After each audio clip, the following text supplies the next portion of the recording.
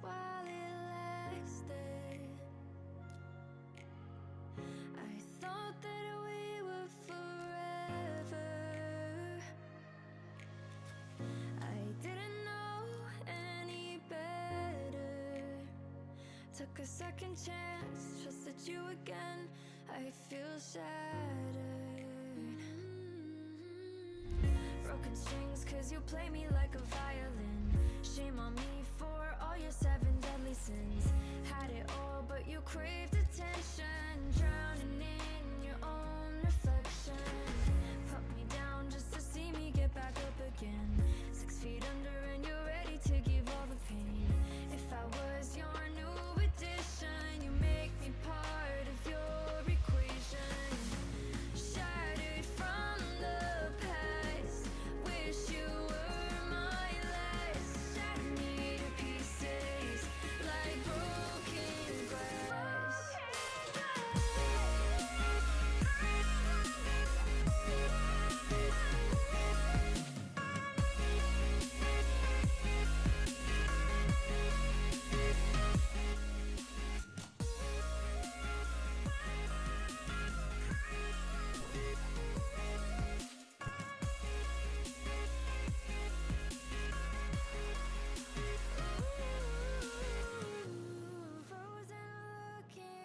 Alrighty, hello, good afternoon, and welcome to today's stream. Whoops, that's not supposed to be up there still. Oop, there we go. Welcome in, folks.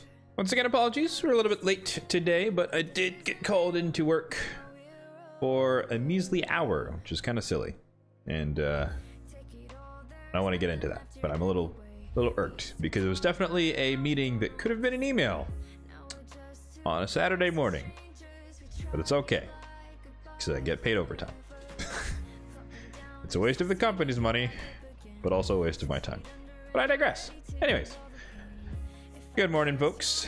Hope all is well. Let me put the agenda in the chat real quick. So we're in kind of an interesting position. I was busy with a lot of IRL stuff, so I was a little bit behind on the 8-ball, but today's meant to be the PvE Takeover stream for the month of August. However, the primary winner never got back to me via Discord, so I picked a secondary winner, who I did get in contact with, which is great, but he couldn't make his account available, and in fairness, I reached out like yesterday, so that's a bit on me as well. So we're still gonna make that happen, just not today. So we'll see. I do have a third person lined up for potentially a takeover, but we'll see if he pops in a bit later. But for now, we're just gonna chill and hang out on my account here. So yeah, happy to discuss anything, any recent happenings. So that'll be cool.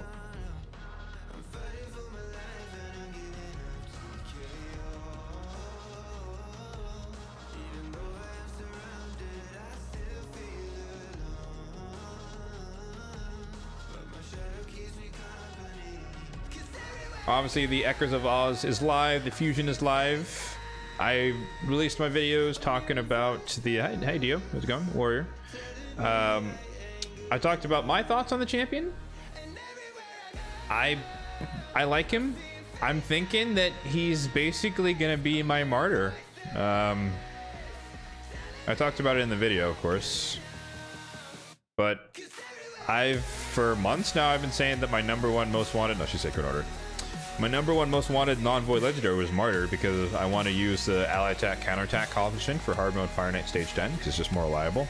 And she is fairly unique in that she has 3-turn cooldown, increased defense, counterattack, i.e. faultless defense gives you 5 hits, counterattack gives you all the counterattack hits. So it's a really reliable, consistent way of breaking the shield.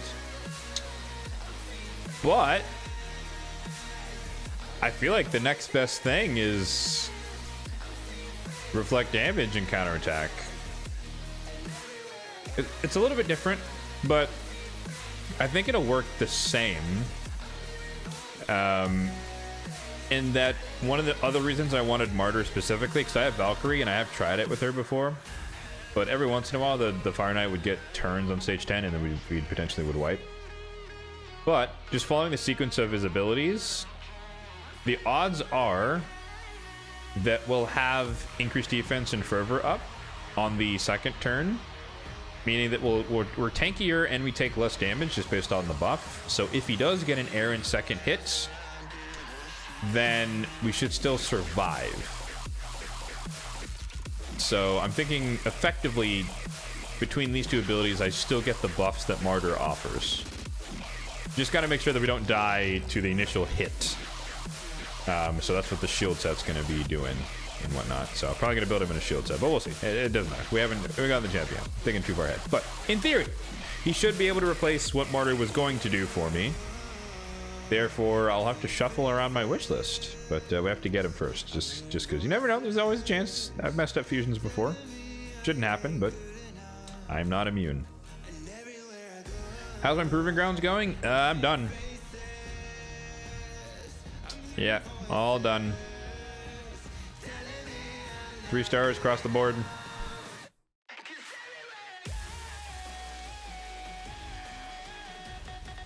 It wasn't much of a challenge.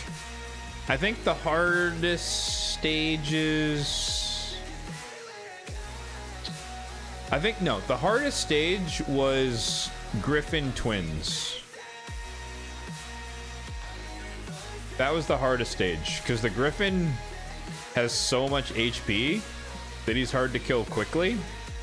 And he builds up the stacks and just starts murdering people by the end of it. So that was where it got a bit sketchy. But other than that, everything else is pretty straightforward. And yeah, my approach the whole time was just 2 champions from tier 1. And then 3 champions to actually beat the bosses. So obviously I have Marius, so Marius abuse is a thing. But yeah, this team literally was just like, I take so much damage from the Griffin, so I put Volgoth in so that when we get hit, we heal. And then also he can place Leech, so Marius can heal himself, Varkos can heal himself, and then I just focused the Griffin and just tried to kill him.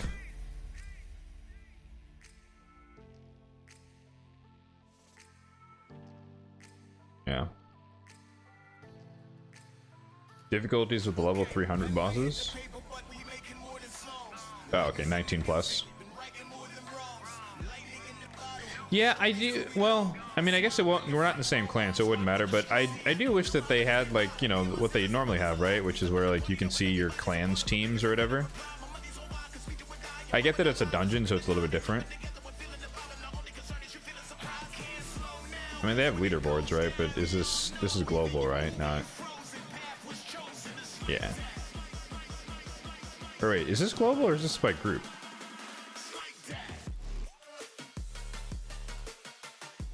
This has to be a random group. Yeah.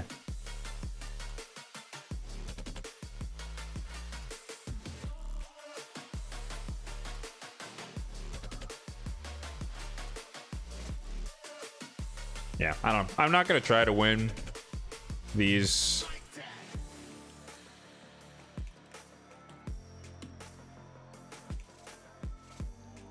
But the thing is, though,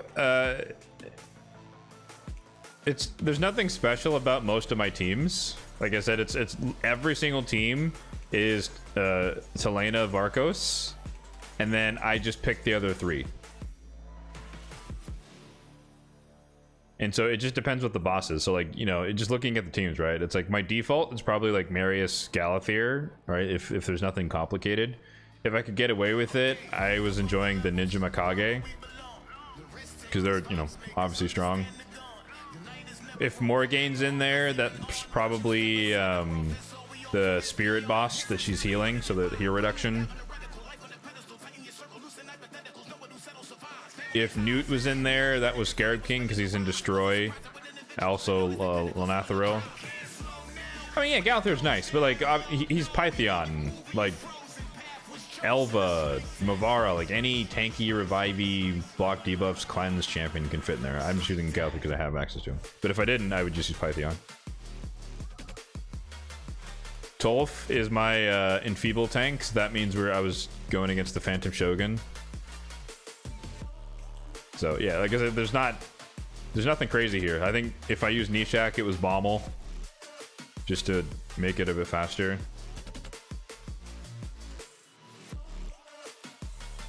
So, hence my earlier remark about like it wasn't really that difficult, but you can see that I'm basically using the same core the entire time. So, and in fairness, Talena is just there because she's a tier 1, not because I need her lockout. I mean, the poisons are nice as passive damage, but like you can't lock out minions. So, and there's no champions or enemy champions here. So it's just like she was just there for the slot. So she wasn't really doing anything. She's just a nice to have. So when like the next pool comes up, I think Talena's role would be Dorothy probably, because the stun is a little bit stronger, right? I don't know which of the other ones I'm going to use. I probably just put the lion in there just because. I don't know. How's it going, folks? We got a lot of people today. Thanos, she got knocked during the champion chase. Ouch. Unfortunate, man. Yeah, I'll be pulling my shards later today, because I do want to pull my shards during the Tin Man boosted thing. Not that I'm going to get them, but, you know, you never know. But stay tuned for that. The video will probably be out tomorrow, though, not today.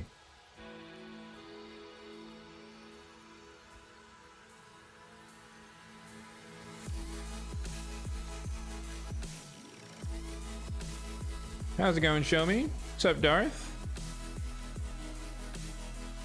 Lion and Mavara for the ally attacks? Wait.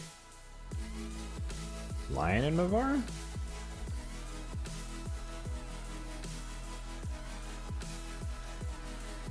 Not really. Oh, because of the fervor buffs.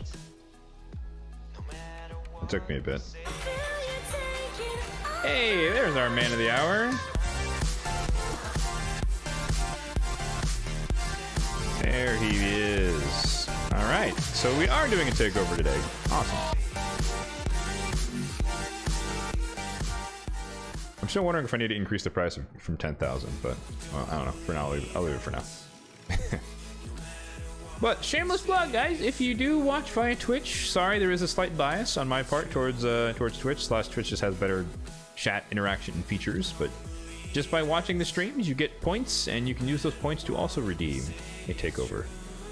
So just keep that in mind in the future if you're choosing a platform to watch via. 2x ancients during the summon rush. Nope, that's usually not how it works. It's just going to be a progressive chance if I had to guess.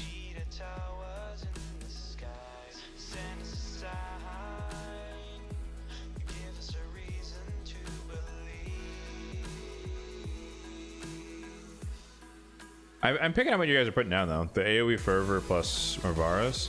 Although, I don't know. Is her ally attack any Fervor? Or is it her Fervors?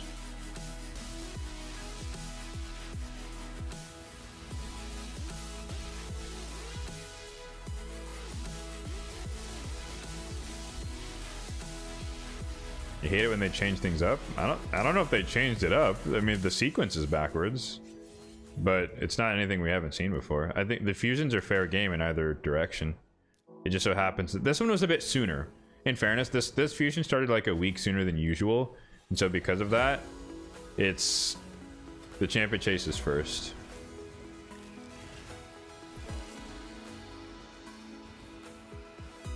Which actually really threw me off. Like I can tell you guys about it because I haven't filmed it yet. But so I have a Relic Keeper to use. I have a Prism Shard to summons. Hopefully we get our Teox today. LOLXD. And then I will have finished... I think that's the right tense. I will have finished Dungeon Divers such that I will be able to get one of the Fusion Epics. But I still plan to pull, like, on the order of 6 Sacreds. It kind of depends what happens. But somewhere around there. And then I also have some Remnants. But essentially, I'm going out to 3,500, not 5,500. And then that gives me the option down the line where I could either skip the last Dungeon Divers or I could just skip the Summon Rush entirely. I haven't decided. exactly what my approach is going to be. But I like the option of it, and then I'm only sacrificing the sacreds I wanted to pull anyways, and then some remnant summons, which I don't really care about. So flexibility is the name of the game. But if it's like a horrendously awful prog chance next weekend, then I'm just not going to do it and save my sacreds. And then this fusion will be done with like 6 or less, which is a great deal for a champion. Or it's a really good prog chance. And then if I don't get a legendary from today's pulls, then I'd be closer to Mercy, and then it'd be even more worth it to risk it during the summon rush. So yeah, there's a lot of give and take and factors here that will kind of decide exactly how this fusion plays out. But that's my going in plan, is 2/3 of the champion chase, and then react accordingly.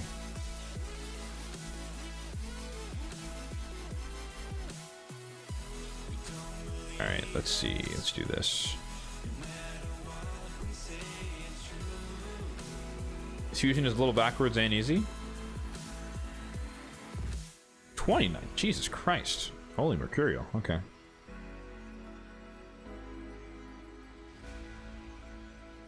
$3,500 points. Just pulled 2 Sacreds. Mikage and Empress. Oh yeah. That'll do it. It's 2,000 points, right? An unawakened predator. Does that mean he doesn't have his passive? I think that does.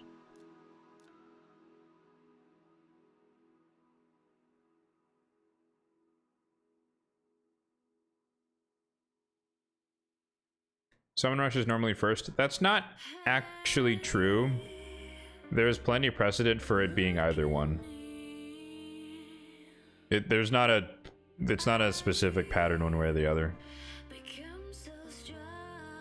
Although I could go back and look.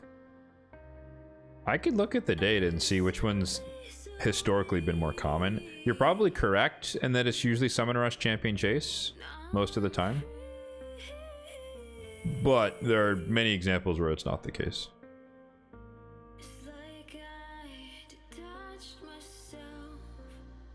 I think it primarily just depends on how long the break is in between. Was there a Titan event? Was there not a Titan event? Are they delaying it because there was a holiday coming up? It's some more special fusion and whatnot. So depends on all those things. All right, we can keep yapping, but we'll do some Grim Forest. I got all my bosses saved once again. Hopefully we get enough relic materials to get a whatchamacallit,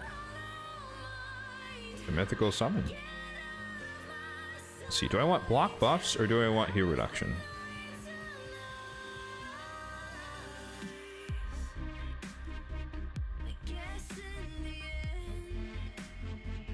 What does she mean? She's immune to enemy max HP. Alright, no Marius. We got Mikage, Crocad, we got this for block buffs. Increased defense. Let's get that lens. Hopefully.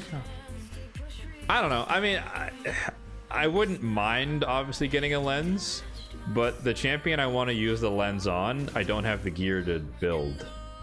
So I'm kind of still like, I'll take it, and I'll put it on someone in the meantime. I'm talking about Edward Kenway. I don't have, I want to build him in like Savage and Speed or Savage and Feral. I just don't have the gear. Without stealing it from like my Carnage or my Marius, which are more important.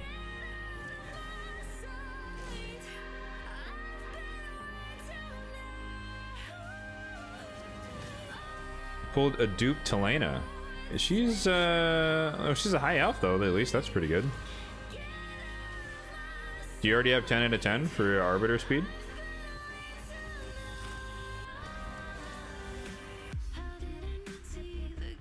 Baby account pulled a Martyr. Oh, you bastard. Stole my most wanted. I'm not gonna lie. I do feel like just the way my luck is gonna go, because I basically at this point I'm like, all right, I'm committed to the Cowardly Lion. I don't need Martyr anymore, and the game's gonna be like, hey, here's that Martyr you've been asking for years.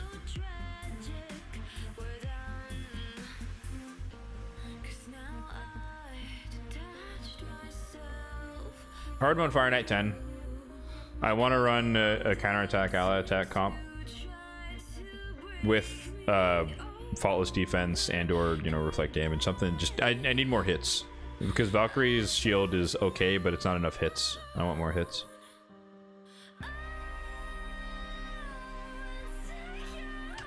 All right, he's immune to burn, but we do want block buffs.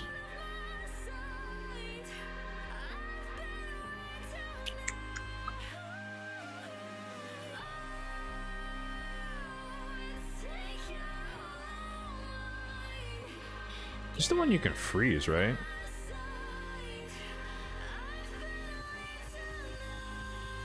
Yay.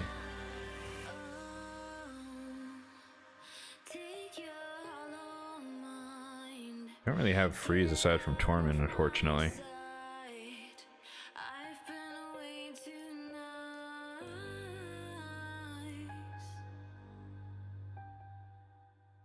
Do I need a reviver? I don't know if we really need a reviver. Why not just use 5 newts? You know what, dude? You're so right. Wait. Oh, Tormund's passive because he gets turn meter. That's funny. I never thought about that working that way. Okay. I usually use crowd in the blue when it comes up, but Tormund makes a hell of a lot of sense. He is immune to burn. Surge is in there for the block buffs, in case Lydia doesn't place it.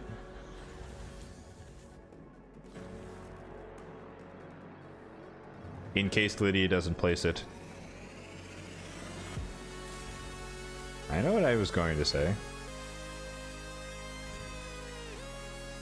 You typed it prior to me saying, oh, okay, alright. How convenient. An unfalsifiable claim.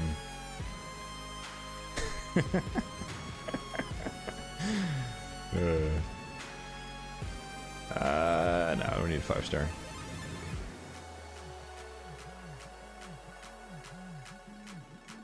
I don't know what you're talking about. And no, I don't have Glaciad.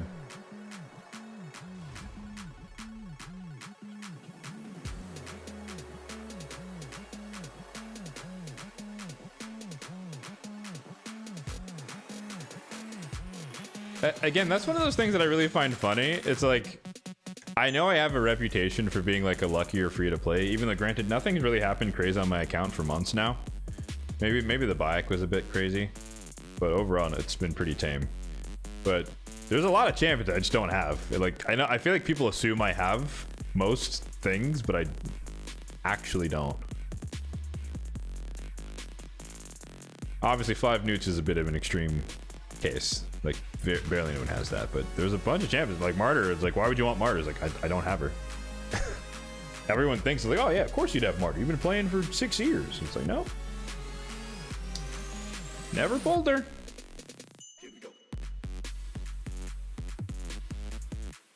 There's a lot of champions that I should have, like a Duchess, that just never pulled. She's been in the game the whole time, never pulled her.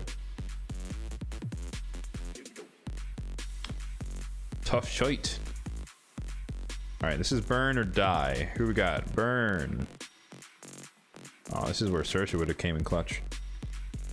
Alright, we're gonna be smart here. We're gonna go ally attack. We're gonna put Drexar in the lead so he places the burn first, ideally. We got Marius to Marius things and Lydia to Lydia things. And Harima, I guess, to pair with the Mikage. Meanwhile, I keep pulling Pixnil and Jack Bonesaw and Warmother. Oof. I feel you, brother. Although I don't actually have Pixnil. I have 2 Jack bone saws and I have 1 more mother. You want High Keeper Prisma? Okay, interesting. Been plenty lucky with my mythical pulls. That's old news, man. I haven't pulled a mythical champion in the better part of a year.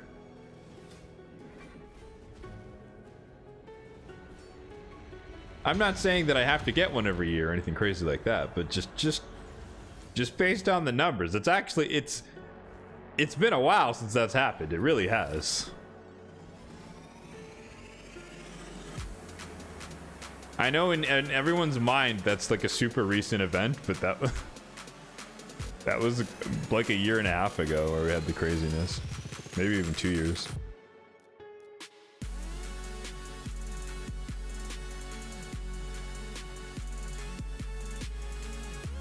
Old tan on the shelf. Yeah.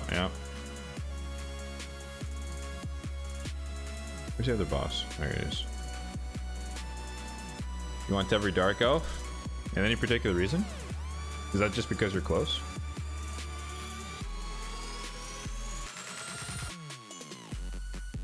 Your most wanted champions are Newt, Crocat, and Hatter. What? Wait, who did you do the Hagaba fusion? You didn't trade her in for one of those 3? Or did you go for Fabian? I forgot what boss this is. Oh.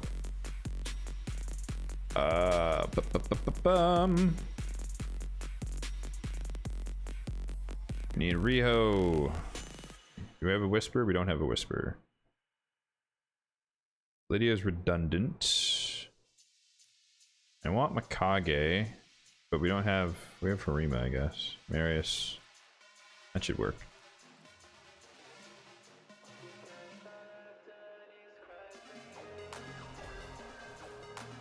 You traded in for Titus. Oh, interesting.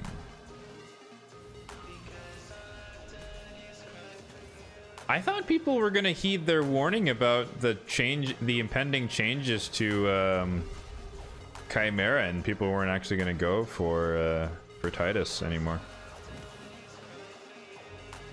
But in theory, he still works fine for Hydra. He just might not be best in slot for Chimera.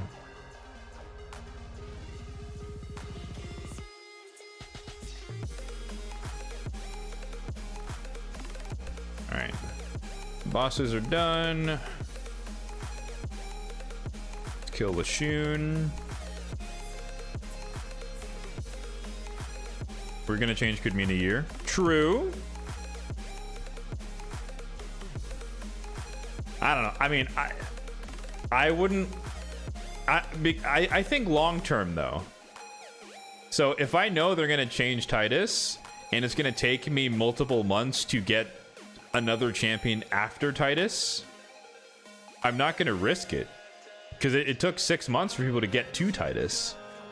Then if it takes you another 6 months to get someone else, the Newt or whatever, opportunity cost is crazy there compared to not having Titus, not having to subject yourself to the horrors of manual Chimera and or manual Hydra.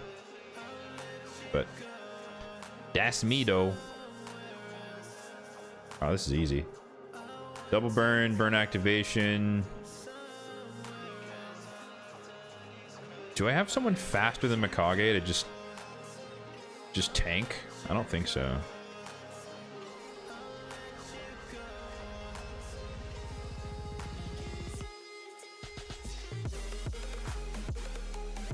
Oh, yep, we do. All right.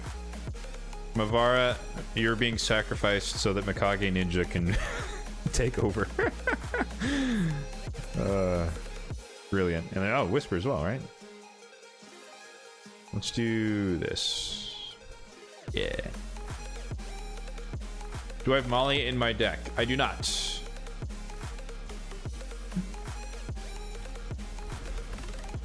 She wouldn't really do anything.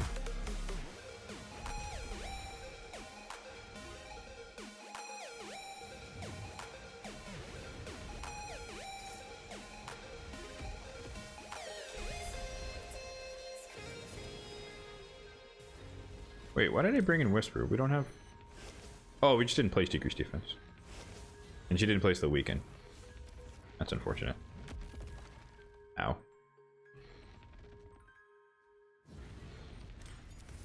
Did you have to fill the sheen because of the Terminator bit? I mean, sure, but like, you know, this boss, he's not really that hard. I don't really think about it much.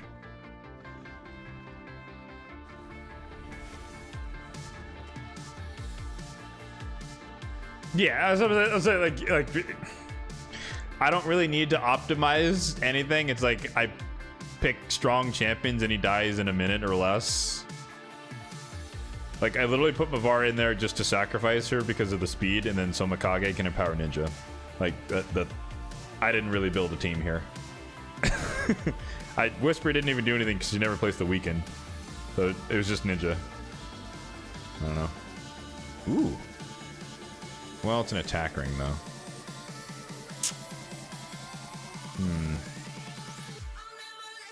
Undead Horde attack with no 5-star.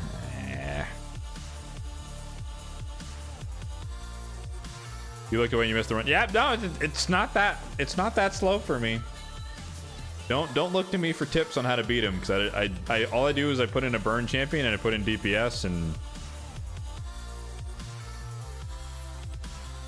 move on. Crit damage with accuracy double. Yep, all right. Keeper.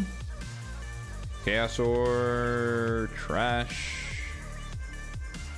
Chaos. Well, it could be decent. Anyways, Chaos Ore. Not. Nope. Trash. Speed with nothing. Trash. Speed, crit, res, 5-star. Gotta hit crit or res. Gotta be double res. It's double crit.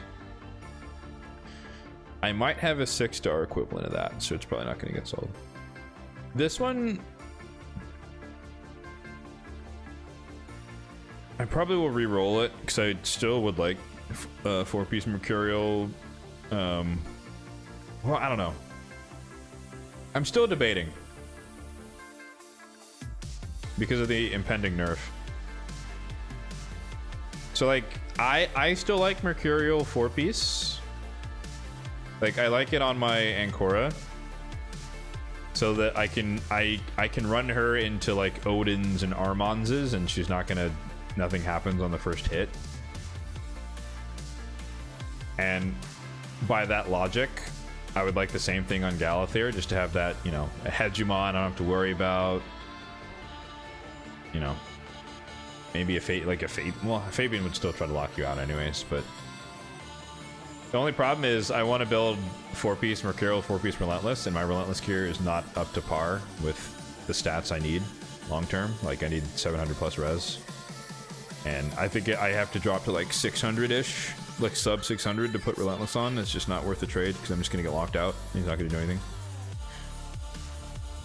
So, I don't know. I'm collecting gear pieces for Galathir, re-rolled or otherwise, but also I'm waiting for my Relentless to just magically drop some crazy legendary 6-star gloves and chest or something. I don't know.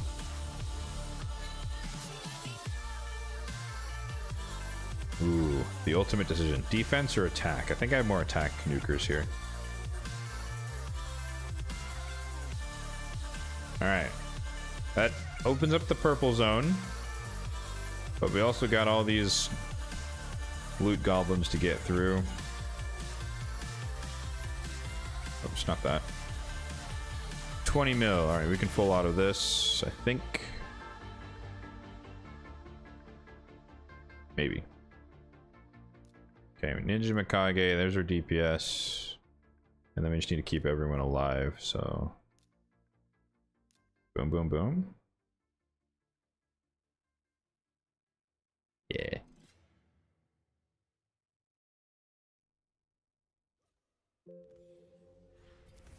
You put a compass of an axe on your speed bait to get him out of that, dude. Yeah.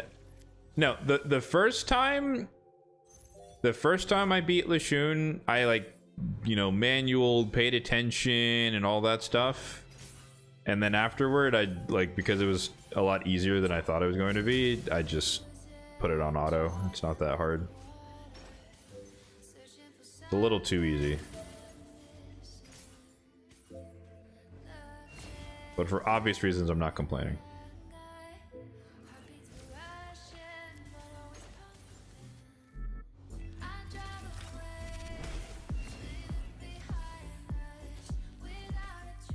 Damn, bro.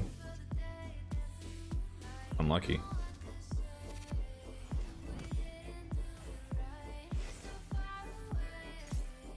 But yeah, Lashun is worth 50 fragments, and I think I started today with like 80, so we definitely got the mythical. We were over 100. That's good. Oh, for those avid YouTube watchers slash users, I happen to just be looking around on YouTube, and they apparently have premium light now that is very, very tempting. So I am a little tired of ads on YouTube, but I'm not so tired that I want to use like the super ad blocker type stuff. I just have the basic one, but it's like $9 a month and I get no ads forever on all the YouTube videos that I watch. I'm close. I'm very close to doing it.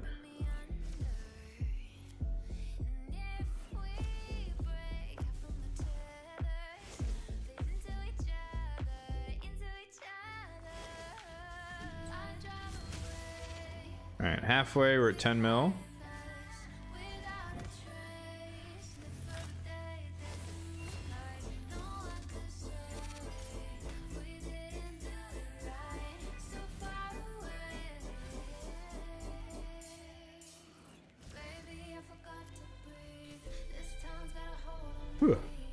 I'm also happy that finally the transition to from one licensing music software to the other or website is complete now, so it actually works on shuffle like it's supposed to. So happy about that as well. So now on the first day, it was like, it was when I put it on shuffle, it would only shuffle the first page instead of like the entire library, which is what I want, which is really odd. But I don't know what they did in the background, but they fixed it. I'm happy.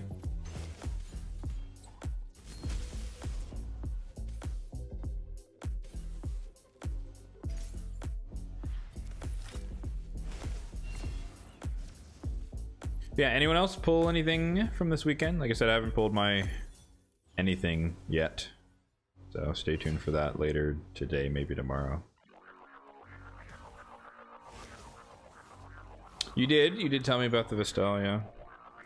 Who is on my list? She is not, or where is she? Oh no, she's on the primary. She's in like position 4.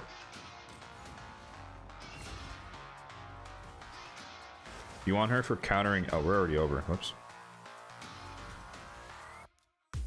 Countering Tachyon? How does she counter Tachyon?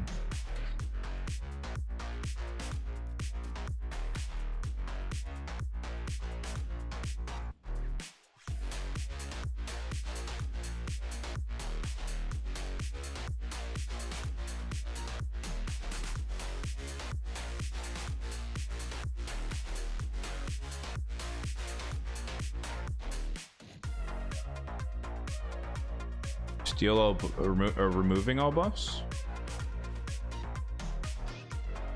Oh, so she steals the poison. Well, I mean, yeah, you're still gonna. What do you mean? You're gonna run into Mercurial stacks where you can't do this.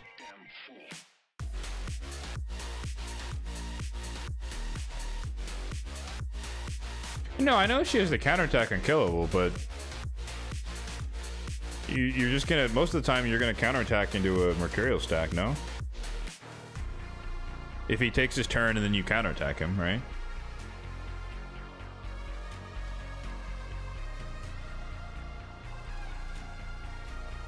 Tachyon doesn't go fast?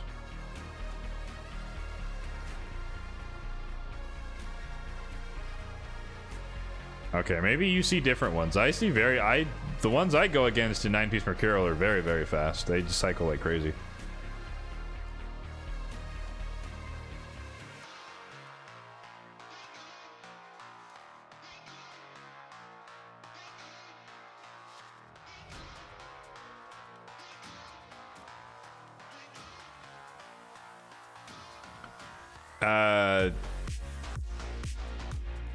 Fast is like 250 plus to me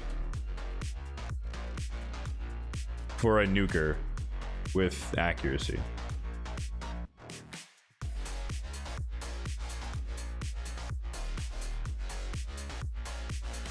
Hmm.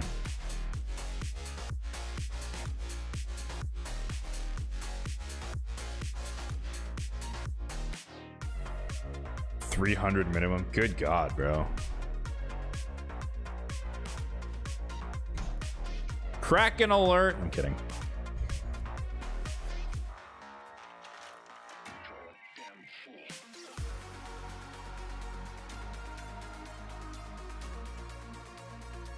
I think we can make this work.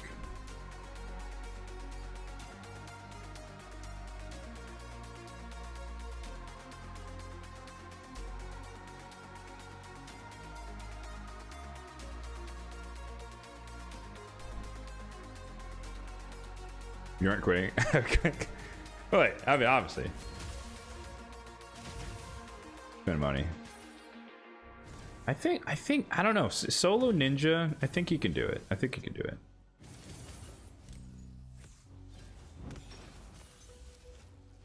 Although we don't have increased attack either.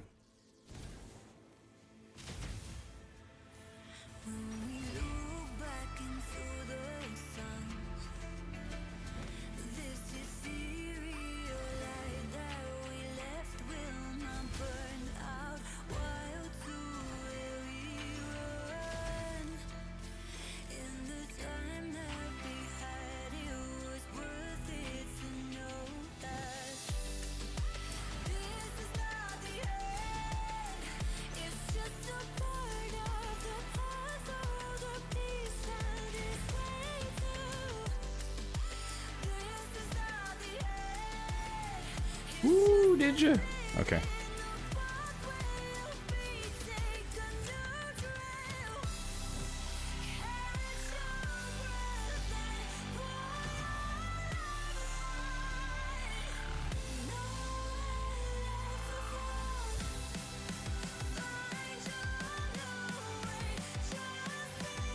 He's evading like crazy, which is silly. Oh my God.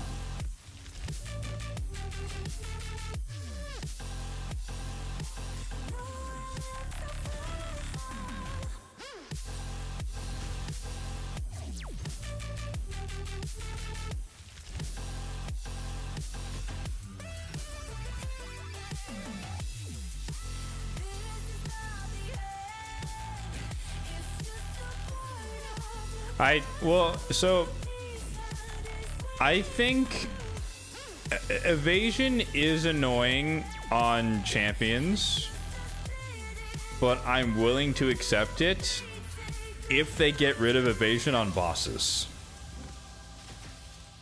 Because at the very least, I can try to block the passive of a champion.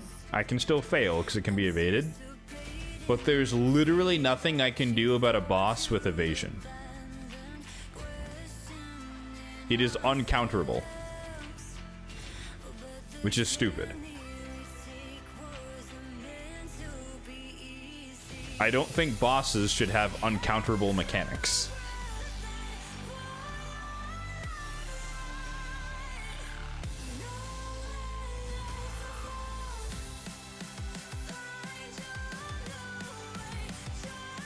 Yeah, no, we need double DPS.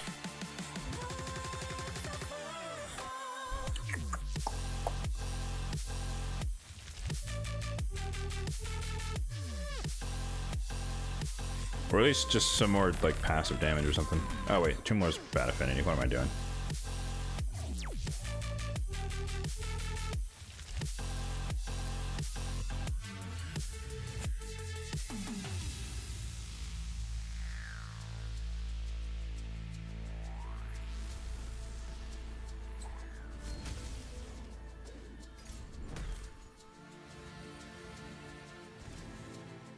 Do I have the knife?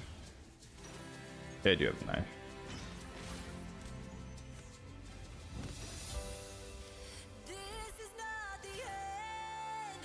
This passive doesn't work on bosses.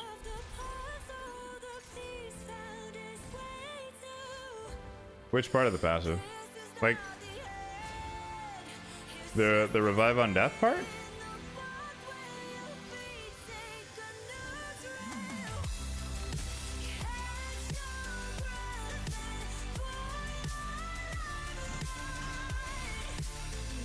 Oh, the necrosis stacks. But that's not Grim Forest though. That's all bosses. All bosses are immune to necrosis. All bosses and their minions.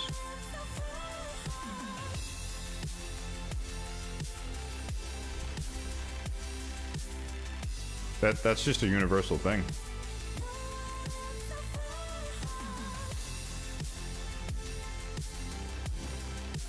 Still a valid complaint, but nonetheless. Spider with 10 necrosis step. No, it doesn't matter though. They're not champions. They're minions. They're classified as boss minions, so they're subject to the same rules as boss minions.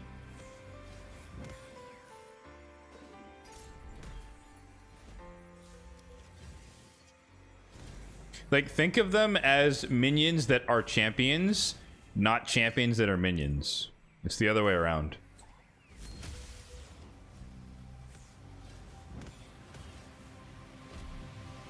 In the same way that those champion bosses are bosses first before they are champion, meaning they have a bunch of immunities that champions don't have. Otherwise, yeah, you could just run in there with a carnage and lock the boss's passive and call it a day, right? Like, it would be trivial. So it's a boss first or minions first that are champions. So they have all those built-in immunities.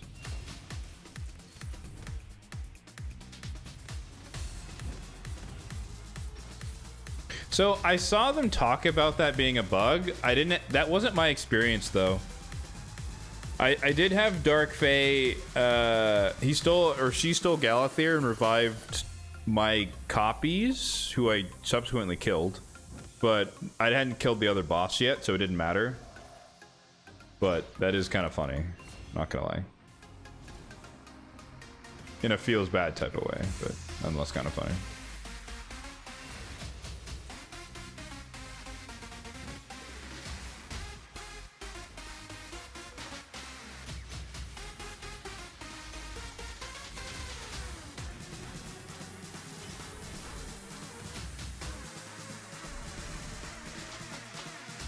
Why do I feel like every time Mishinaki places the Hex, it's always right when the boss gets the double turn and he takes it off, so we're not getting the free ally attacks?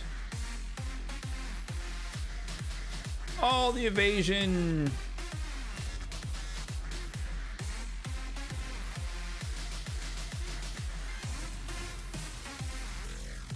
He has Merciless on, so it's gonna randomly come off cooldown anyways. Plus we also have Adani and Korra, so he's doing his own shit. We have double reset plus Merciless. He's gonna do it when he wants to do it. I'm on auto anyways. I'm just seeing if this is possible, if we could be lazy. I think we're not gonna make it actually. I think he's going to evade us right at the end. Yep. Yeah.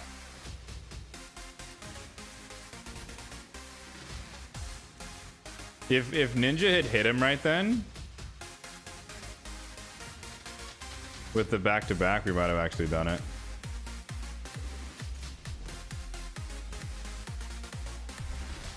Bruh, 19.3 is crazy.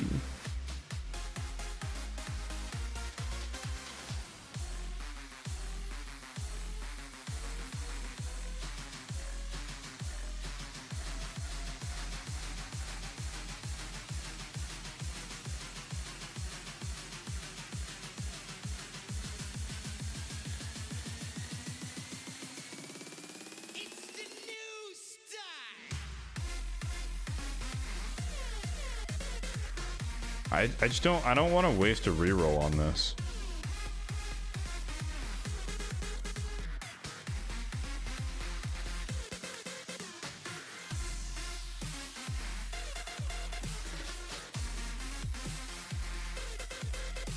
Yeah, no, I saw the digest. Like I saw the article about it happening, but I didn't actually. My experience wasn't that it actually happened. Just my own sense.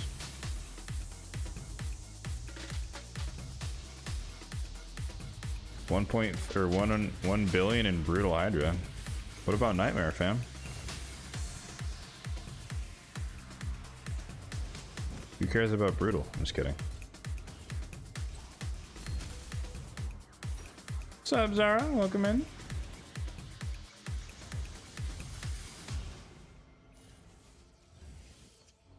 For the record, I burned like 8 rune arcs, and all the fights felt identical to when I didn't run them. I still died to the exact same things in the exact same way. Having more HP does not combat bad technique.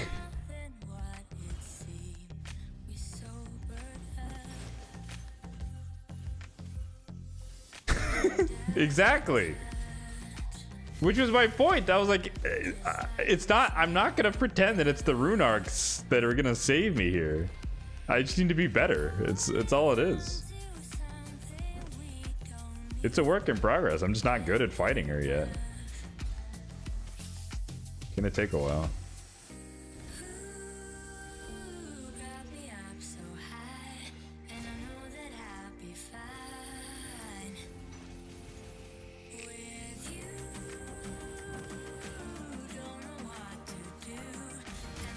No, I didn't say I wish I had more stamina.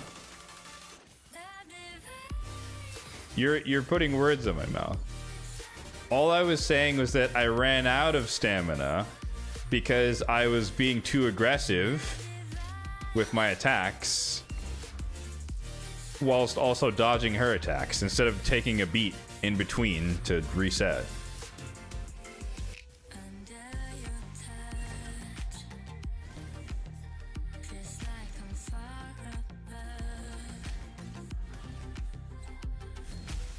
Do you have any skill? I could use some skill. That's what would help me.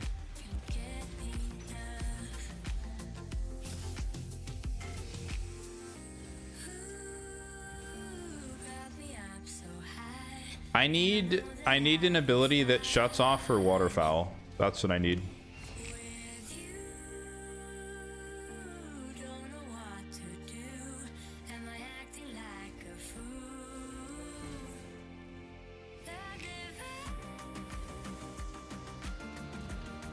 If anyone doesn't know, we're talking about Elden Ring. if anyone's lost here.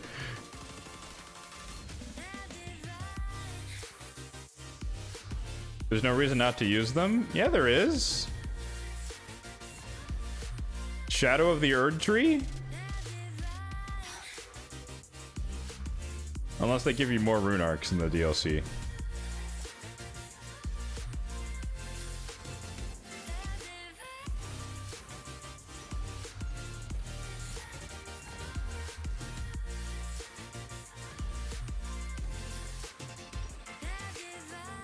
Well, I would think about it.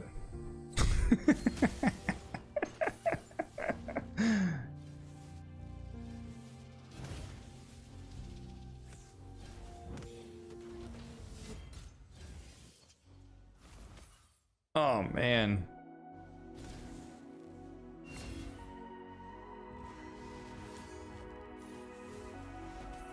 We are literally seeing the difference between running Ninja on his own and running Ninja with Mikage.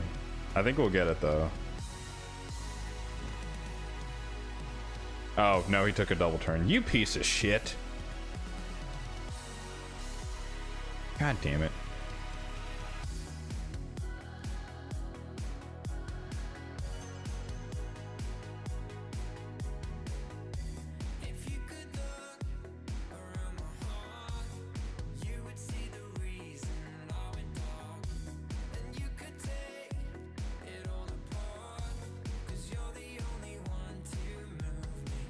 Is that Terminator Decrease irresistible?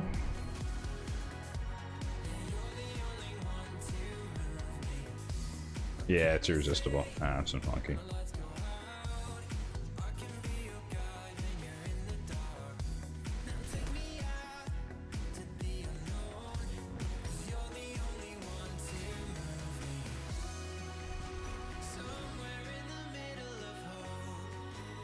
This is a little risky just because triple DPS might be too much damage, but they're also not like crazy strong DPS aside from Ninja. But we are gonna start dying now, which sucks. Oh, that bug is still there, huh? It's showing Herndig as revived with full HP, even though that's not possible.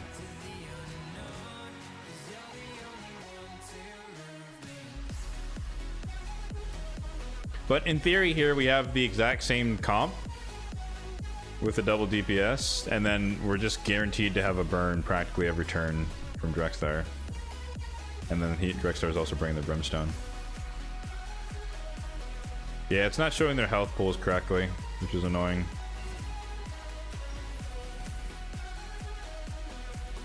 I don't think everyone's full health right now. Well, now they are.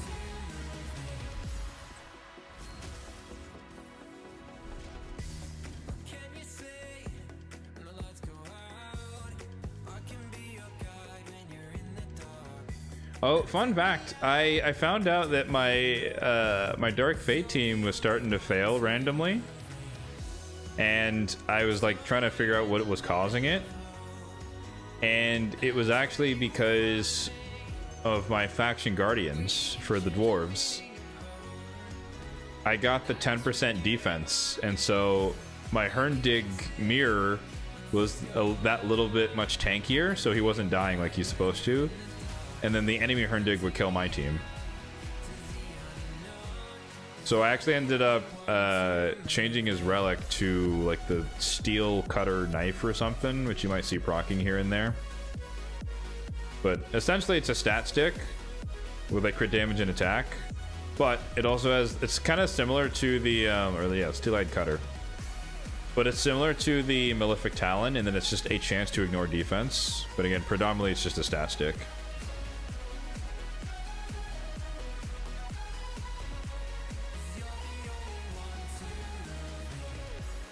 Okay, I think we're on track now. We're at 15 turns and we're at 13 mil. We just need 7 more million and we have half the fight to go. Obviously he starts to evade more as you go along, but I think we're good.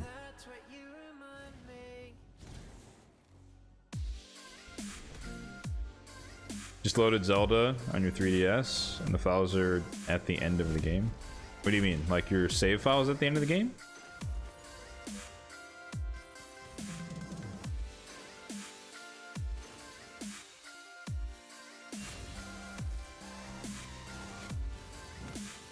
You don't even fight this guy. Some people keep saying that. I like, he's annoying, but like, I don't know. It just takes a little bit of iteration, just waiting for the right teams, which I guess maybe depends on what you find worth your time or not.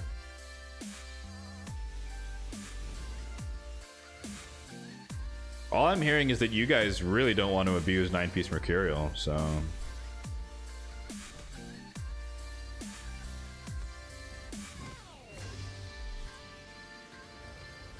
2011? Well, maybe you just don't remember, man.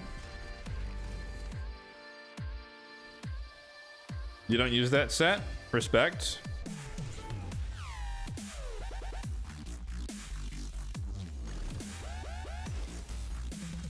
There we go. Alright. That's what I was saying. I felt safer adding Drexthar just because he's not a real DPS, so his hits aren't gonna wipe the entire team. Neither is Herndig, to be fair.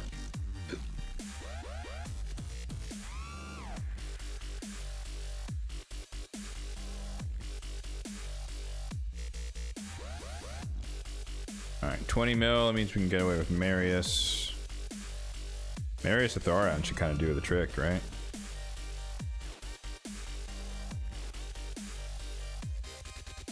Only problem here is healing.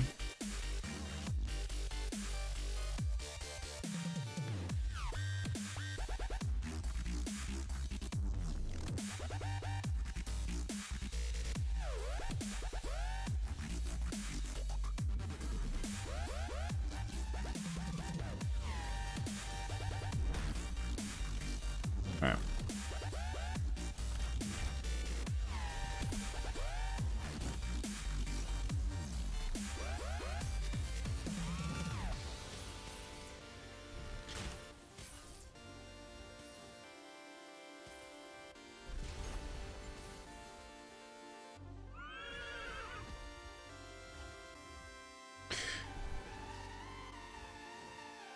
No chronophage. Dude, I love chronophage. It's one of my favorite sets that I've ever added. It's very niche, but like I want good pieces on the few champions that I want chronophage on, so I'm willing to farm it. I think it's more useful than pinpoint, at least in the current meta.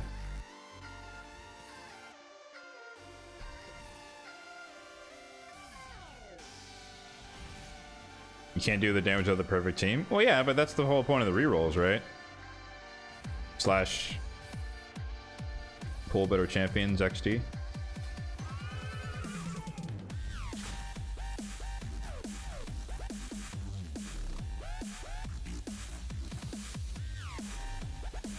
Green plastic.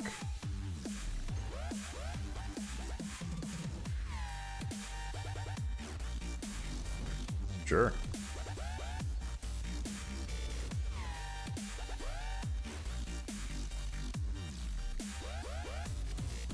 Well, I mean, yeah, Ninja's an exception to that rule. I'll grant that. Just pull Marius. Just be like Endgame, you know? What's the problem?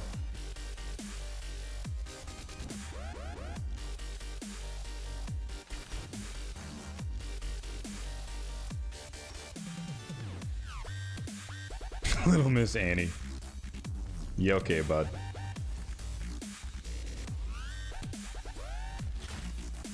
Why stop there, dude? Bro, I just one-shot him with Georgia. Get on my level, you know? Ally attack, multi-hit procs, and then he just does 20 million damage, I think, right? Is that how that works?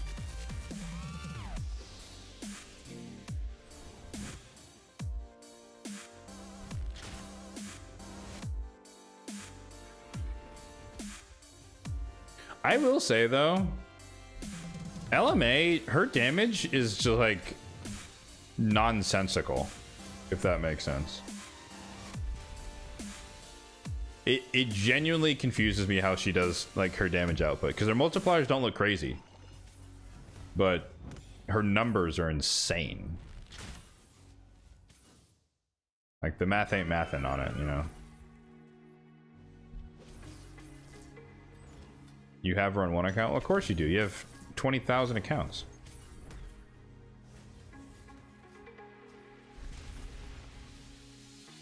Ooh, close.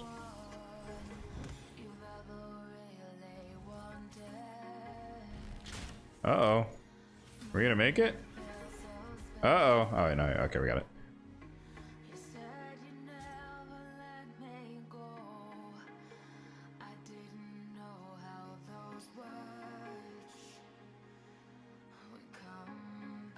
It's a double hit 5.7. There's a few double hitters with the 6-time multiplier that aren't hitting millions of damage on bosses, though.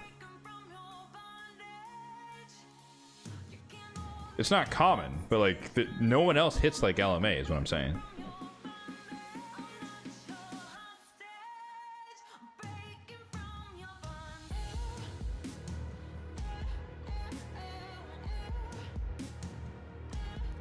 Is this the hard one? Yeah, this is the hard one.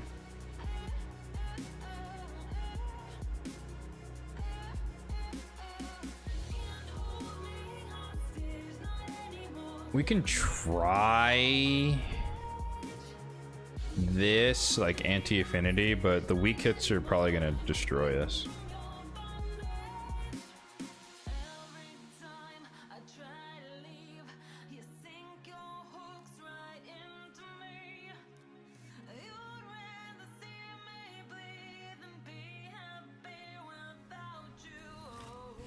Savage, well, yeah, but Helm Smasher doesn't always proc, right? But yeah, sure. I guess 6-star Crushing Rend is probably the main culprit there. Because that's worth like 30% ignore defense.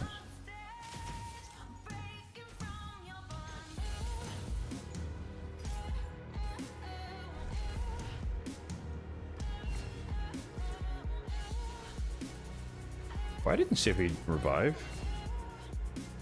Siffy?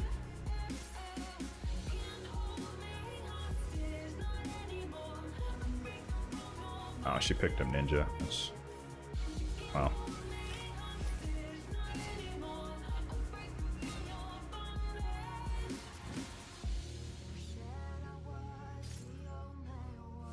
We might not be able to get away with using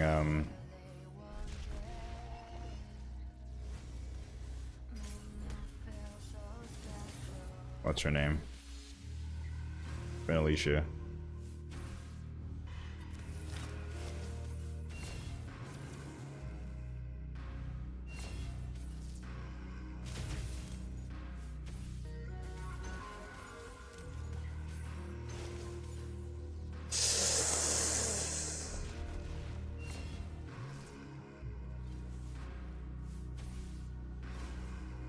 He's also like evading Siphi's A1 heals, which is really annoying.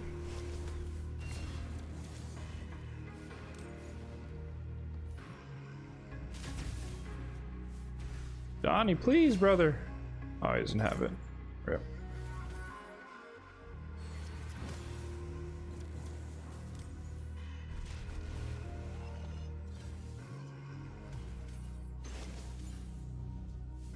Everyone says that, but I don't believe in that conspiracy theory. I think there's selection bias on the types of champions that people want to show.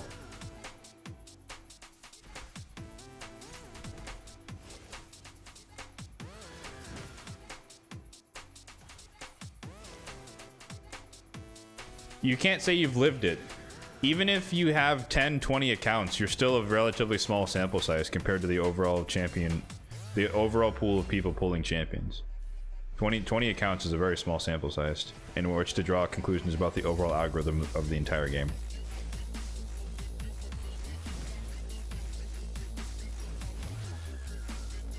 If you had 10,000 accounts and you aggregated all that data, then I would listen.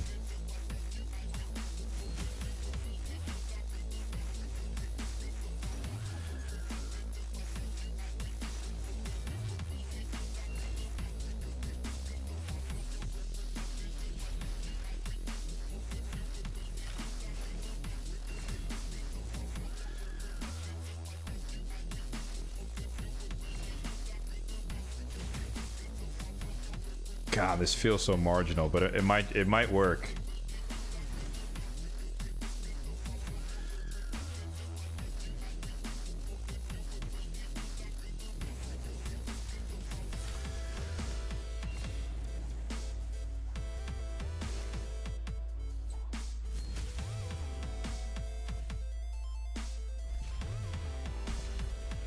Well, but okay, but there's also a difference, right? Between, you're saying just at the beginning of the game, at least the complaint I see, or the conspiracy I see most of the time, is people talking about like, oh, holy fuck, that was terrible.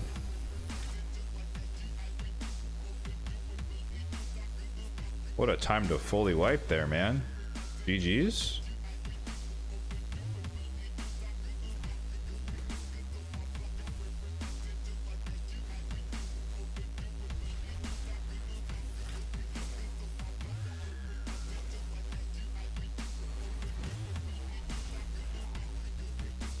Because laziness, my man.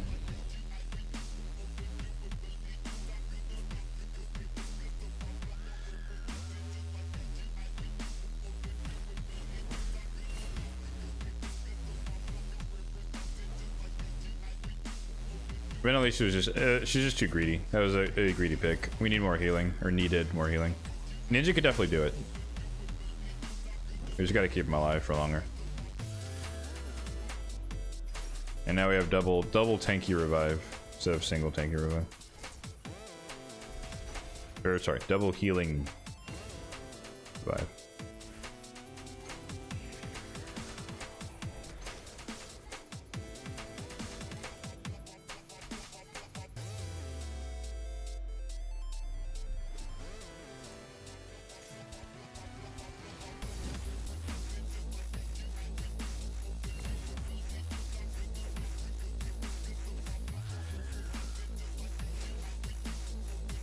You get, I mean, I'm not denying your experience, I'm just denying that your experience is universal to all players, which is what the universal claim is. I believe what happened to you happened for sure, but I only have one account, so I don't know. But for me, at least, I think a lot of it is selection bias. Because people are really happy to show off the Tections and the Hecatons, right? And then people are really mad and tell you about the Angars and the this and that and that and the other. Right? But if someone pulls a Venus, I don't think they're going to post it on Reddit. Because this is like, she's good-ish, but not bad. But I feel like everyone posts their Solinars and Tections and Hecatons, right? And then they post the shit champions. They don't post the middle ground. And so it's like, oh my god, everyone pulled Tection. It's like, well, no, that's... People who are excited about Tection posted on Reddit. Because they pulled Tection.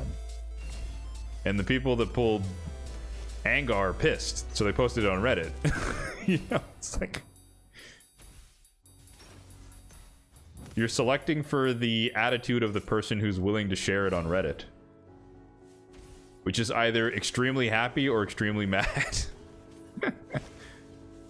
There is no lukewarm when it comes to Reddit.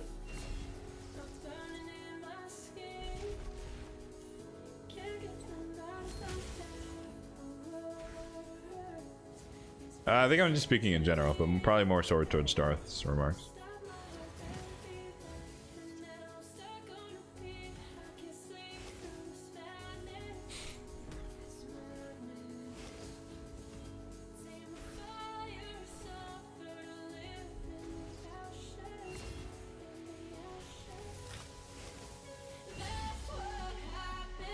Sure.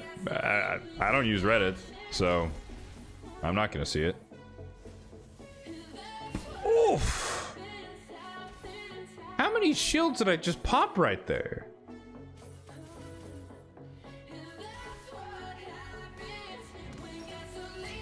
Oh my god.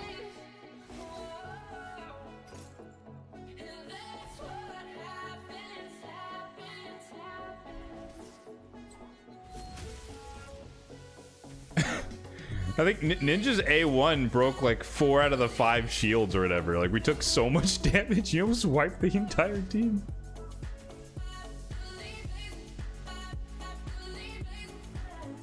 Oh, the weak hits are crazy, man.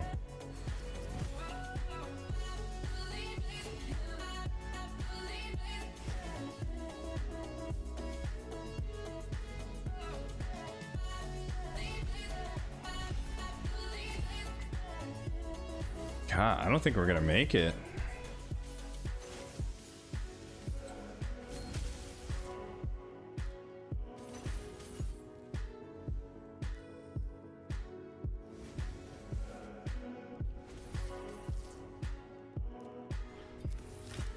Oh, did I put Donnie in the wrong position?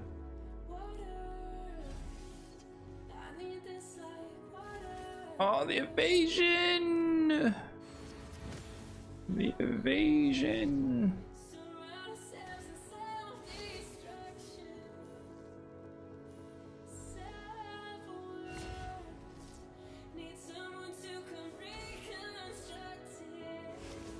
We should be fine as long as we just don't weak hit like 16 times in a row here. Why did I say that? I'm an idiot.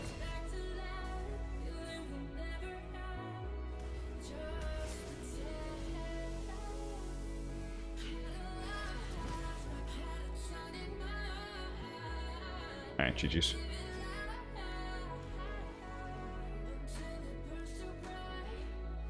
Anti-affinity there is always kind of rough. Like, obviously, I'd rather just run it with Harima and call it a day, but like I said, I don't want to waste my rerolls if I don't have to.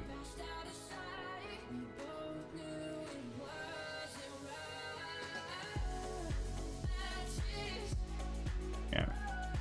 This is 20 million, so I'm a little bit more confident.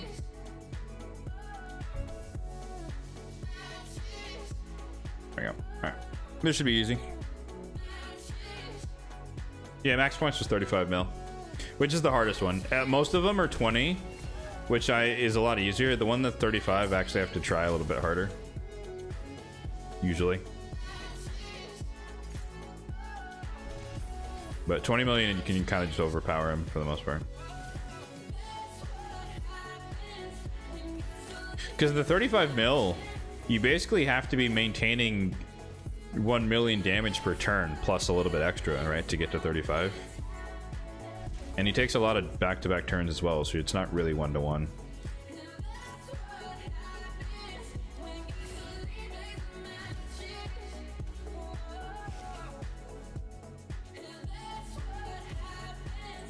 Only completed 2 rotations. Oh yeah, no, I've completed it every single time. Fully.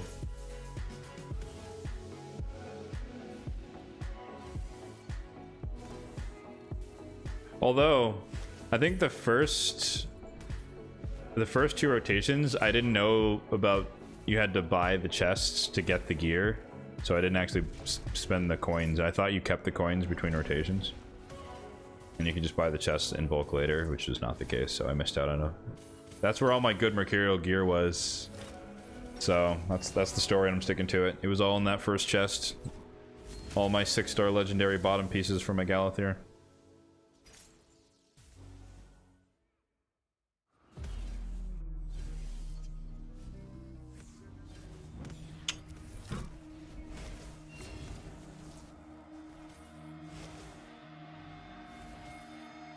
Jeez.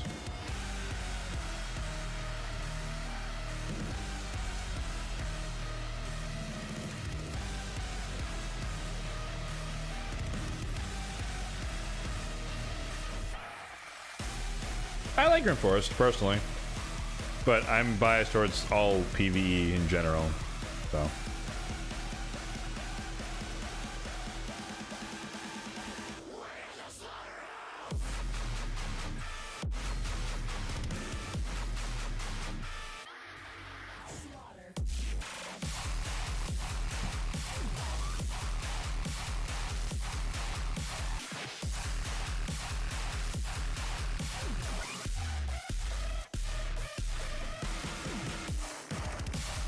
Damn. That's heavy.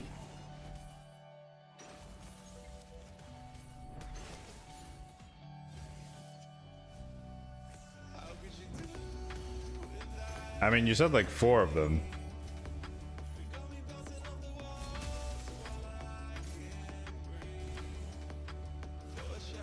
Well, no, you said Duchess when you started. And then Pythion, but you said your recent one was Rosin.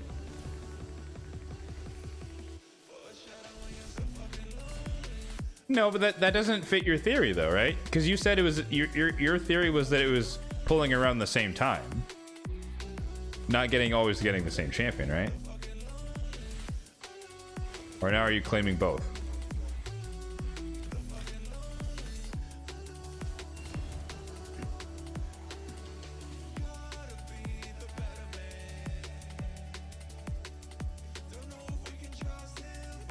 Alright. I don't have enough to do all the purple zone. I forgot that I was supposed to save my tokens for this. Oh yeah, because that's really coming. Yeah, I don't have her either, if that makes you feel any better. I'll tell you though. Oof. Okay. We can make this work. Well...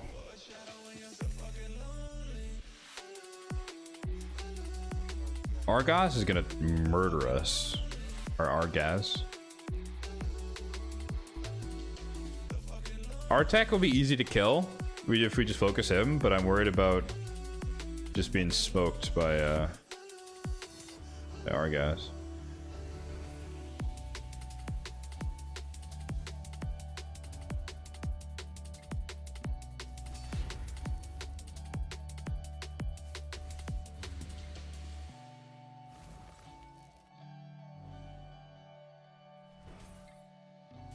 The freeze is only 1 turn.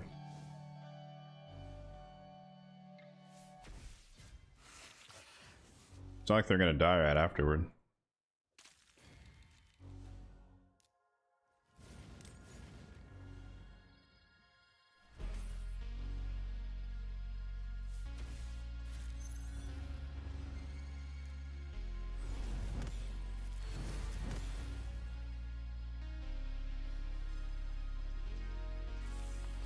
Right, but I'm saying if I freeze the minions, it's not like in the next turn I'm just going to kill the boss. Like they're still going to get a turn at some point.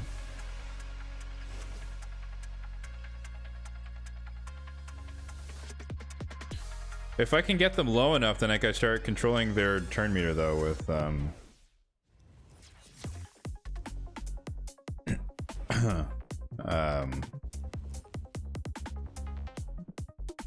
with Tomb Lord. Dodge roll. I've done enough dodge rolling.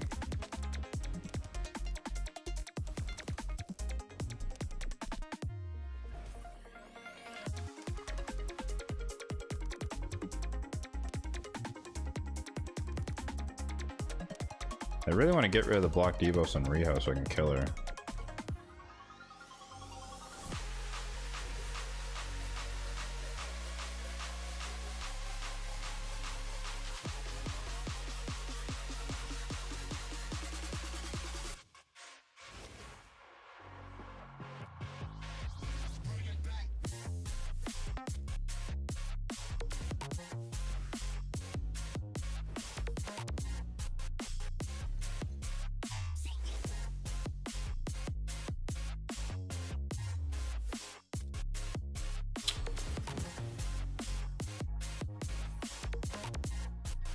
Alright, this is the harder one. I think we're actually going to go for the poisons first, just for the free damage. This is oh, we don't even have the freaking... Oh my god, she lives!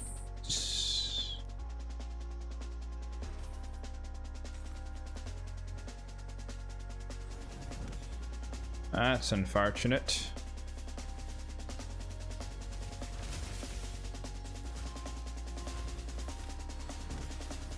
I don't have any buff strip on this comp.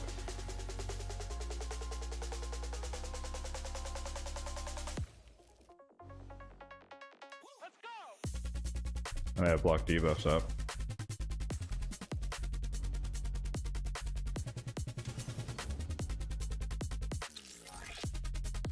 So I can't sleep him either.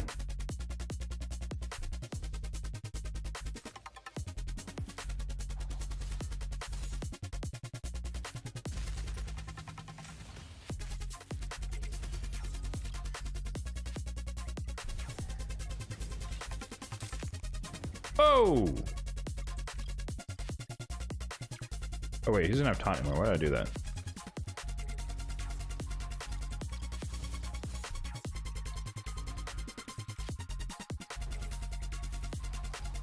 Oh man.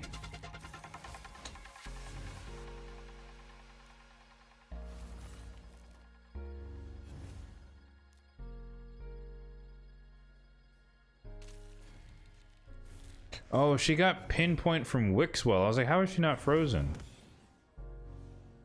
That's unfortunate. I was like, she's gonna cleanse him and heal him now. Fuck.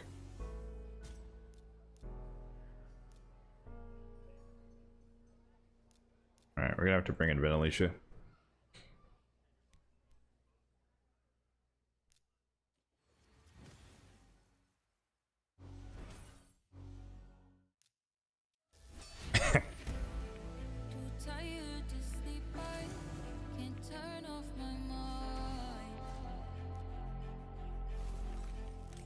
That is a horrendously biased way to describe that conversation.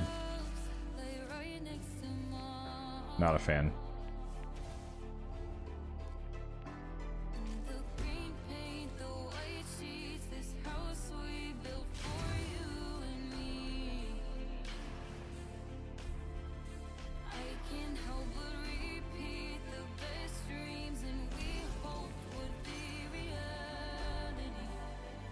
Oh, that heal.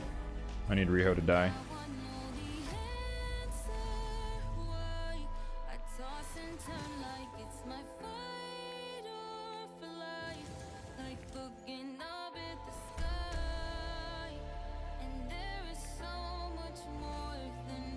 I mean, I have a bias, and my bias is towards math happens, you know. It's not always a conspiracy. 'Cause I feel like way too many people just default to it's a conspiracy. Just like every 3 months. Every 3 months, the clan boss is nerfed. Like, right, yeah, they nerfed it. Mm-hmm.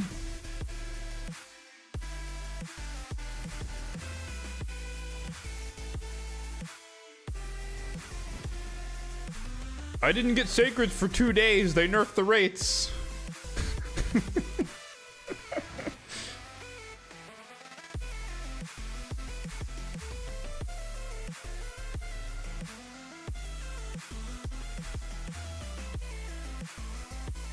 Oh, this is annoying. See, I want to strip, but she's about to heal up Sir Nick and restart this whole thing. So we're gonna have to wait. The problem is, Sir Nick is about to use his thing.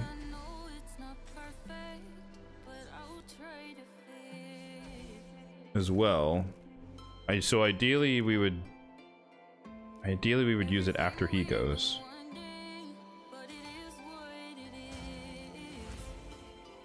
But of course we're not going to be so lucky. And she's going to revive him. And then we're gonna get perma-frozen. Oh, wait. Oh, thank you, Siffy. She unfroze herself.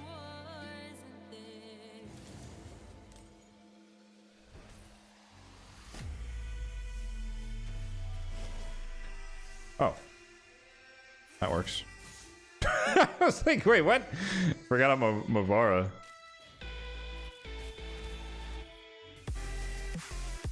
Can you stop killing my boy, please?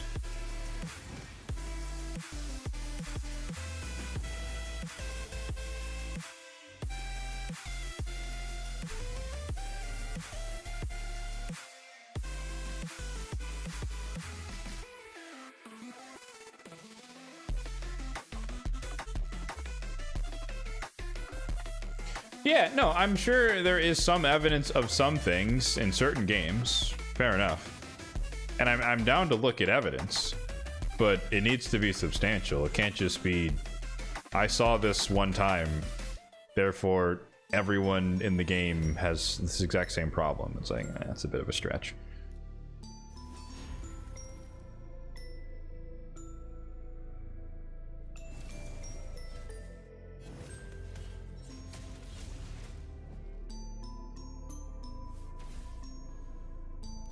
Fuck.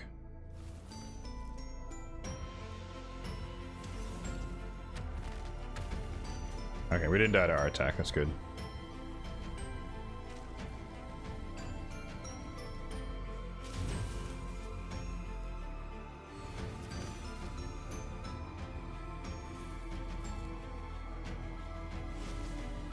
There we go. All right, cool.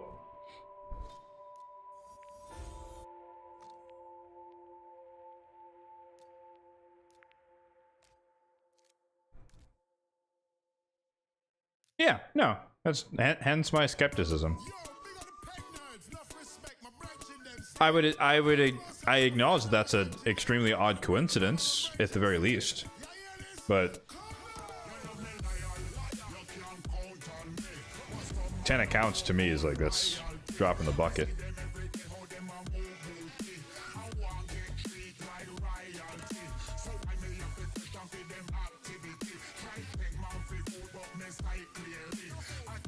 You'd like to unmake the guy who came up with RNG?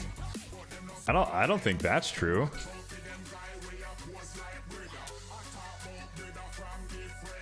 There are plenty of non-exploitative benefits to having RNG.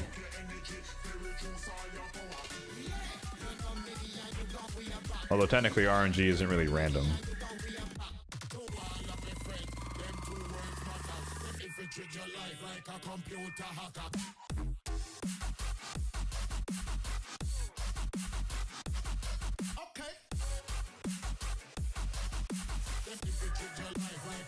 All right, Dark, if you are ready, send me the info. while we chillax here for a little bit.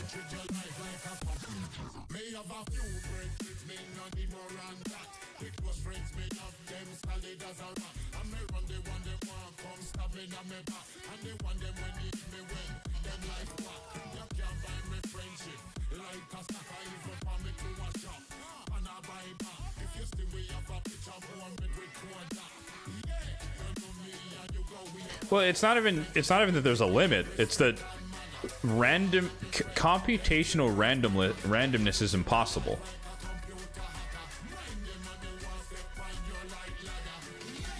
Randomness is possible in nature, as far as we understand randomness, but it is impossible in a computational sense, because every computation requires an input.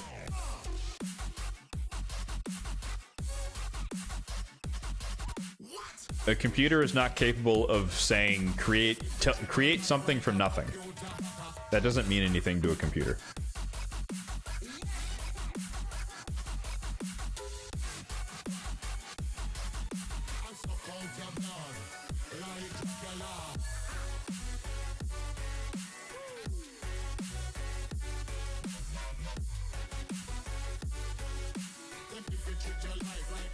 Yeah, no, like I'm just clarifying for people that there's a difference between what we understand to be random versus computationally random, and they're not the same. And by which that would actually give credence to your theory, Darth, where that computational randomness is usually based on seeds and then trying to randomize it. So you're actually more likely to get the same result from a computational randomness than you are from actual randomness, because computations cannot be actually random. 10 steps back till you get to where you're going. Are you judging me right now, Dio? Where you're going. A t-shirt where it's snowing. A preacher not quite knowing what he's saying. What he's saying. I don't wanna be around when you lose control. I don't wanna be around when you lose control. I don't wanna be around. Look, if you want me to progress in Tag Team Arena, then tell all your little friends to stop putting 9-piece Mercurial in every fucking champion on their team, and then I can climb.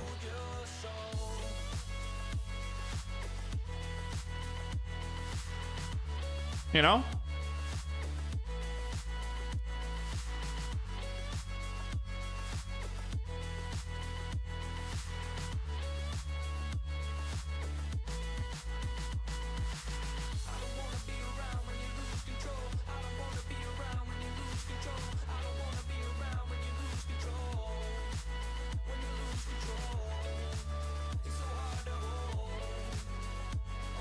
I know, I'm being facetious. Obviously, I'm not saying it's you in particular, but that's why.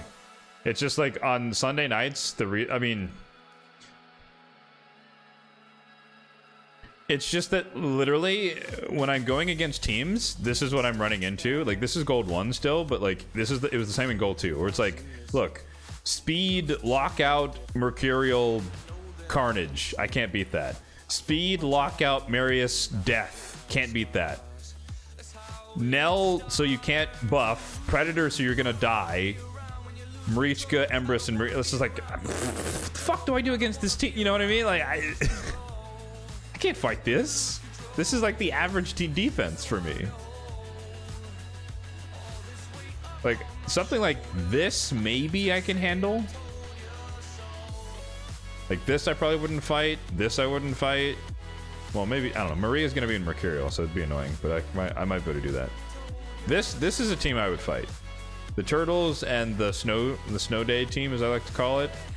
I would fight this guy, and then I would just lose this fight, because this is probably Mercurial Ezio and/or Mercurial Arn and some other bullshit.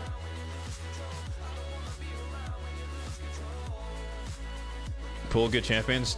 You're right, dude. You know what? I'm ripping all my primals. So I'm gonna pull Azarius and Theodosia and Arbase, and then somehow I'm also gonna get a Predator. I'm gonna break the game. But no, it depends who you have. The thing I find most important about Tag Team Arena is it's not about how many fights you win, it's about how little you get attacked. So I don't have enough scary champions to prevent people from seeing me as targetable. I have bits and pieces of scariness, but I don't have 3 scary teams. Like, if I had Nell, and I put Nell and Nice on one of my defenses, that's going to look scary, right? Even if I don't run Mercurial, it doesn't matter. You don't have to click on it because you just think in your head, like, ah, fuck, if I buff, we die to poisons. And if we don't buff, there's going to be a really tough Nice that we're going to have to struggle to kill, right? Like, it puts the terror in their mind already.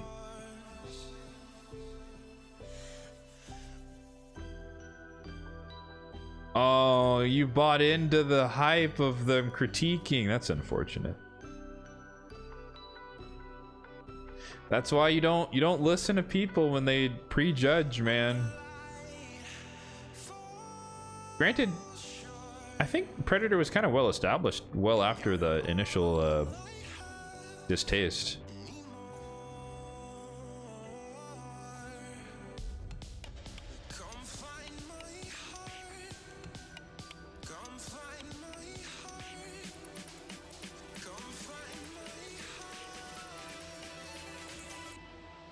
Is it a...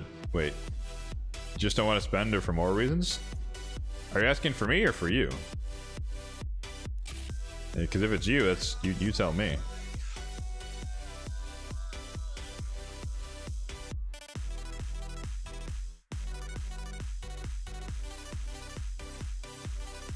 Yeah, Armenian, I wouldn't even give your teams a second look.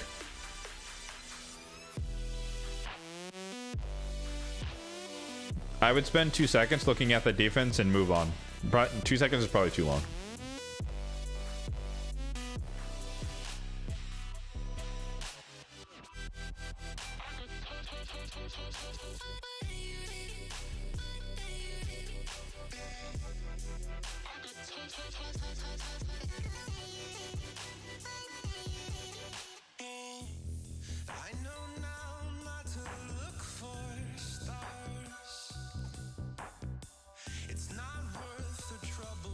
Oh, for me? It's not really that deep. I started playing the game and I was like, I don't want to spend any money in this game and I want to see how far I can get. So I guess it's effectively principle.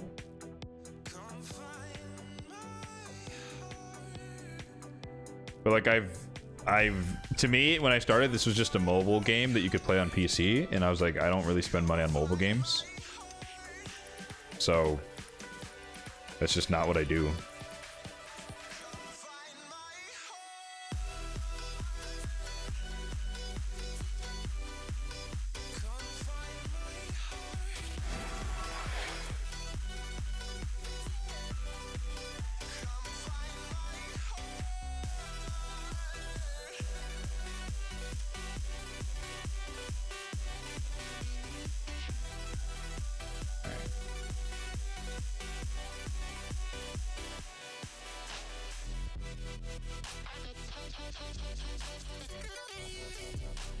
Spending money on the game makes the game pointless. No challenge.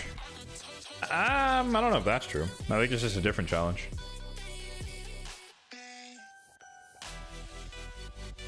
I don't think that spending money automatically means you're gonna get good champions. It will dramatically increase your chances, though.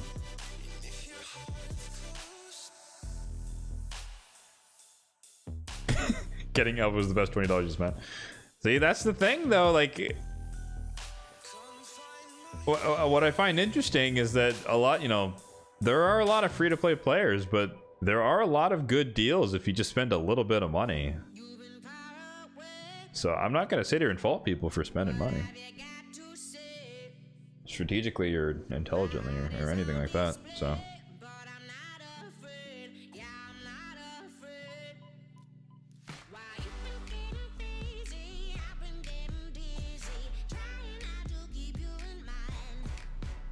But yeah, I think like that. So that's like the origin story. But at this point, it's like I don't think about, like, it's not even a occurrence to me about spending money in the game. So like I don't have to. It's not like I'm like, stop myself from spending. It's just like I don't spend and I don't think about it. Like the shop doesn't exist to me. The champion passes don't exist. Forge passes don't exist. Void legendaries don't exist. Mythicals don't exist until I pull them. So.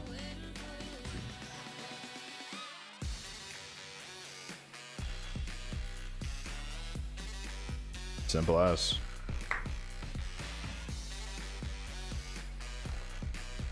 With all the pop, it's really hard to ignore it. But I don't, but the thing is, I don't allow that to annoy me because I don't read the pop-up. I click the X and I move on. Like for me, like it's just a habitual click to get rid of the menu. Like I'm not like, oh my god, this offer, look at it, and that's a terrible, like I don't look at it. It's just like it pops up, I close it, and I move on. Like it's just, it's compartmentalized to me.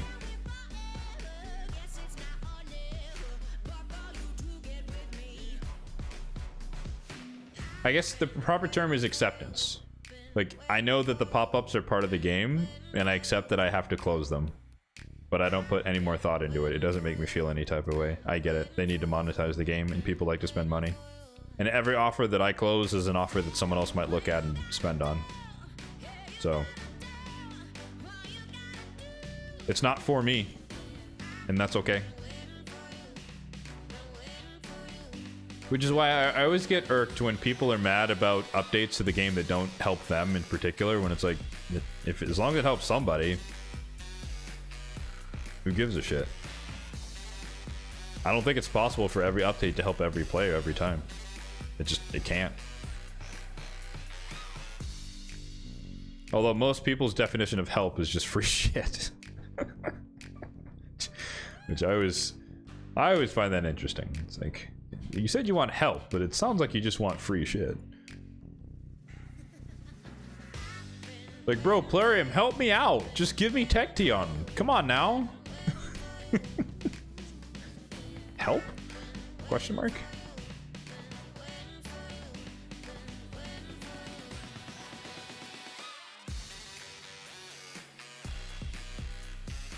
Like, are we defining that word in the exact same way?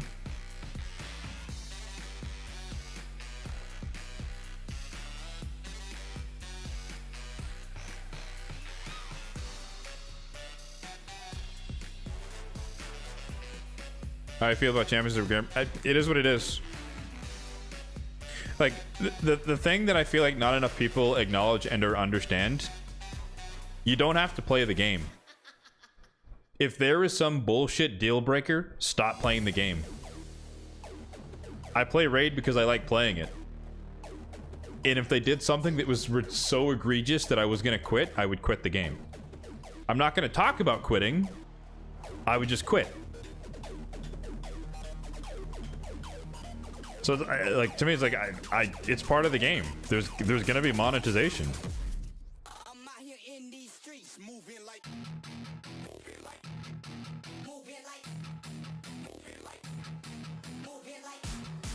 I will say Mercurial did take me off of Live Arena as well. I haven't played Live Arena, like, much. Oh, this sounds like Tokyo Machine.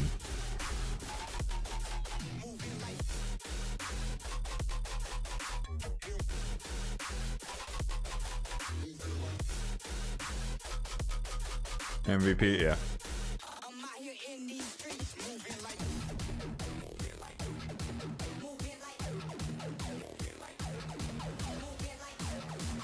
At this point, I know his sound very, very well. Like, this sounds like Tokyo Machine. Ooh. I like like the rhythm switch up.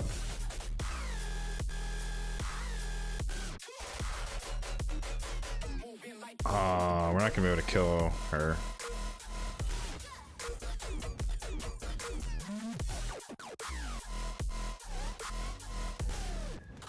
Oh wait, oh, fervor. They gave her a buff.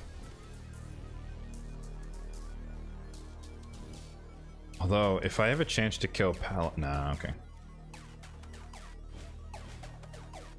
Oh, that's awkward.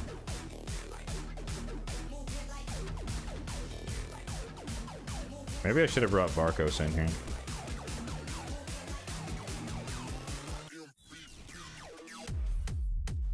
Speaking of Mercurial...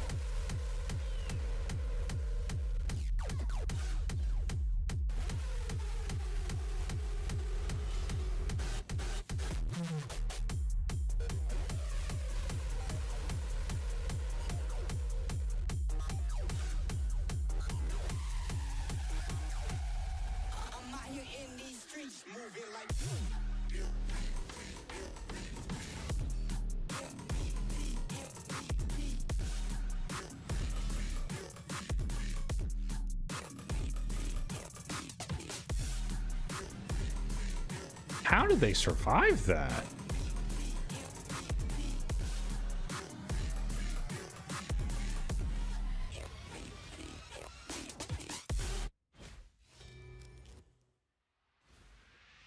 As I open the ear canal with decibels, I enlight your brainwave chemicals. As I open the ear canal with decibels, the bass. Does that count as a hit? Okay, that counts as a hit.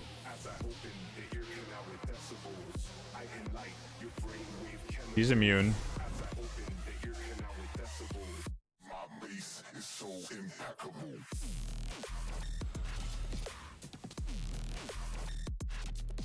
Oh, I don't have it. Ah, we could have blocked revive. Rip.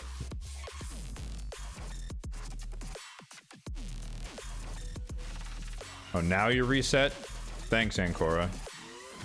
My bass is so impeccable.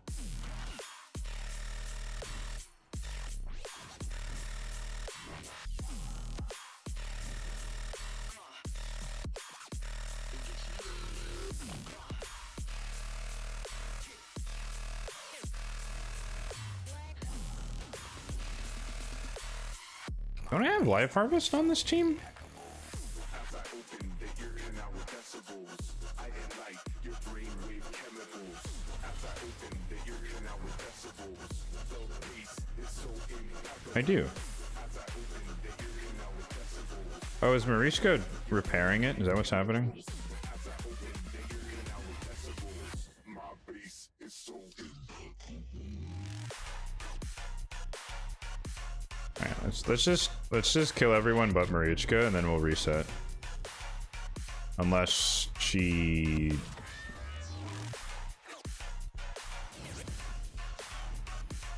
Oh, she's in Relentless. That's why. Okay.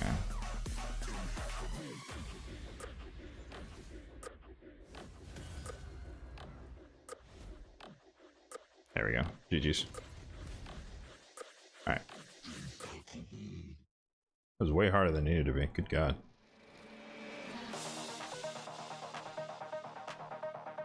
Bruh. You're too close to plat. What are these defenses, fam? Alright. Let's hop over.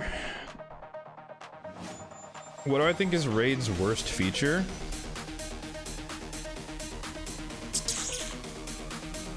Oof, that's a tough one.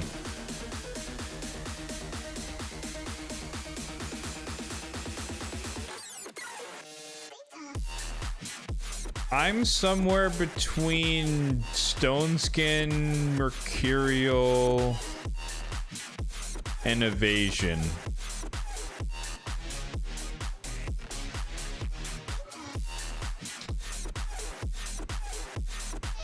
I don't know.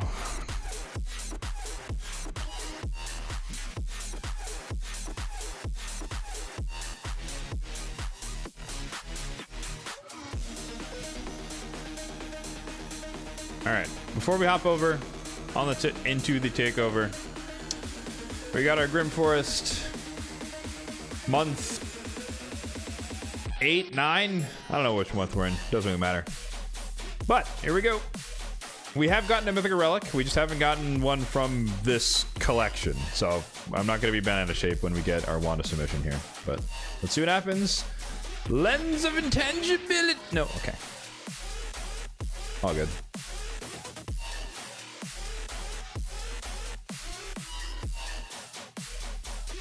Another Spore Burst Rod.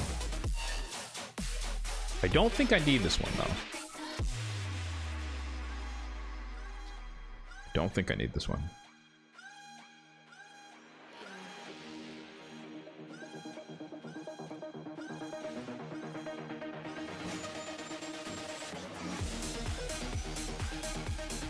Yeah, so I have one on Theodore. And I do like that for my dragon runs, because that's really strong. I have one on Gaius, obviously. But anyone who does, like, PvE or PvP poisons, I have the Arachno Elixir, because it's just better. Cow Black's included. Although...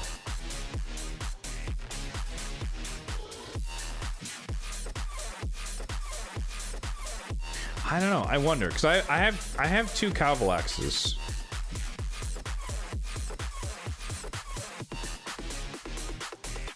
Because this is the PvE one, this is the PvP one. I feel like in PvE, getting fought four chances to get an extra poison is probably more powerful than each poison being slightly stronger. I'd have to do the math on that. But regardless, I could put it on Bad L. I probably won't put it on Tomb Lord. Put it on stock. So there are options. Oh, excuse me. I'll probably use it. All right, swapping accounts. Let's commence the takeover.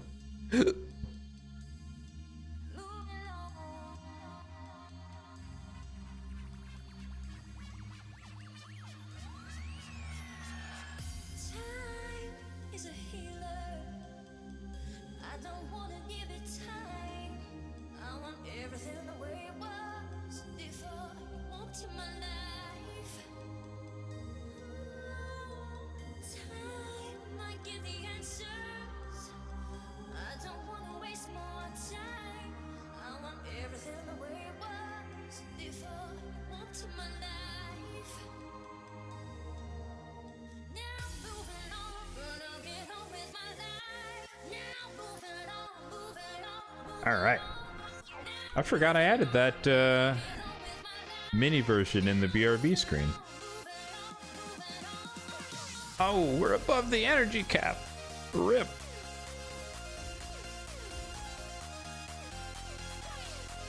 Feels bad. All right.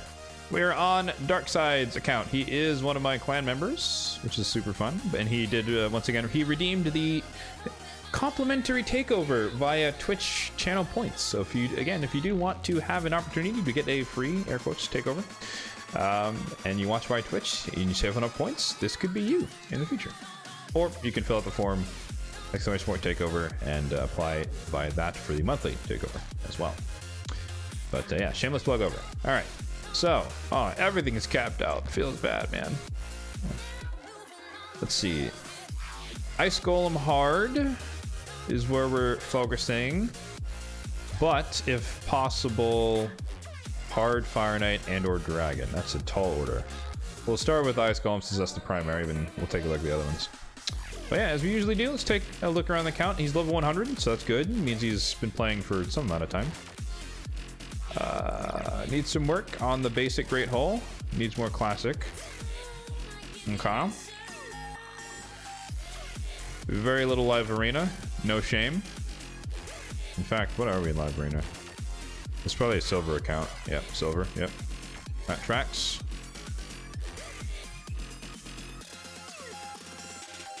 Okay.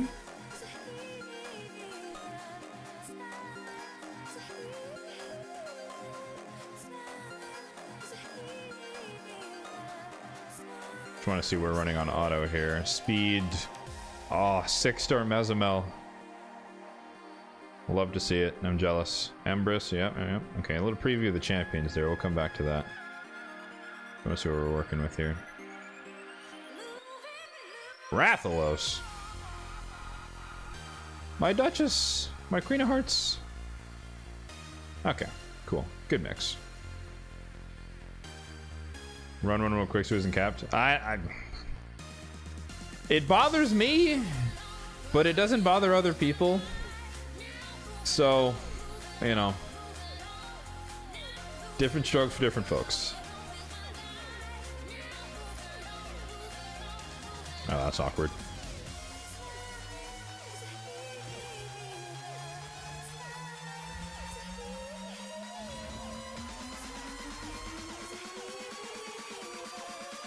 One time speed.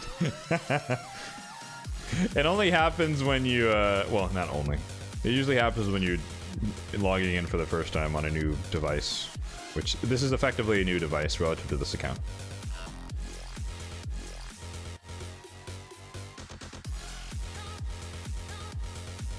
The background battles are at 1x speed. Are they really? I didn't really think they had a speed because they're... It's not... You're not really processing the animations. You're just processing the data. Right, but that doesn't really... That doesn't mean as much. When you skip all the animations, all you have to do is process the data. The outcomes. I think that sounds worse than it actually is. Alright, let's jump in. What do we got? Good mix of champions. We got Theodosia, Lazarius, and Mezzo. A good core of mythicals. We got the free ones. We got more too. +1, the only empowerment on the account. Interesting. 6-star Lysandra. Yeah. Lots of freebies, fusions, freebies, potentially guarantees.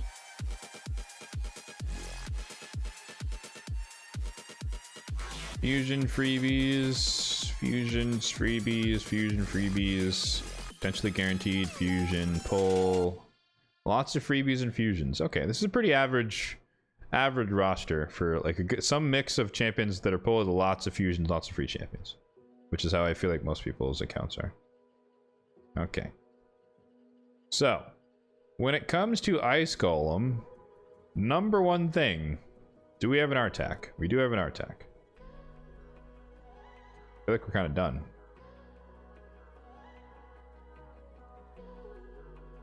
My kid. I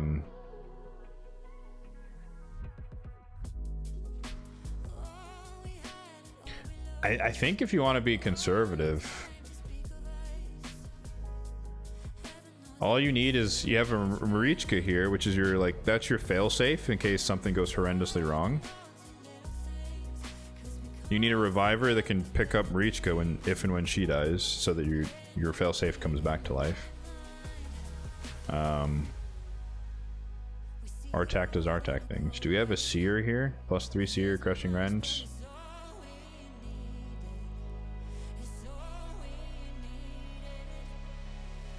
Okay.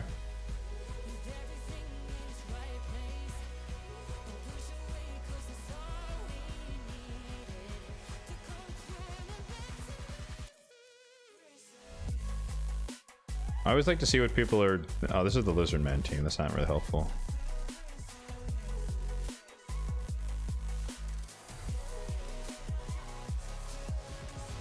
Nothing. Okay. You gotta clean up your teams, man. They split out all the sections of the bosses and stuff.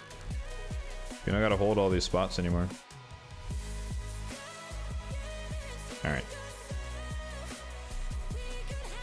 So off the top of my head, I'm thinking you definitely want Artak. We'll fix the order later. We definitely want Marichka. I think we can get away with the Seer. I passed her, didn't I?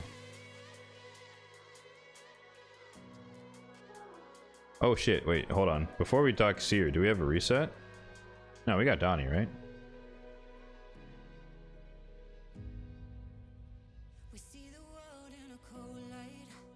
Wait.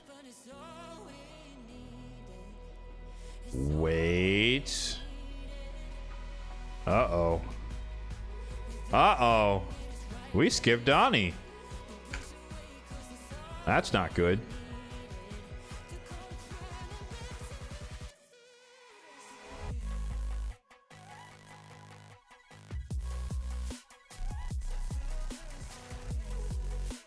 Oh, it's decreased skill cooldown. I don't know why I thought it was reduced skill cooldown. It's decreased skill cooldown.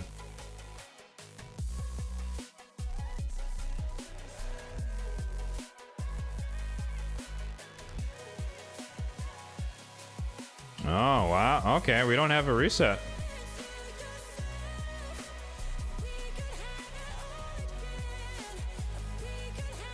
Okay.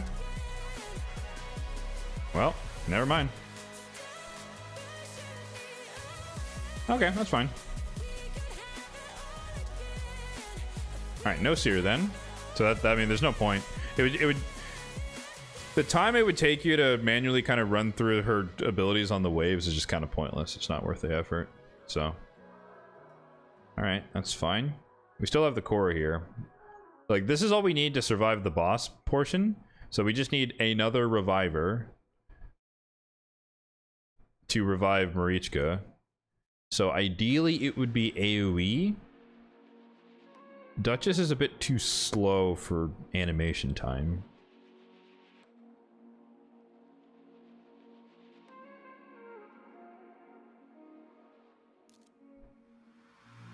No, because when Duchess is alive, she just wastes so much. Like, her attack is just the slowest in the game. It's so slow.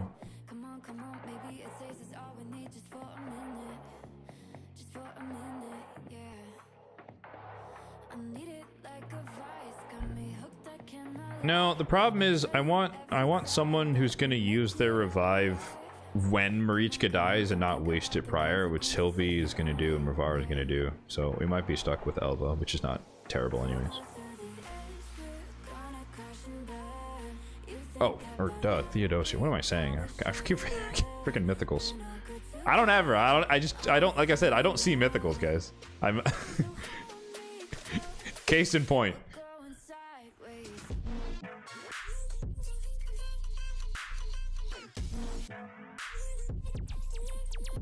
That's even better, yeah, because then you pick them up. So, like, this is for, like, that extreme situation, right?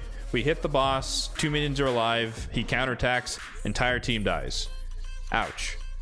Everyone comes back but Marichka. Theodosia revives Marichka with Unkillable so that we can't instantly die again. So, that's like, this is super safe. It might be overly safe, but I don't like wasting energy. I don't like making other people waste energy.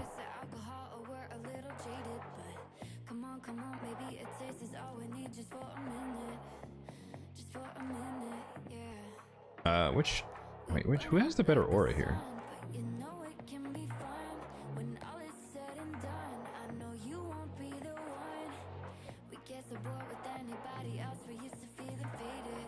$25 all battles. 24. Oh, okay. So Theodosia wins.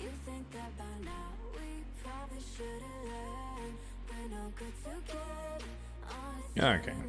So our attack, we have our safety valves, we have our burn, which is our win condition. Now we just need some firepower to kill the waves.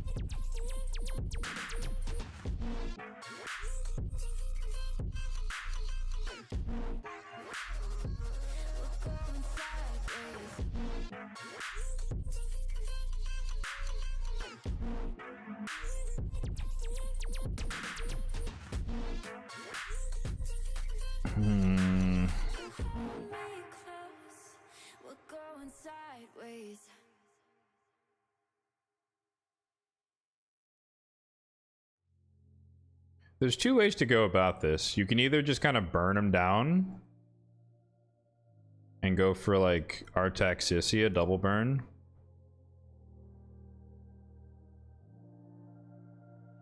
And then you just need to have some CC. But that might be a bit too slow. Like, I'm wondering...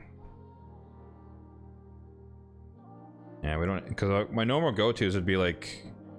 You bring like a stock. Like someone who has poisons just for the passive damage. Like poison, but also can activate burns. And then all you would need after that is just some CC. But you also want some like CC, but damage CC, if possible. One of those utility cores. A Gurgo would work. Is there anyone better than Gurgo here?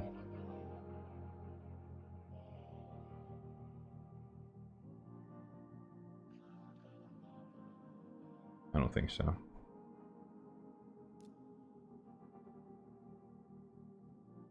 Alright, let's see what we're rocking with here.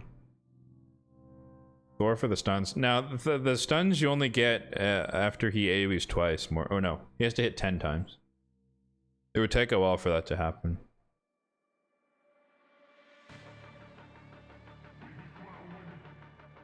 Also, even if we fail to land our stuff, Stock's passive here would bypass the unkillable on Zernik and block damage.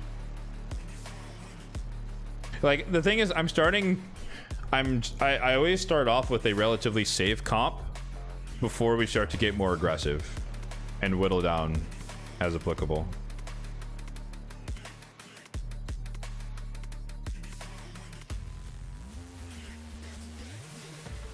Alright, he's just in gear.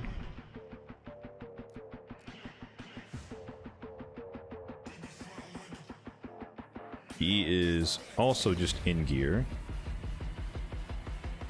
But that's fine. That's 250, right? Ish.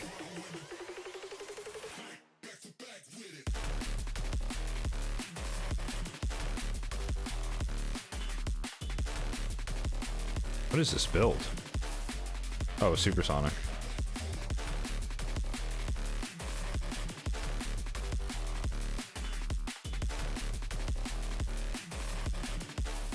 I don't know if there's a reason to change your build for this.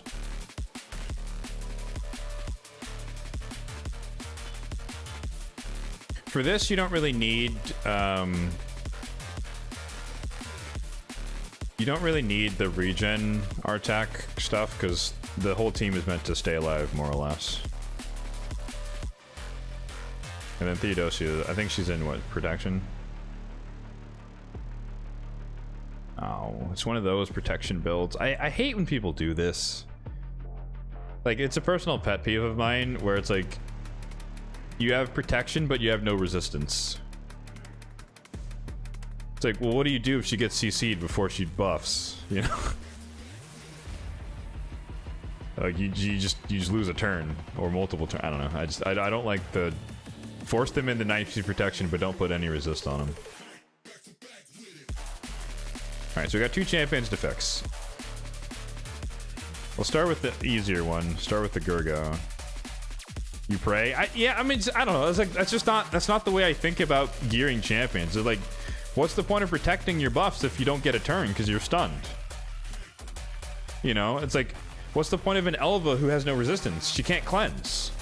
Like, like to me, just like it just doesn't compute to build a champion that way.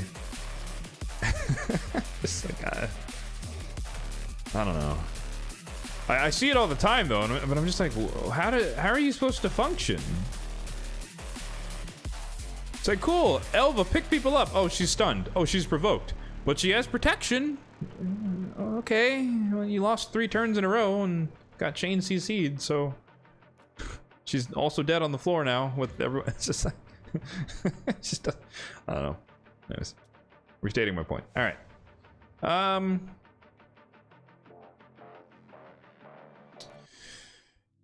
I like, this is one of those situations where like ideally this would be like Savage, you know, merciless 6 speed, probably merciless more so, but also it's a Gurgo, you know, so I don't expect one person to. I wouldn't steal gear from more important champions for an ice golem run, right?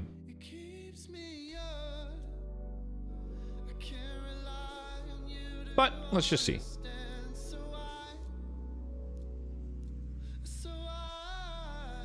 How's it going?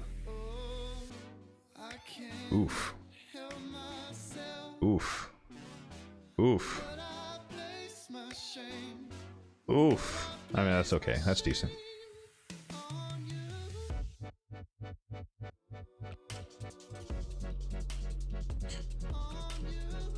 Well, that's a non-starter for the Merciless 6-piece, unless we got crazy accessories. We got a tanky ring. Anything else? No, we have one ring. Okay, well, that's not it.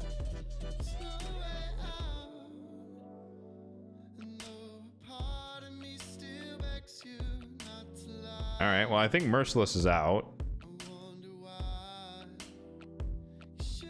I have the one ring. I do have the one ring. The one ring to rule them all. Decent, but defense. So, oh, does he have a 6-piece Merciless Owl? That's kind of fun. I don't really agree with the 6-piece Merciless Seer. Is that what people do nowadays? You guys let me know. Do you go Savage Crushing Rend, or do people actually go 6-piece Merciless Seers nowadays? I feel like that's a waste of Merciless gear. But I guess it depends what you have. I don't know if you really need the extra 5% for the extra two slot piece. Oh my god, I can't speak. I don't know if you need the extra ignore defense, considering the power of 6-star Crushing Rend on a Seer. I think you're just overdoing it by forcing her into a 6-piece set versus a 4-piece.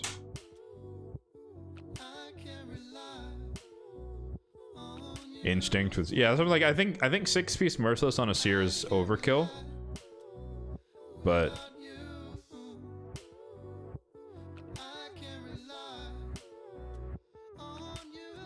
yeah, I'm not liking what I'm seeing here. Okay.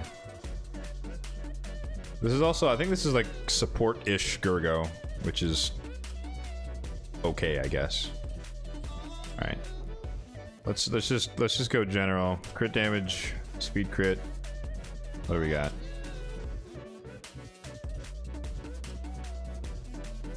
Lethal. Protection. Instinct.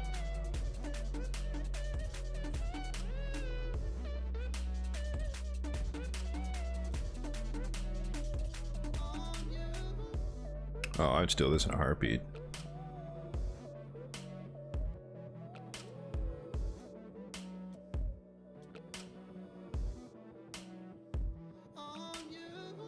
I would put a core dungeon champion above an epic champion any day.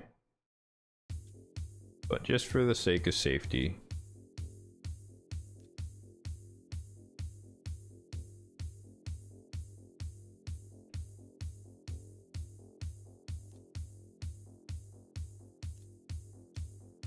Actually, let's just start by just like, this is not none of this is staying, most likely. The Righteous is a choice. These are good boots, and in fact, these boots should be on someone else, probably. Alright. We'll come back to the banner.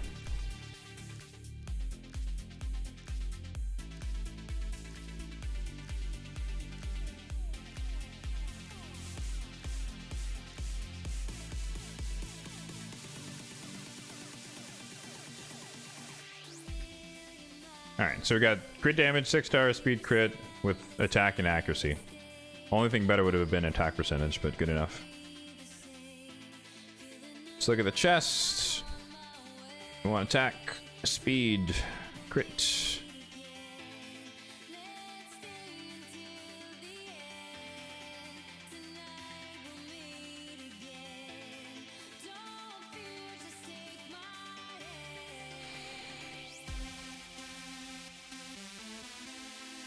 I'm very confused why Lemonisi is even built. Does anyone else use Lemonisi? I've never used her.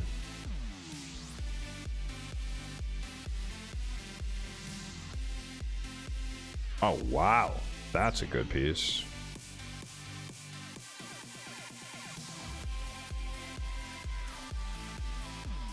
Wait.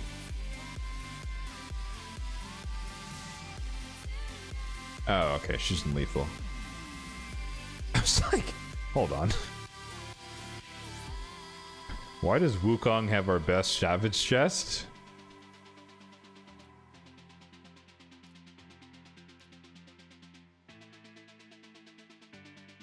Is that our best arena? I guess it is one of our best arena nukers.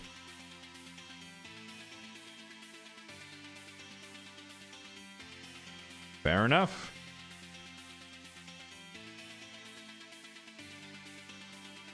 Oh, it's a relentless owl. Oh, relentless, merciless. That's a fun build.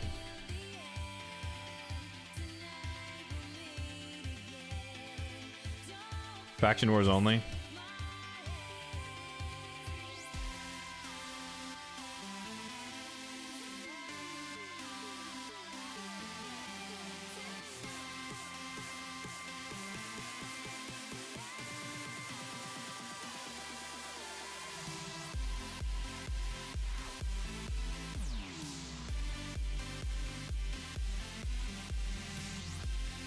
I'm still thinking this one.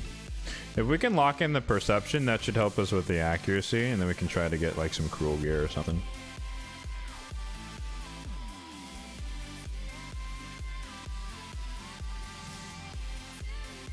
This is some random gear, okay.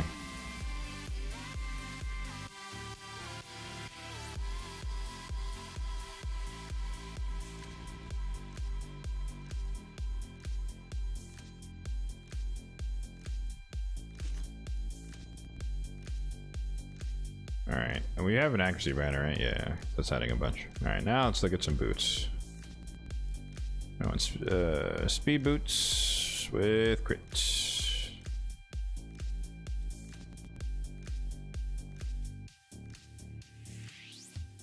I mean, I guess 4-piece merciless wouldn't be the end of the world if we could make it work. Let's just see what we got here. That's not good enough. Not good enough. Nope. Probably not going to be rocking lethal. Although...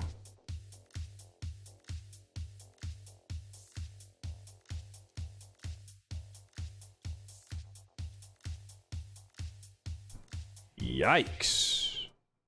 What are we holding on to these shit boots for?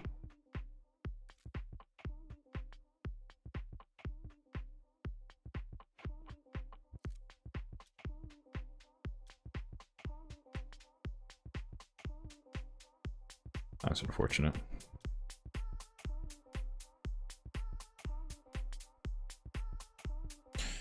I don't know. I'm not liking the Savage boots. But these are probably the best pair. Because it's crit and attack, no accuracy though. This is the only pair of speed boots and lethal with crit. That's tragic. Okay.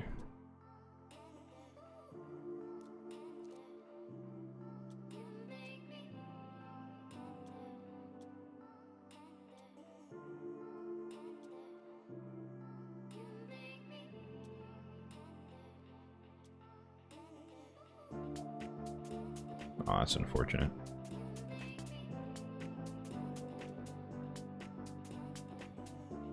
Lazarius.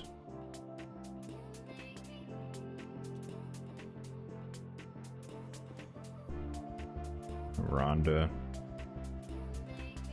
God, all of these boots are like, they're close, but not quite it. Everything is just kind of slightly off. It's like the ones that have attack and crit damage don't have the crit rate rolls. The ones that have the crit rate rolls don't have attack % Maybe put these back on for now. At least we have a little bit of accuracy.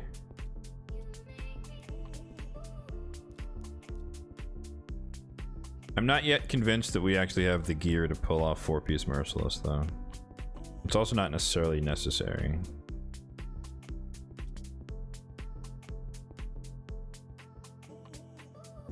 Speed crit attack. I like that. Speed crit accuracy, but I probably don't want to steal from a Thorion. Double crit speeds. Speed crit split, speed crit split. Alright, so that's it. Are we a big fan of what's his face? What's that guy's name?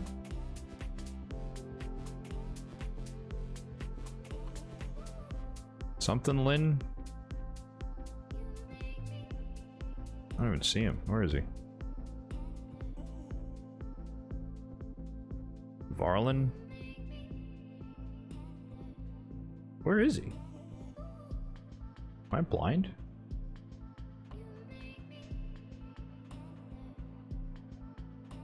Varen? Varen? What is his name? Why am I blanking so hard? Valoran? Valoran. Jesus. Where are you, buddy? Ah, he's just recently 6-star. Okay, what do we got here? Bunch of Merciless.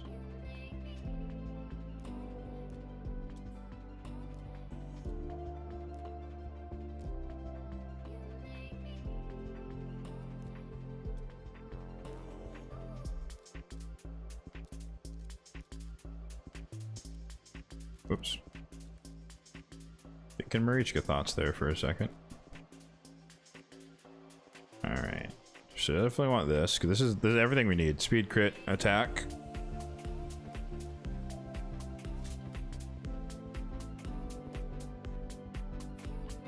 Do we have masteries? We don't have masteries. Okay.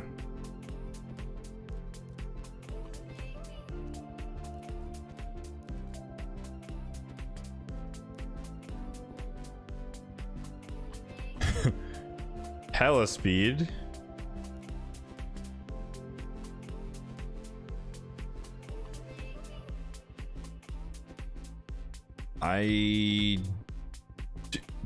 Don't think we have a corresponding shield to this, but let's see if that's actually the case.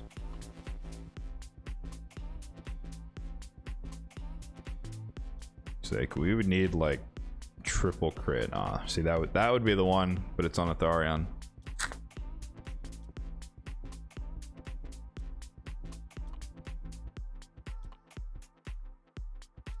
Yeah, okay. Damn. Alright. Speed, crit, HP. I don't even know what that is. Speed, a little bit of crit. Crit, a little bit of speed. Speed, crit, accuracy. There you go. Although I feel like we're a little bit high on the speed, a little low on the crit, right? So maybe we do need one of these double crit speed pieces. We're at 218. I think we can afford to go double crit speed like this.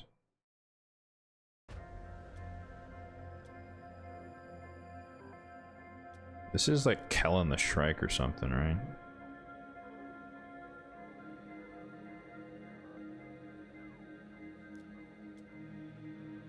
Yeah.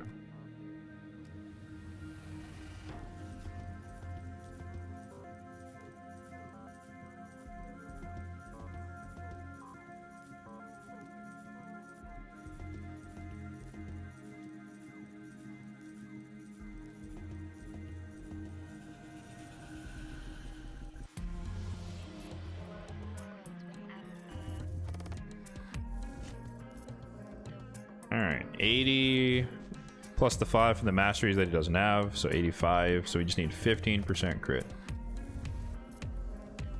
I think we're definitely going to keep the accuracy banner on at this point. So now we can go priority stats, crits.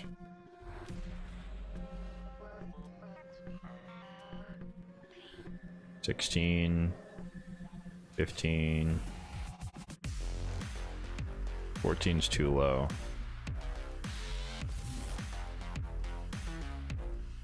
All right. For now, this works.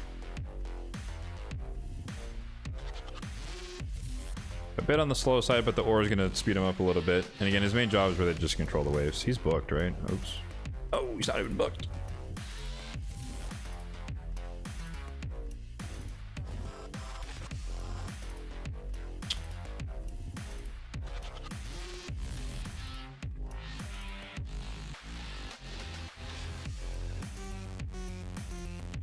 Well, should have checked that first. Okay, stock is booked. Rage could better be booked.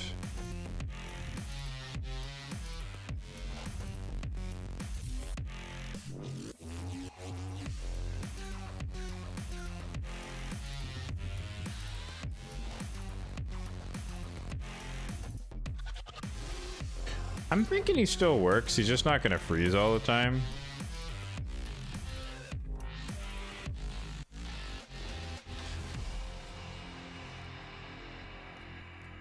But we'll just see how good or bad it is. I say actually with accuracy. God, they shifted all the things around when they redid the, or they added all the new stats and whatnot. Well, let's be greedy here. Let's see. Let's look for speed and attack.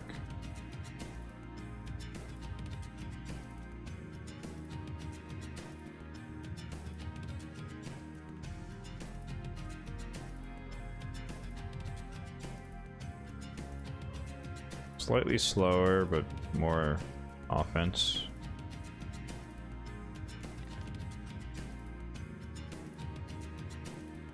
Great damage with attack and accuracy. Welcome back, sir.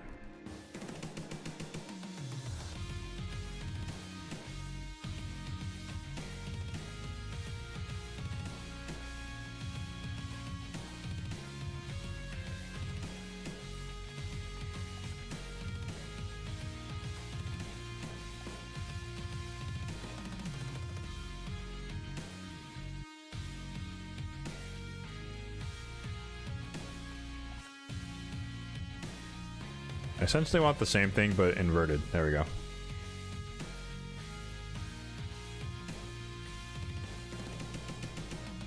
This ring should be fine, right? Ooh.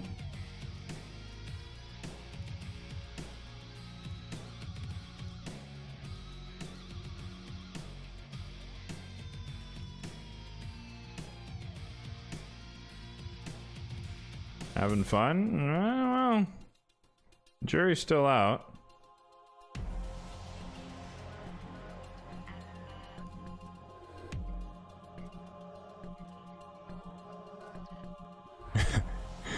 Our attack rings are not rolling attack. Oh man, you're cursed. You are very cursed.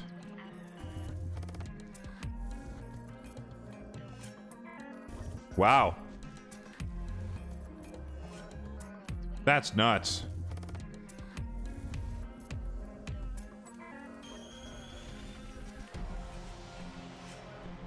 Oh my god.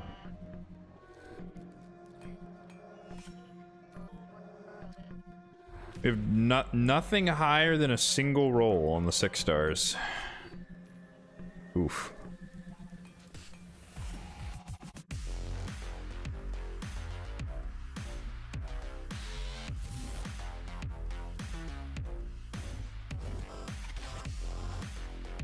Wow.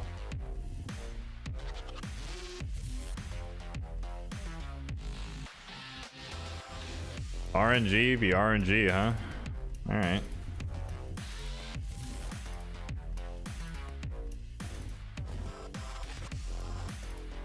What in the faction wars? What are we doing here? Where are your glyphs?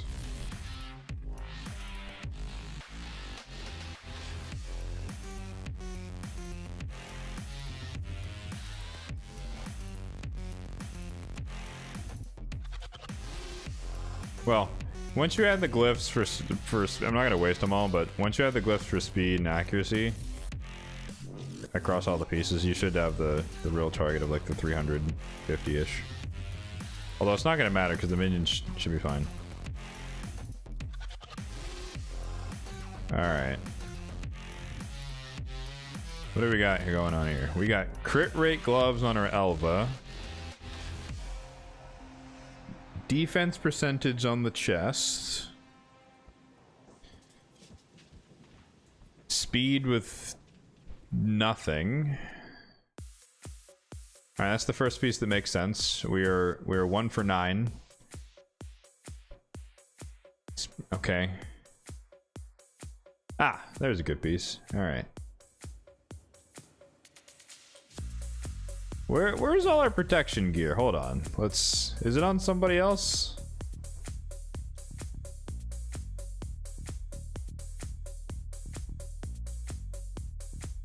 What the?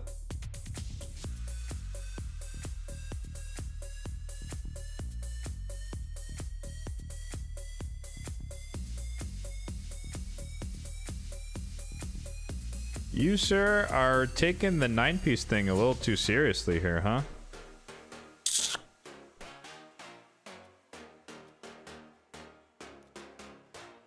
Holy shit, we don't even, like, you don't even have HP, like, you have 2 pieces.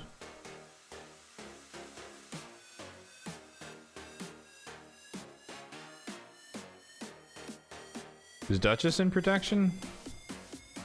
On purpose? I hope so. Yeah.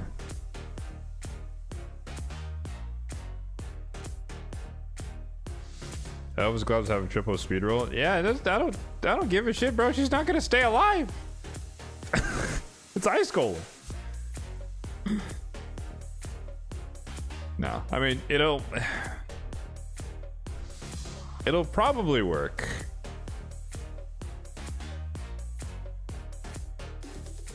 Because of everything else. I will save my judgment for later.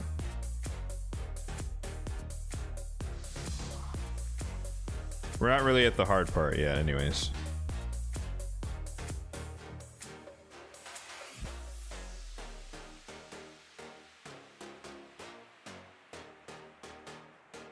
Well, actually...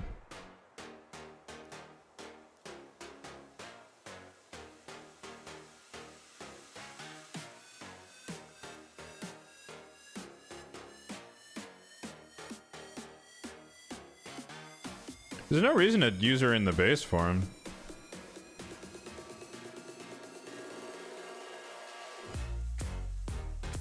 Just put her in the alt form and have her do some shit, right?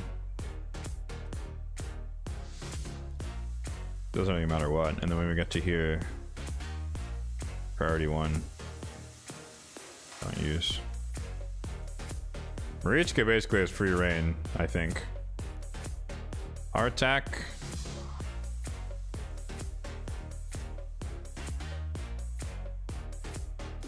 Thinking open or don't use.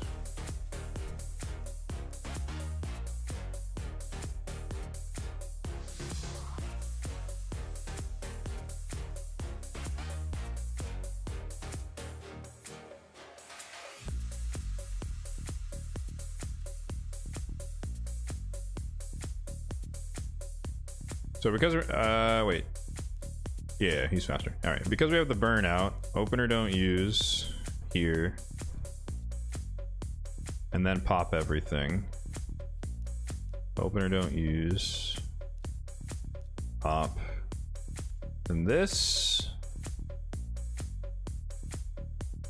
is mostly useless.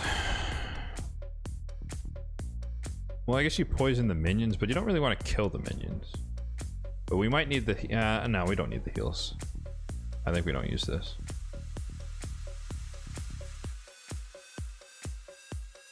And this is the hard part.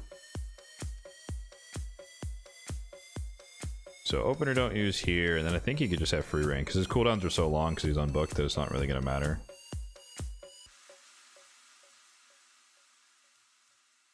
Same thing here. And then here, honestly, doesn't really matter what he does.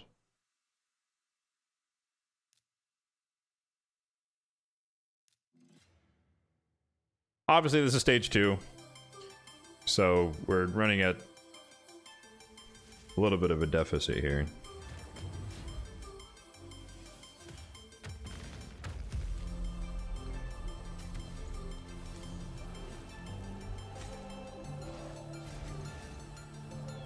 Not bad.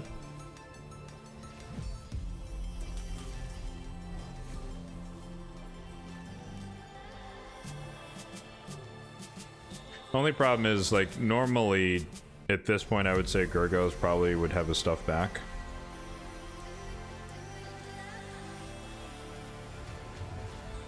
But it is what it is. If he was booked, I mean, rather.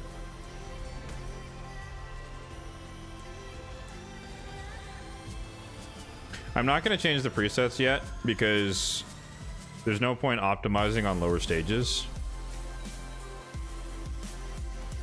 Oh, thank you, Marichka. That helped us.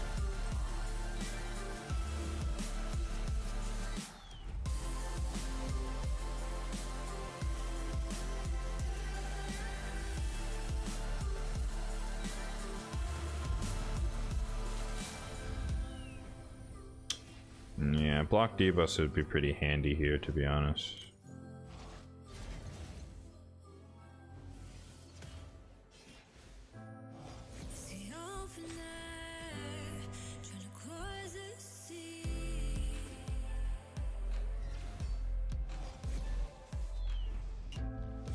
I should have,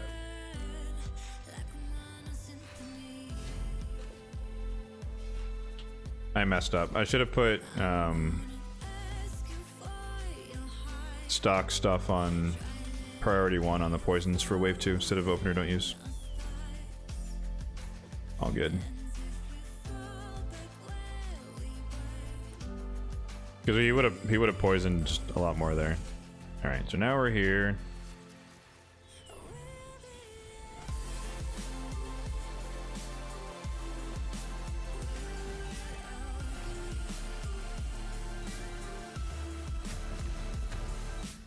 Oh, we lapped the boss. All right, well, okay. Oh, right. I'm still stuck in hard mode 10. It's like, how did we lap the boss? All right, this is stage 2. He's slow. Never mind.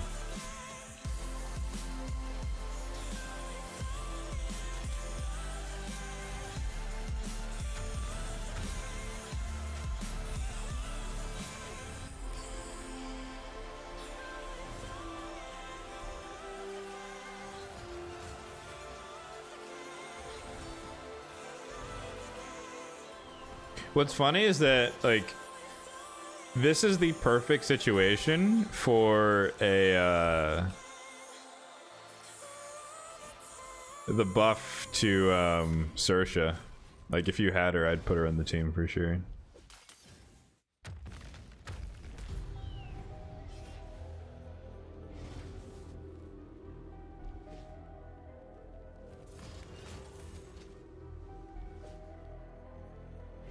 Oh, I didn't extend anything.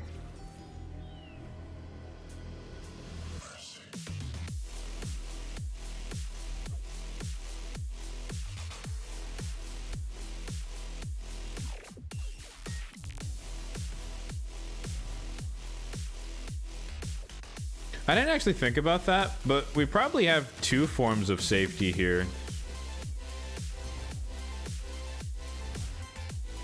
Because most of the time, right, Theodosia is going to be under Stone Skin, no?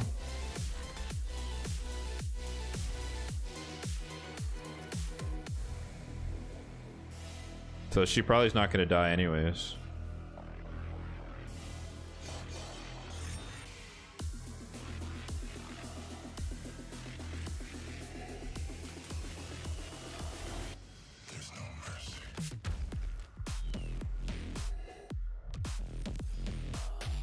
Meh. Okay.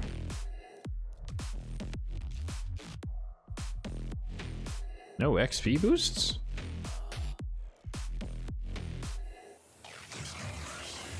How is that even possible?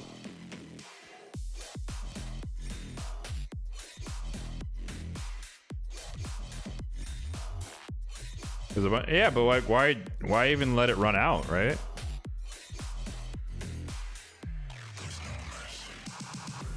My thing is active for like a year. I don't even like it's just permanently on because we get so many of those. Actually, not here. Out of curiosity, how close are we? Oh, we're so close. Dude, she's a game changer after the buff. 300 points, that's like a couple of weeks. Or no, it's more than a couple of weeks.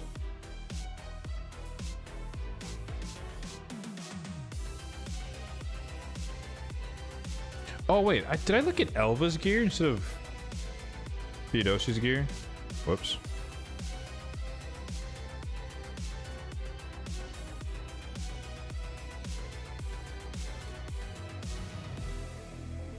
Eesh. Same problem though.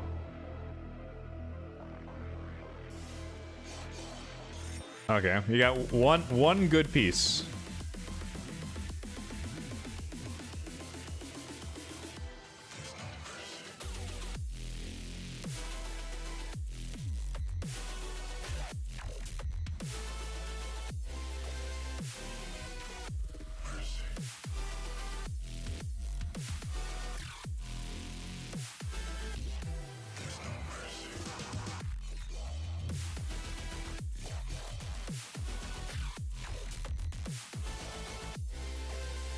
Fair. Are we just sitting on a bunch of chaos sword? No, okay, we're not sitting on a bunch of chaos sword. God, I'm almost tempted to just put this on her instead, just to get the res. But we'll see.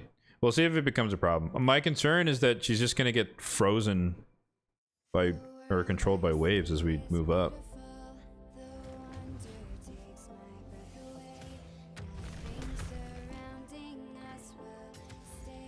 So now we have stock is gonna weak hit here and there.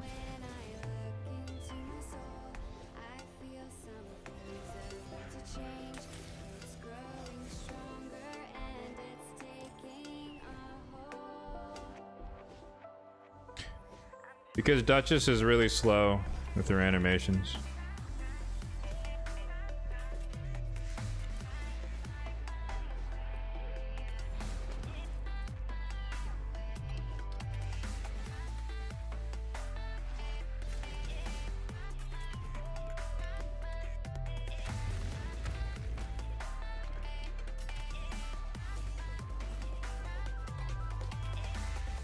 Wait, doesn't Pixel have an anti-freeze passive?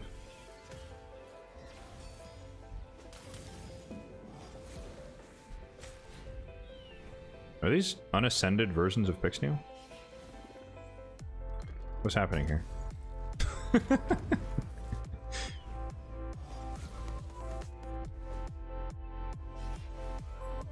I'm not crazy, right? Doesn't Pixel has the anti-freeze passive, no?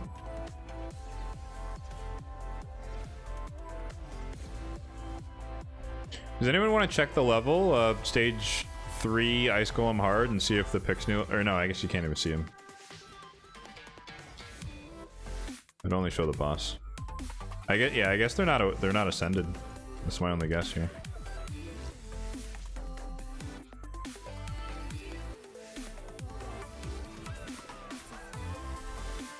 Oh, you have weird.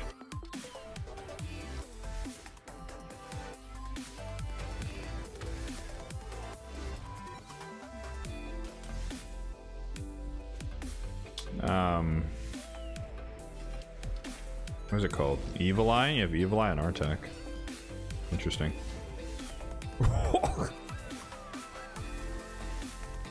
Good night, Gurko. It's all good. He did his job. His job is to carry us through the waves.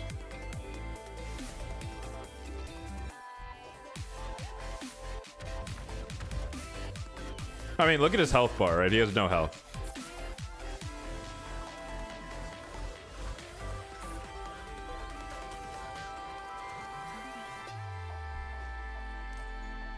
But also, sorry, the Theodosia versus Duchess, the unkillable is better than the Veil, because as you saw,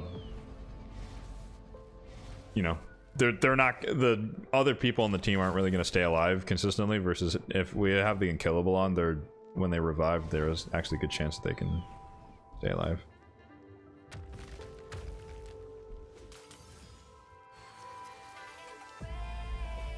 Or sorry, they won't instantly die when they are revived. Correct my statement.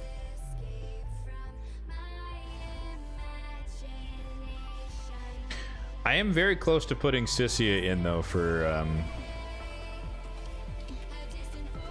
stock.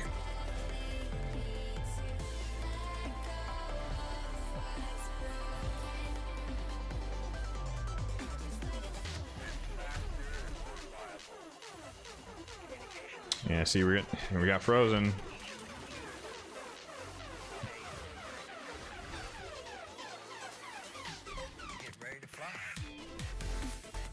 I do find it interesting that Theodosia prefers to cleanse instead of revive. We also apparently don't have resistance on Artak.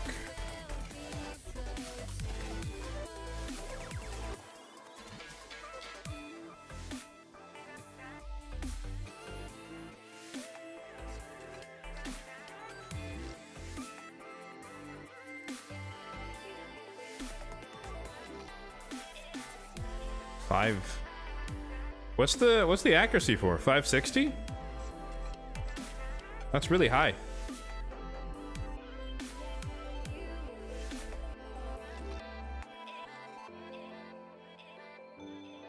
Is that for something in particular?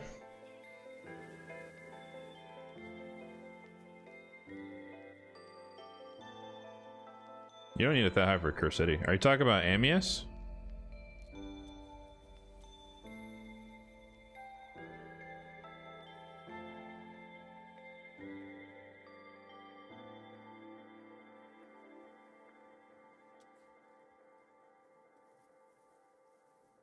Okay, I'm Venom Age.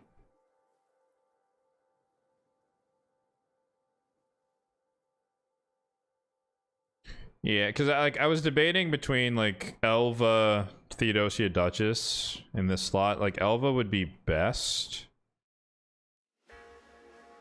but I don't. We'll have to see as we get further along, because I don't want Elva wasting the revive on Gurgo.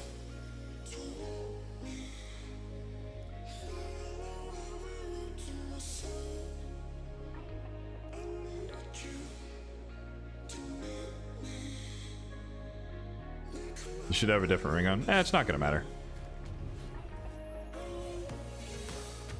Now this should be a slower stage, because now we have Artak as the weak affinity.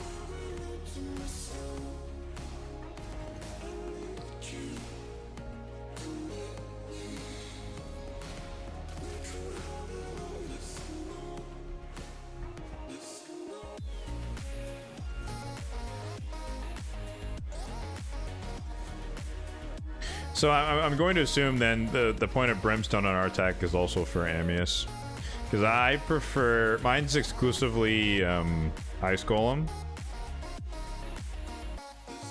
and Spider, I think, for me. So that was unlucky. So I go for Soul Reap because that just helps kill the boss a little bit sooner.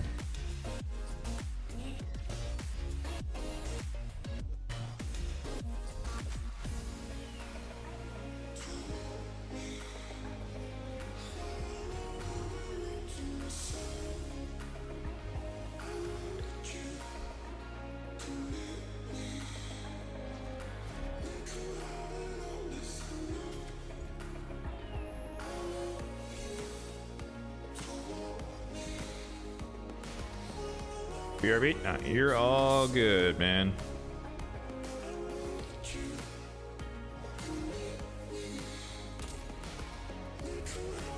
That's funny.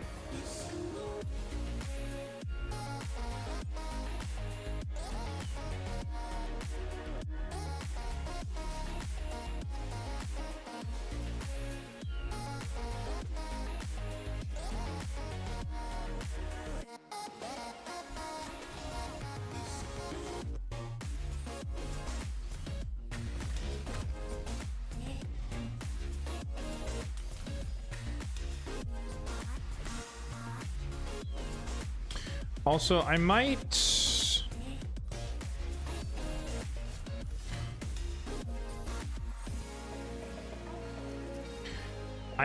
turn off the decreased defense AoE on Gurgo against the boss, because we don't really want to kill the minions faster, and we also don't want to risk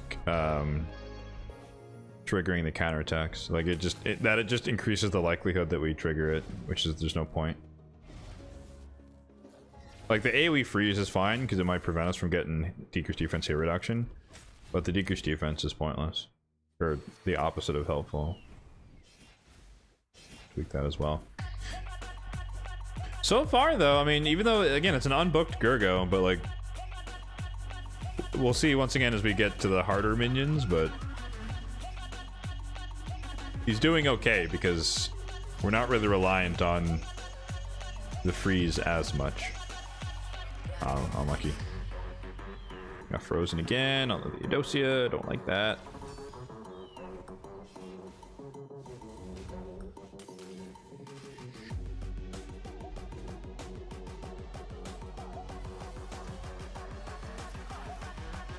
I might change her build. Like, you can keep the protection on. I mean, he's gone at the moment, but the protection might work for other areas, but for this, like, not having resistance just kind of defeats the purpose of having her on the team. So I might just throw some random resisty gear on her and see what happens. Maybe, actually, maybe he has a PvP, like, stone skin build or something already.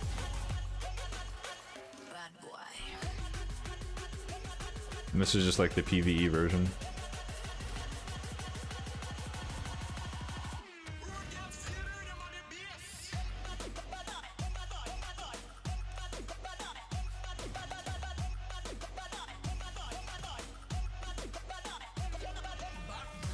Yeah, see right there, Soul Reap would have killed him. All right.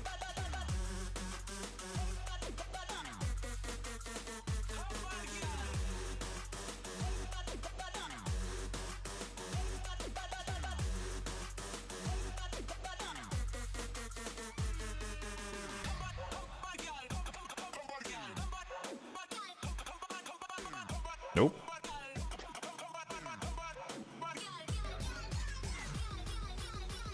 Okay.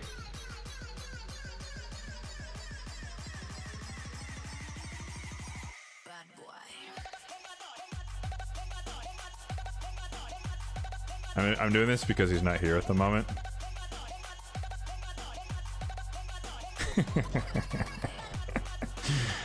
All right. He'll find that later at some point.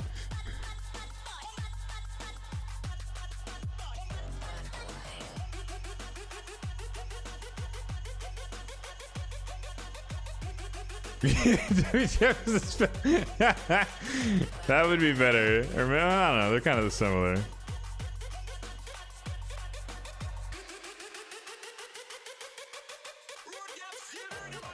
Wait, what? That's it?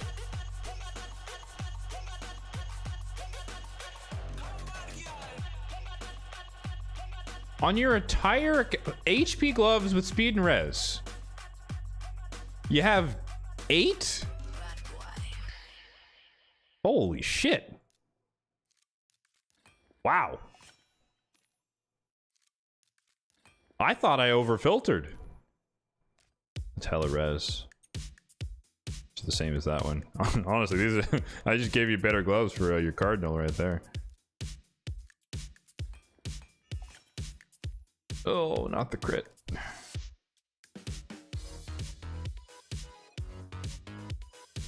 Well, I guess that's our best bet if we want Stone Skin. Which, we don't need Stone Skin, but I was just... Damn. Damn, dude. That's crazy. Not like, in no... Unless you're just selling all the other gear. Maybe that's what it is. I think you're selling all the other gear pieces. That's wild to me. Ah, crap. Who had them on? I just blanked. Oh, Skeletor.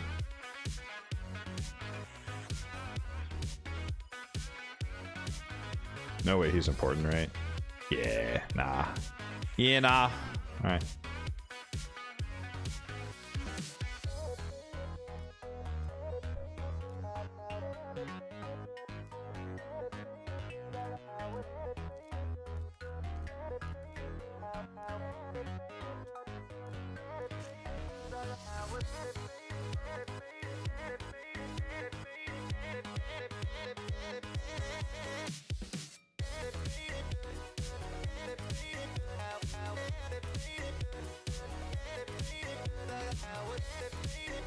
I feel like you're selling gear, dude. You gotta be selling the gear.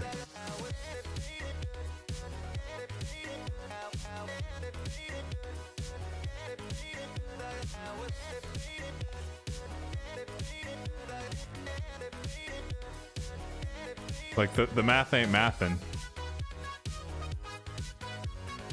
The amount of champions you have on your account means you've been playing for it a decent amount of time. There's no way you have this few, just in general, bottom pieces.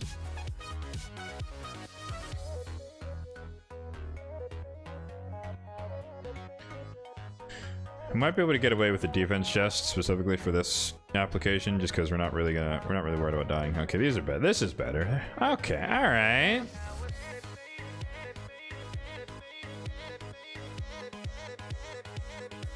We got defense chests, but we don't have HP chests. You're too picky, sir.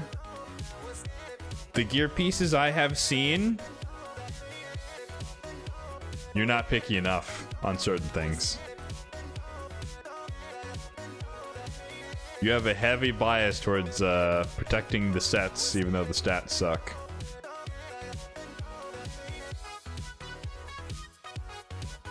What is this?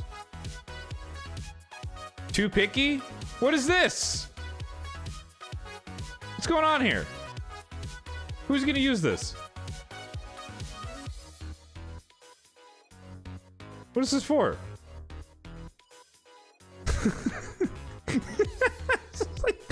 What happened?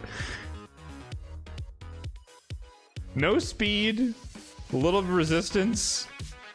Bruh. You're better off naked than wearing that piece.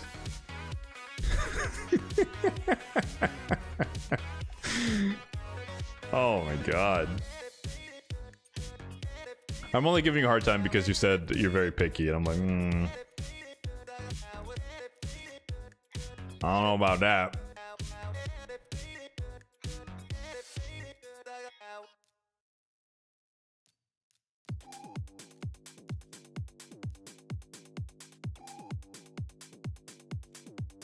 Alright.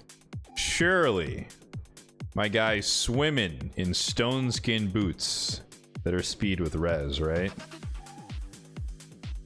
Got a double.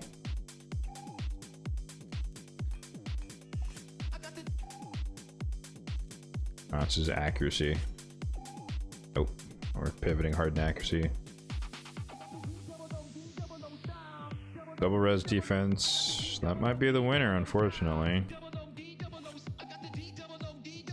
Double res here. Triple res. Triple res.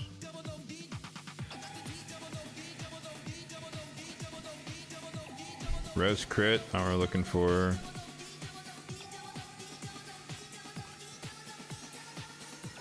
Yeah, no. For context, guys. Like I said, I'm giving him shit because he's in my clan, but this is his alt account. His main is a lot better. I hope. Okay, so I could wrap up the stone skin set and bank the resistance, but I want to compare that to let's just open up the floor, show me the 6-star,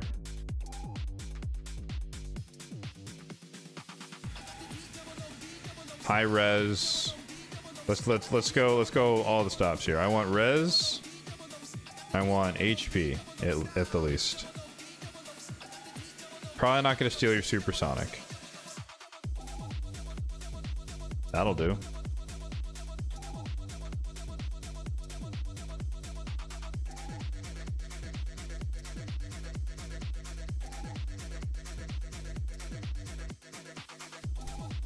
Is it still in order of highest res? Yeah, it is. Okay.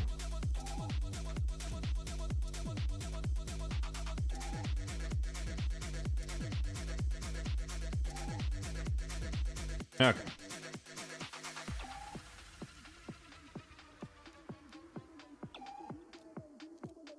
So we're literally just building this for the purpose of having higher resistance gear in Ice Golem. If you want to have her in some fancy set down the road, I leave that up to you. But this is just so that, like, there's no point having her in the team. She's gonna get frozen by the boss whenever he takes a turn. It undermines her purpose of in the team.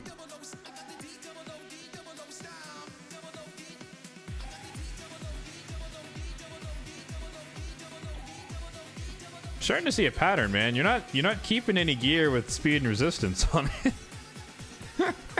You got a problem with resistance, man?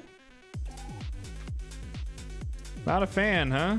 Speed accuracy, speed crit. You kept this. I don't know why you kept that.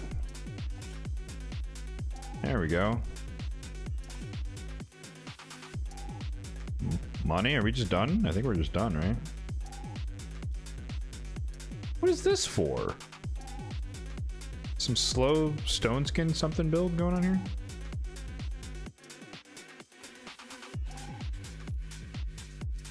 Oof. Yeah, it's double speed. This would be great. Speed, accuracy, res. Never mind.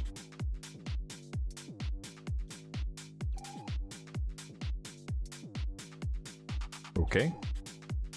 I don't know why that's on a Leo, but we're gonna move on. Oh, there we go. There's our good shit. All right. Is Kaja one of our main champions or something? Oh, she is. Okay.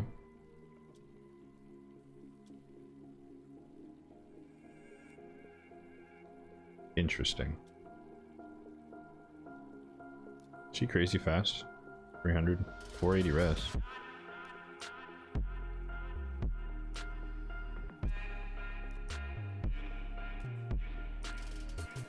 Yep, okay. That's intentional. She has a preset.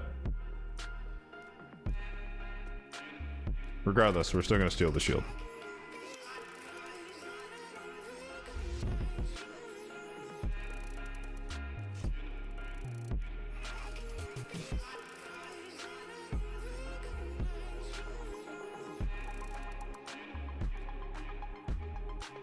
And don't worry, we saved your protection set preset for you.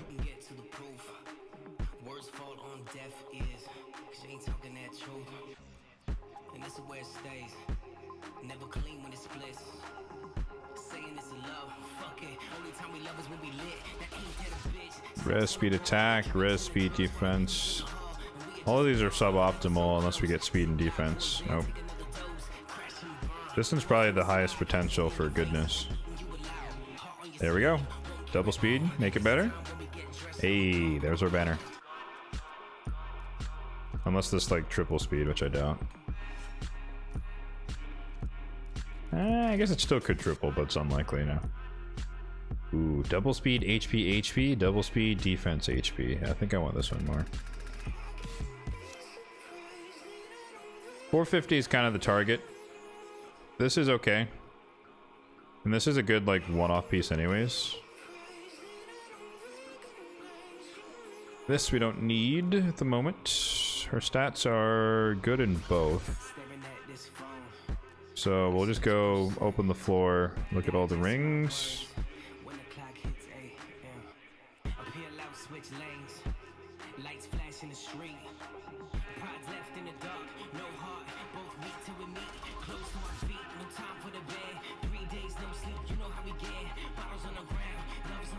Hella HP with defense on a defense ring.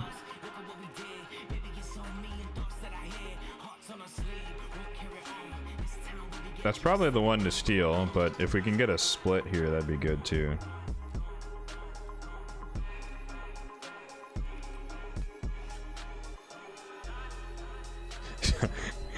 I literally have to resist the urge. My instinct to sell is just so ingrained in me, and I'm like, oh, that bad piece, sell it. Bad piece, sell it. I'm like, oh, this is... It's not my account, not my account. You get to decide if these are good enough. Like that, for me, instant sell. Double flat on an 8 defense ring.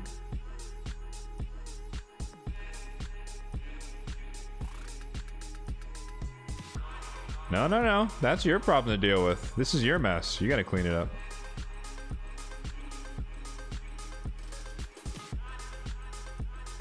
Alright. We're not gonna... And I'm gonna waste your silver because it's just not necessary for the sake of this proof of concept. But we're missing like 30 res or something, or somewhere around there. So we're basically at 400. We're getting the extra 20 from the protection set no matter what we do. So then it's just a matter of any helmets and weapon. Slight speed bias with resistance. Ideally 6-star. Show me what you got.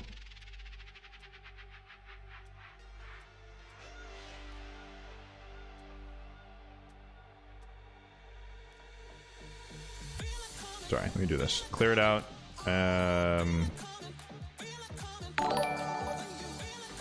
Fastest. Let's do it one at a time.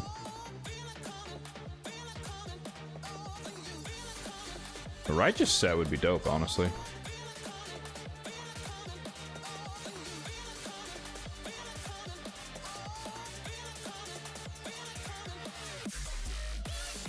I don't think we have a matching helmet, though. Oh, we do have a matching helmet.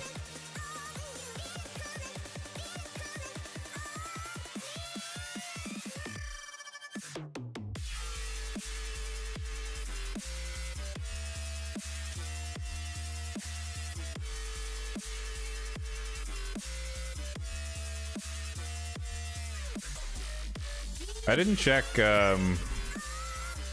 Mikage for a preset.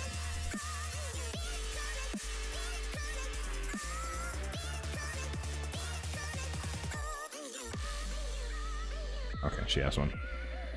Left Forsaken, thank you for the follow. Appreciate it. Yo, what's up, Mr. Danks?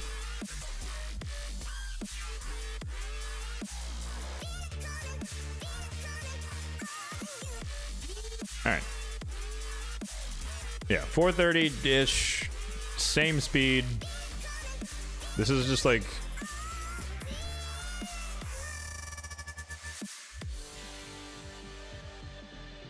I'll call this IG base.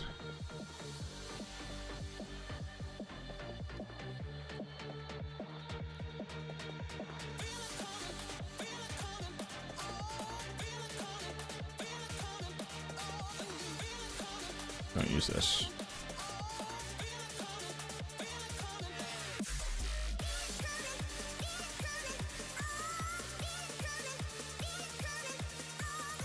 All right. Let's get back in it. She's the only one I care about for now.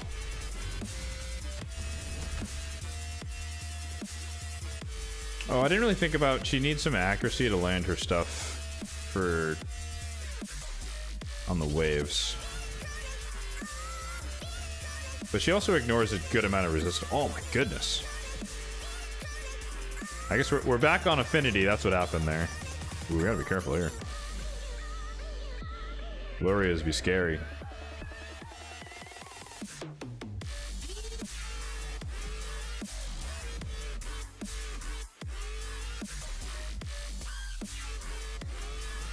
At least they have decreased attack now.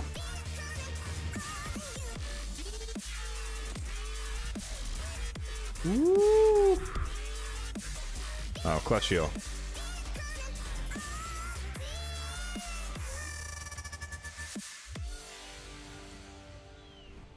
The thing is, though, even if Gergo did die, it wouldn't really matter. Honestly, it would be a good thing.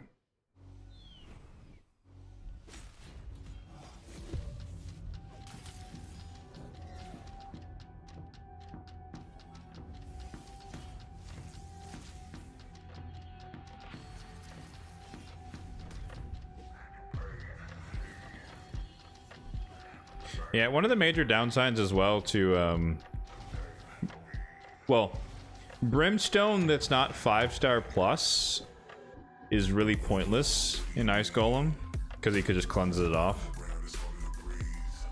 But there's not much you can do about that.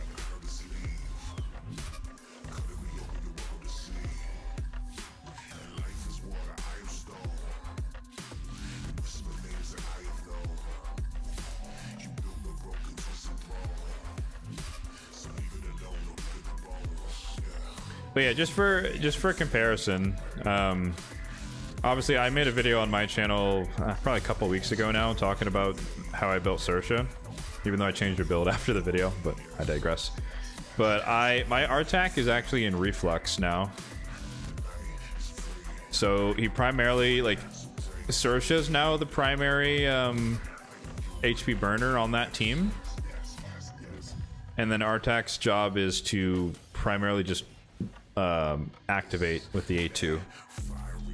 So I turn off his A3, but in this composition he's the only burner, so it's a little bit different. But oop, there we go. There's our Marichka moment. I'm glad we got to see that in action. That's our failsafe.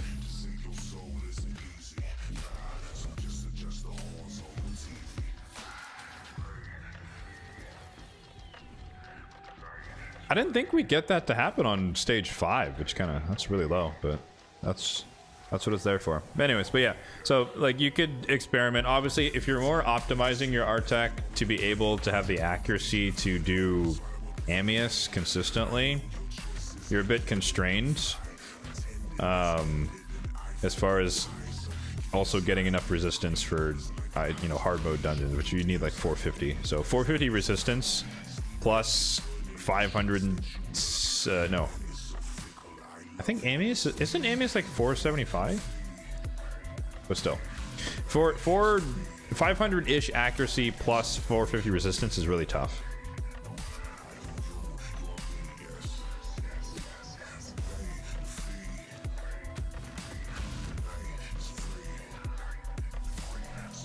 We're definitely starting to see the effects of everyone's not fully optimized for the Ice Golem fight, and what I mean by that is that he ignores your defense a lot, so having defense percentage is kind of pointless. Alright, this is your like major milestone, because stage 6 is like the first like worth your salt to farm stage.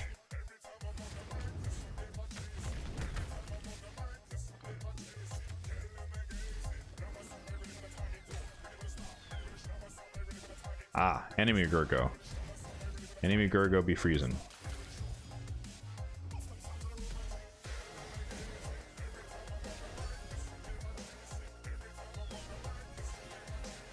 The good thing is, though, especially for the Sir Nyx, as long as you have enough accuracy on Theodosia, you have an irresistible, or not irresistible, you have an irremovable block buffs.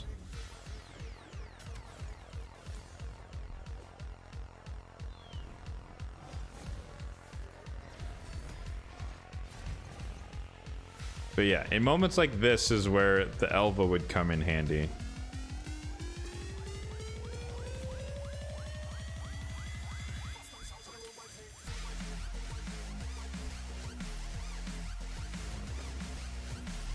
But this is going to be a problem on stage 10 as well, because there's more Gurgos.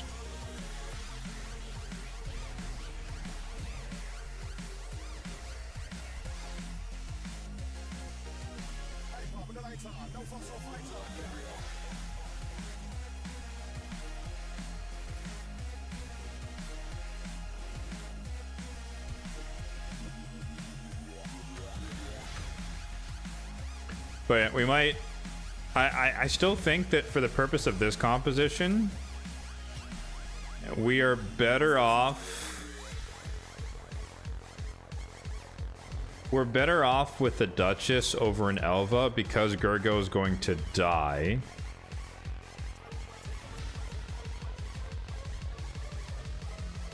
No, it is not better to quick the boss. We don't want to trigger the counterattacks.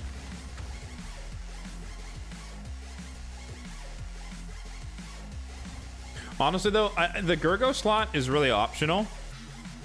I was just looking for a CC DPS champion. And he's the first one. Well, he's the best one that I saw, even though he's unbooked. But that is a highly variable slot. So any DPS that you can think of that has hard CC and can do a little bit of damage can be Gurgo in this team.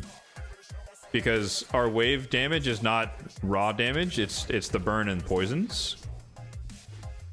Nethril. A good champion, not a bad one. He's a Nethril fan, guys, by the way, if you didn't know that.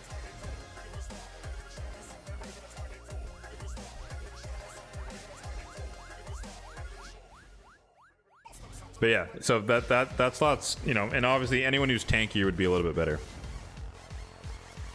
But I might end up switching to a Duchess and just foregoing the Theodosia alt form benefits. It just depends.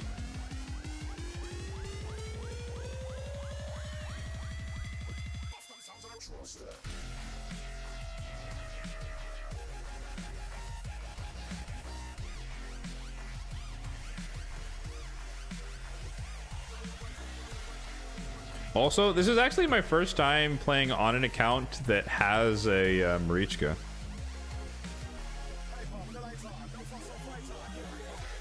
I don't know why, like, when I go against enemy Marichkas, the shield she places just seems so massive. This one seems really tiny. But maybe that's because she doesn't actually have double HP percentage. Whoop! Alright, there's our second failsafe, which is the unkillable.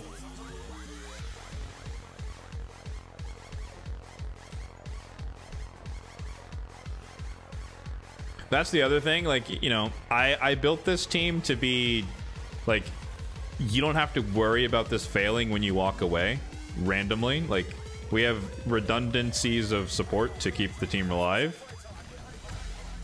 So in the, like, the only situation I could foresee which shouldn't happen is if you somehow proc the threshold twice, and he kills everyone, Marichka revives, and then he attacks again and then kills everyone again. But I don't think that's going to happen because we don't have like a ridiculously hard DPS here so that you would bypass 2 thresholds at once.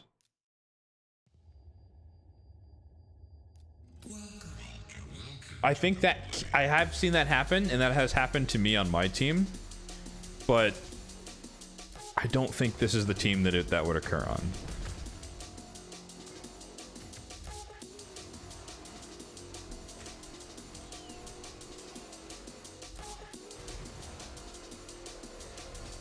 But yeah, like I said, since you weren't here at the start, so the design here is that if we hit a rough patch, even if he kills everyone on the team, Marichka's going to revive everyone. And then from then on, Theodosia will, in most cases, will either have her revive or the cleanse to put herself under Stone Skin to buy time for her to get back to the revive. And as long as she picks up Marichka, your failsafe is alive again.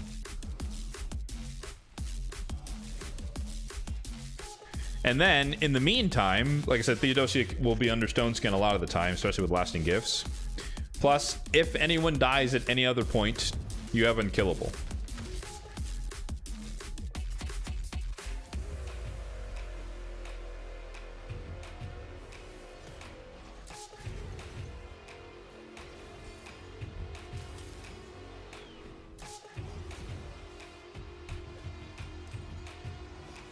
Oh, I wonder if we have if you have a Spore Burst Rod. Do you do Grim Forest on this account?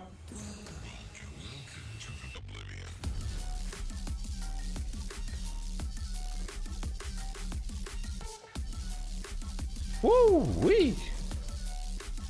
Ouch!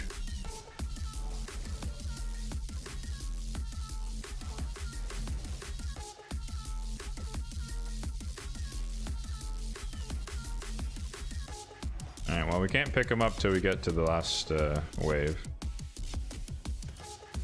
You have 2 rods? Okay, we'll look at them.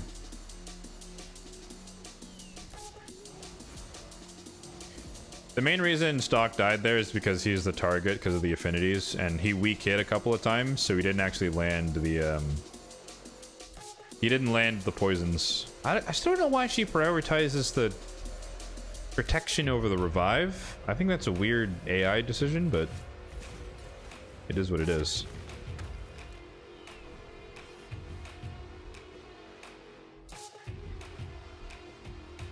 How's it going, Stunna? I guess the other thing here, because let's do the math. Our attack has what, 560 accuracy right now? Even if you have decreased accuracy on. Well, no, it lowers it to 280. I think, yeah, on hard mode 10 with decreased accuracy on, you're not going to be able to land the decreased attack or the burn, which could be unideal.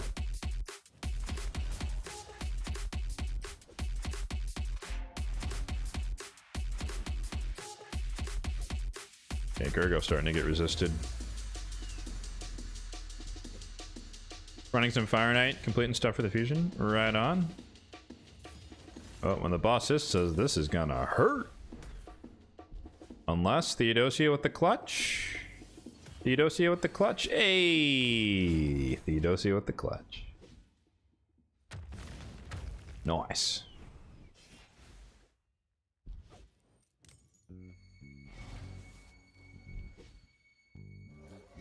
Okay, I was like, I hope we get the activation here right before the boss takes his turn and cleanses himself. Whew, good night. Okay, that was a 3%, a 3% decreased accuracy on Theodosia. Unlucky. There we go. Poor guy. Sorry, buddy. You're not built for this, you're not built for this phase.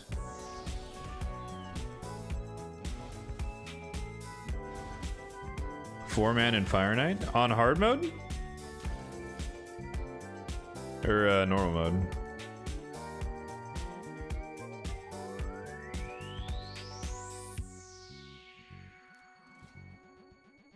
Gergo is Catholic? You're gonna have to explain that one to me. I don't get the joke there.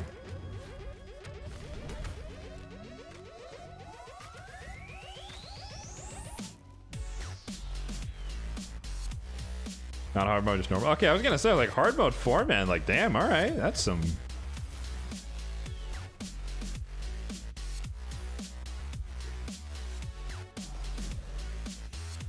Up and down, just like Catholic service. So, I'm secular, so I genuinely don't know what that means. I'm not saying it's a bad joke. I just genuinely don't know what that means. I've never been to mass or whatever it's called.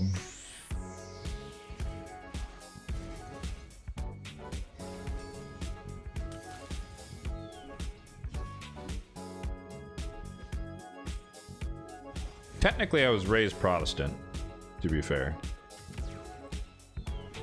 But never Catholic.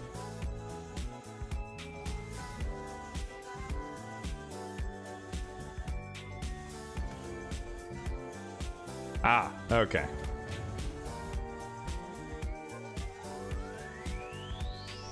I apologize for having to make you explain the joke there, but that is.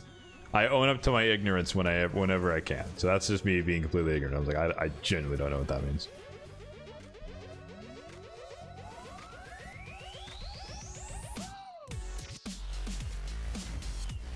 Woo!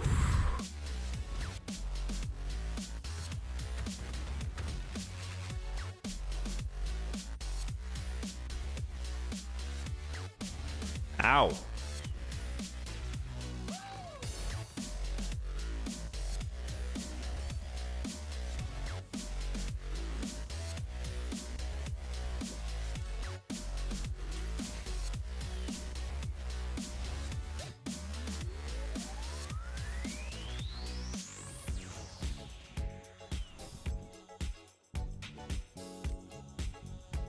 Okay, looks like Marichka has Retribution on.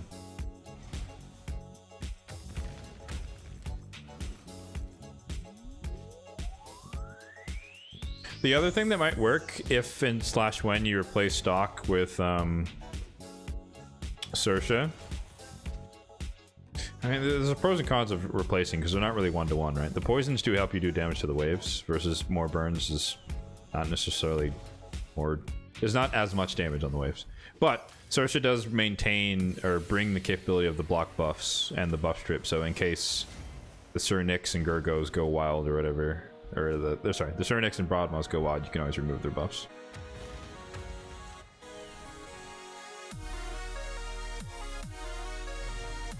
And then that would allow you to switch to the Duchess so that you can block all the debuffs that we're getting here.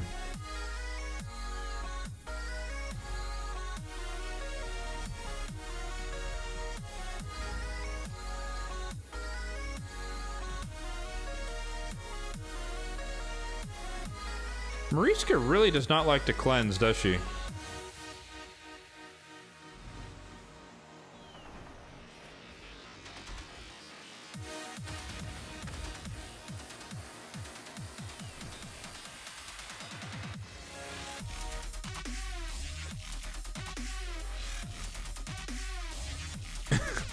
I don't know what... everyone has decreased defense and heal reduction. She's like, nah! Heal? It's like, well, sure, I guess you can heal us, but we have heal reduction, so we actually can. I wish you had this other ability that could cleanse and remove our... No? Okay.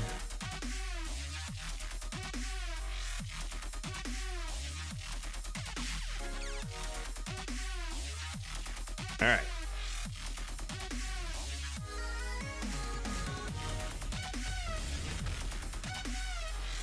Yeah, that's probably right.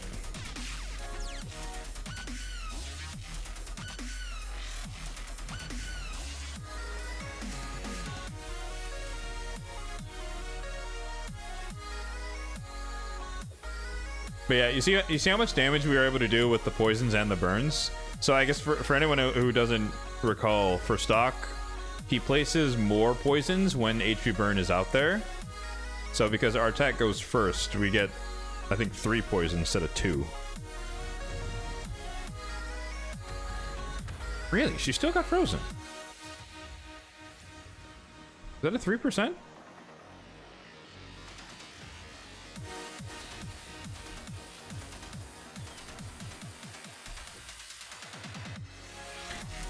Anyway, my point being that if we swap to the Duchess Sersha composite or equivalent composition,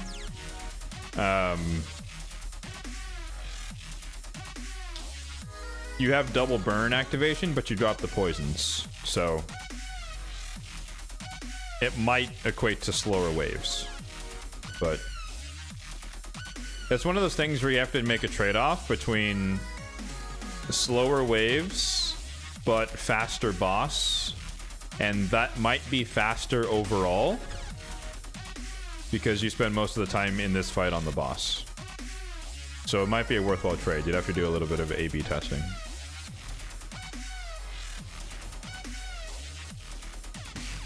Which to me is the fun part. Is that 3% resist on decreased attack?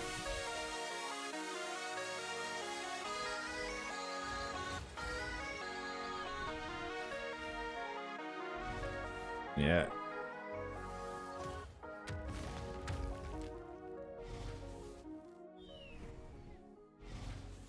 No, not the boss. On Artak, he didn't land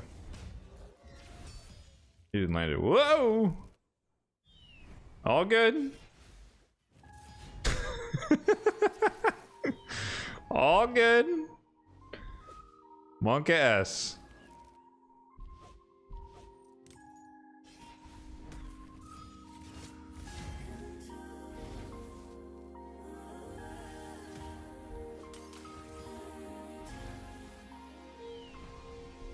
Wait, does Artek have War Master on?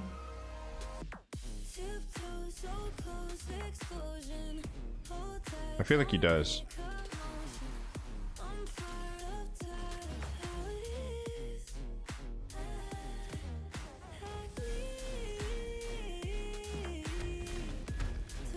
You remember? Because there's two possibilities there. Either we just got horrendously unlucky with the timing of that AoE, and it just happened to put the threshold after he attacked, which is possible. Or he has War Master and War Master procced.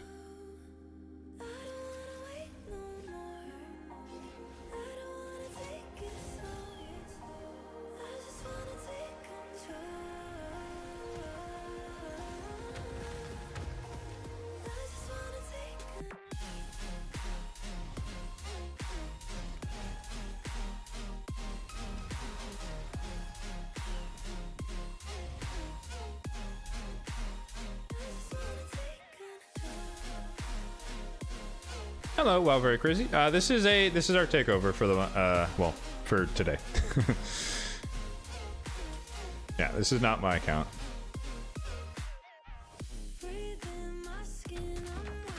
Oh, that's a 3% right there. We didn't place the burn. He has 500 accuracy. Unlucky. Stock has War Master.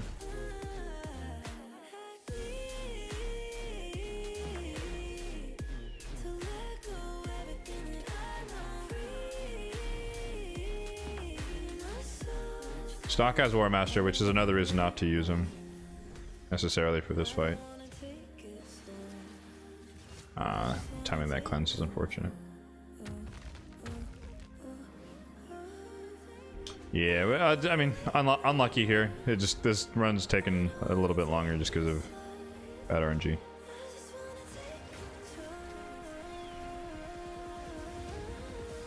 All right.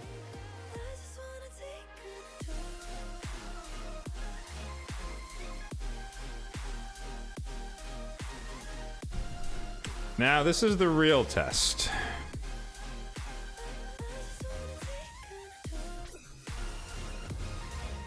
And again, reiterating to everyone, this is my first concept of the comp. We'll see if it needs to be refined based on how it actually performs on the most important stage, stage 10.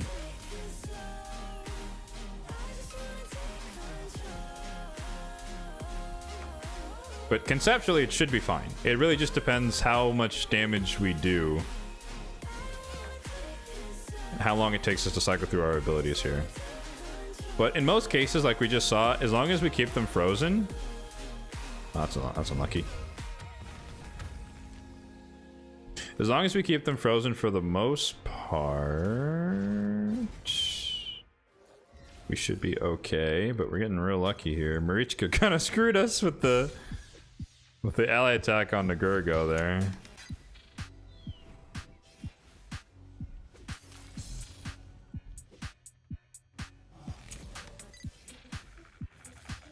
And again, if we had Gurgo booked, he would have his AoE freeze off cooldown at the right time, but we didn't need it. That's not bad. 1 minute for the waves.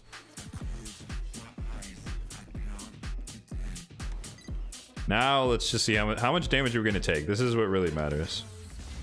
Ooh. All right, so Stock and Gurgo now are both full being one shot.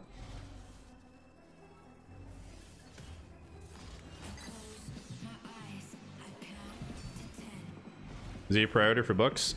Not necessarily. Like I said, if you find someone who can do the same job, DPS/CC, it's a nice to have, but honestly, for a comp like this, you can go with just CC and then let the poison burns do the wave damage for you.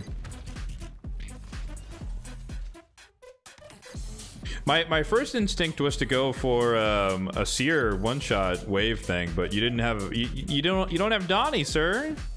You don't have Donnie on the alt account. I was disappointed.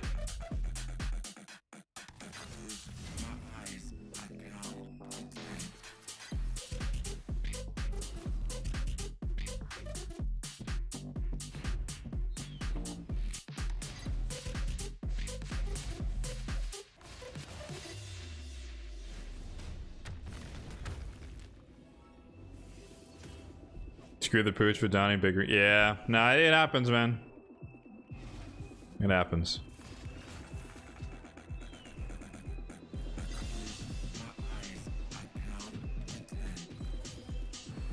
If we have that heal from Rishka right now, that'd be really clean. Nope.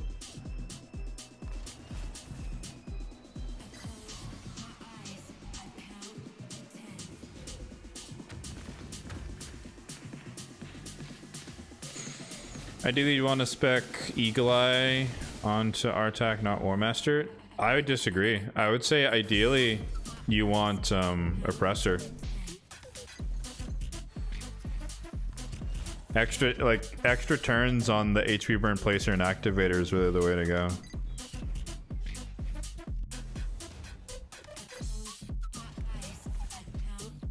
Well, yeah, honestly though, for the more endgame folks who have a 6-star crushing Ren Seer, you don't really need that many buffs anymore, which he does have.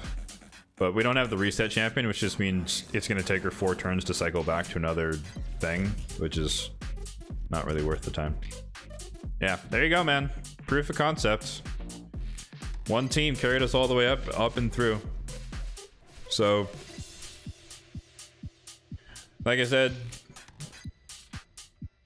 you got the super. This is the super safety net. You can remove the safety nets as you see fit, but outside of some crazy circumstances, no matter what happens, if everyone dies, Marichka will revive everyone else.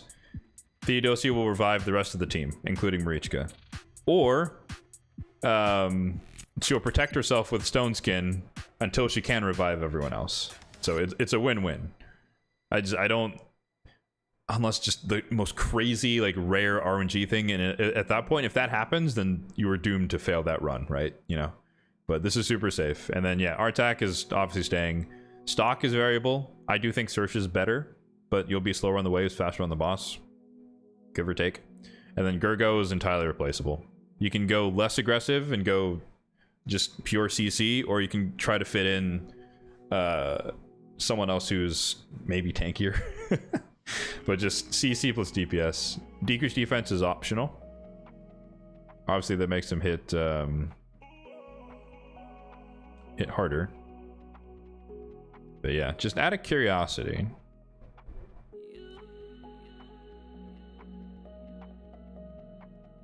I want to see if we run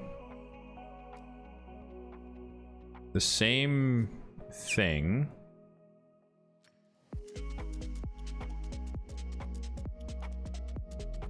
but with the Duchess instead.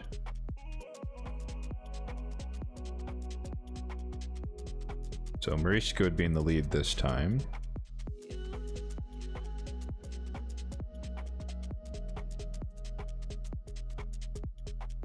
I'm putting them in the first spots, not that it matters, but like in theory, you know, if it was a single target revive, I'd want them to revive Marichka first.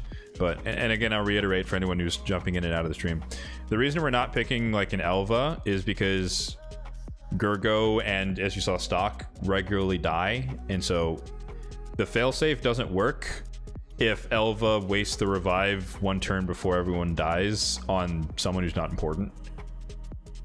And so that's why I want ideally an AoE revive, and also that's why we don't want like a Hilvi or a Mavara, because they might waste the revive when no one's dead. So there's a bunch of revivers that we could use, but we're trying to be optimal here. But like you could put in a Molly for the Gurgo slot and it would work just as fine. All right, it was Arctic. Where is he? There he is. Artak. Stock.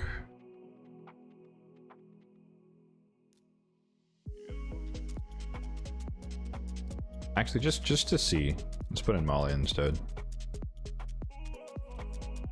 Leave Marichka alone. This is a 4-turn cooldown, right? When booked. Yeah.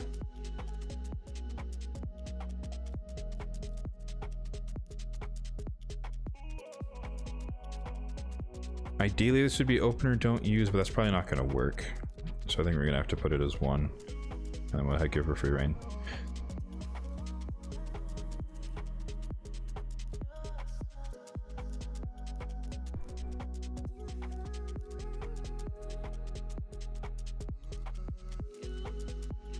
It doesn't really matter. Like, as long as she's the right speed and with enough accuracy, that's her job.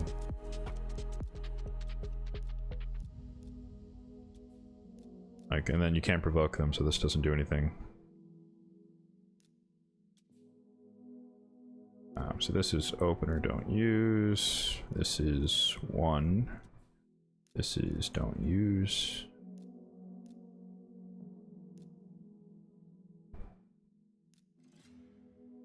And the other thing I want to prove here is how slow Duchess's animations are when she's attacking, that is.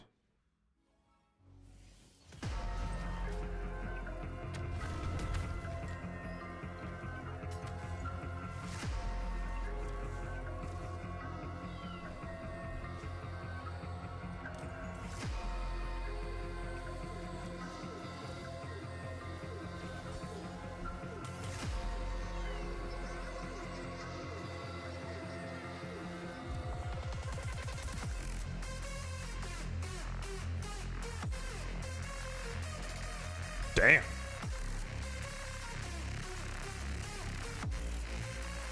Oh, that's fun. Soulmore crystal. Oh, see, okay. So not having the Gurgo actually did make a difference here.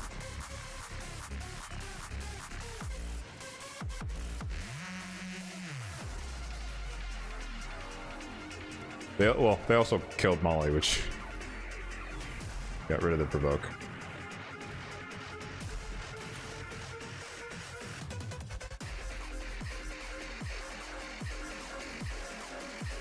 We're gonna get stuck in a loop here.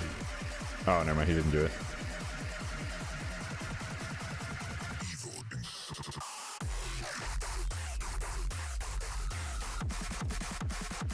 Yeah, see, if the ally attacks bring in Duchess, it's even worse.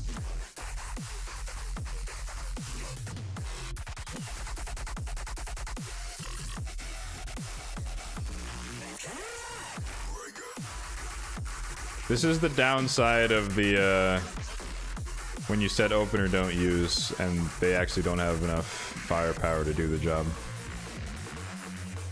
But it's a good example though of why I was saying that last slot you want it to be a CC with DPS, just so that they can clean up that little bit of mess. Obviously Gurgo would have been done already, right?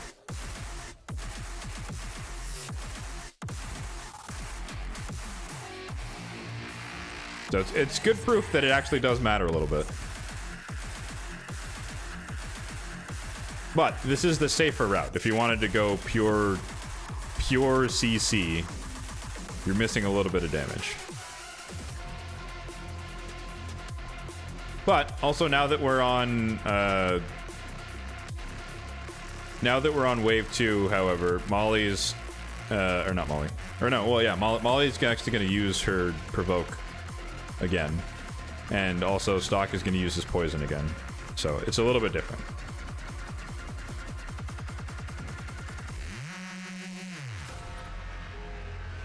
You call 3% resist? Yeah, that's fine.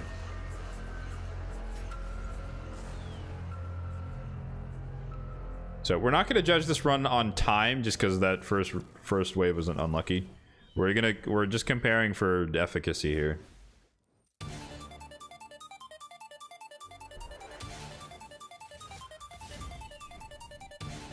I'm seeing some reflex on Molly here. All you DJs today pressing buttons to pretend you're actually doing something. What's that? Forgot your headphones? Let me guess. In fairness, though, I'd run the reflex on Duchess if I had my druthers. Reflex impulse, oh, that's fun. I'd run that on Duchess though, still.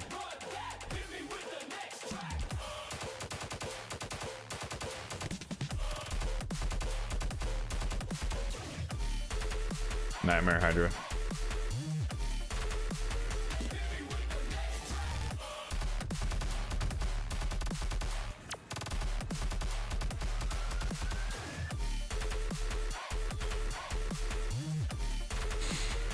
Another predictable pre-drop.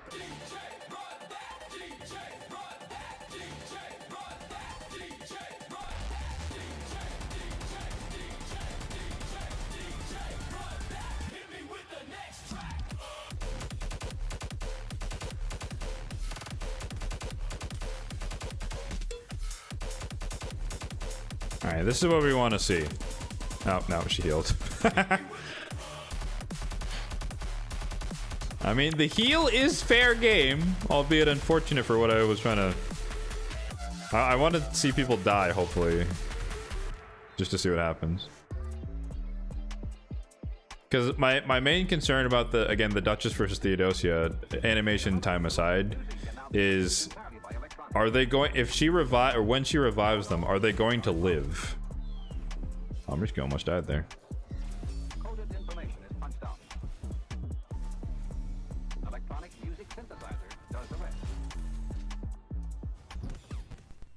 Ooh. Oh, never mind.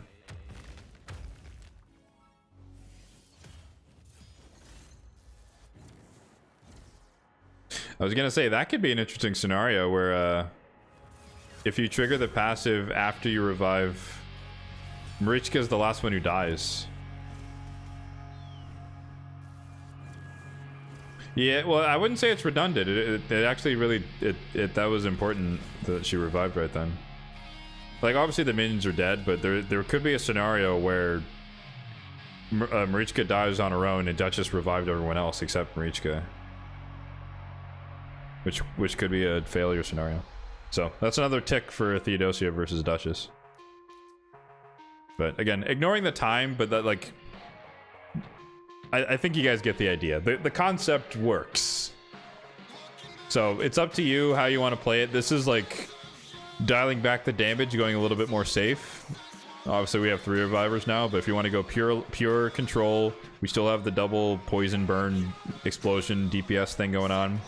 Marichka is again trying to the ultimate failsafe, and then Duchess is just an AoE revive with block debuff. So we're trying to get frozen less. That's the only trade-off. Block debuffs versus the cleanse. So similar stuff. But yeah. Two versions of the same thing. And you can take it from there. See which one you like.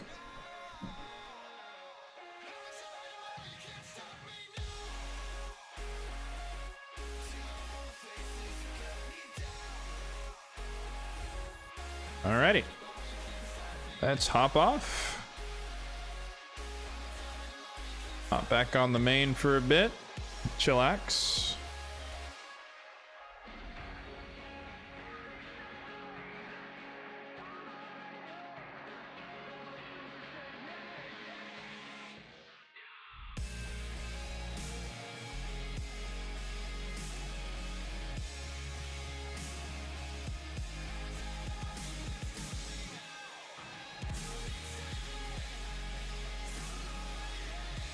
Oh, I forgot. The other thing that came to my mind is that the Molly / Gergo slot, I think if your Seer is powerful enough, because you're gonna outrun the waves, you might be able to just run a Seer and just nuke.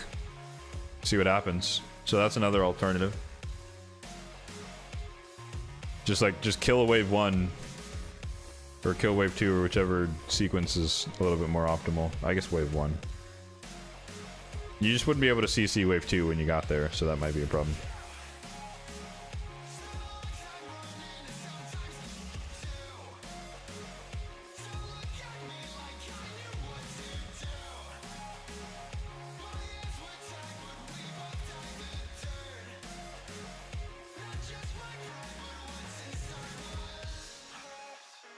Alright, let's do this.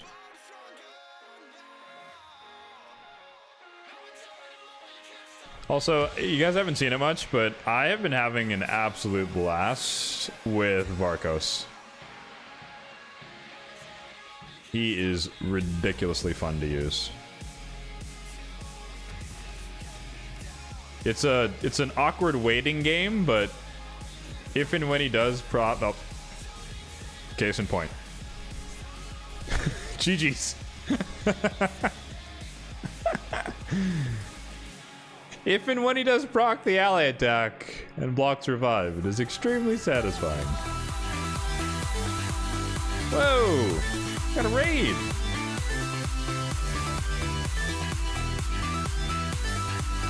Hello, mobile gamer and friends. How's it going? Get a shout out here for mobile. Welcome in, everyone.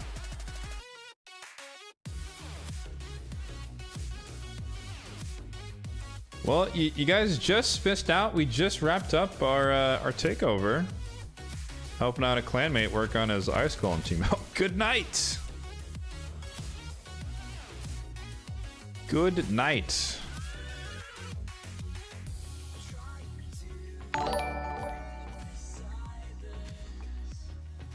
Yeah, so we're hopping back on my account for a bit. Obviously, reset's going to happen relatively soon.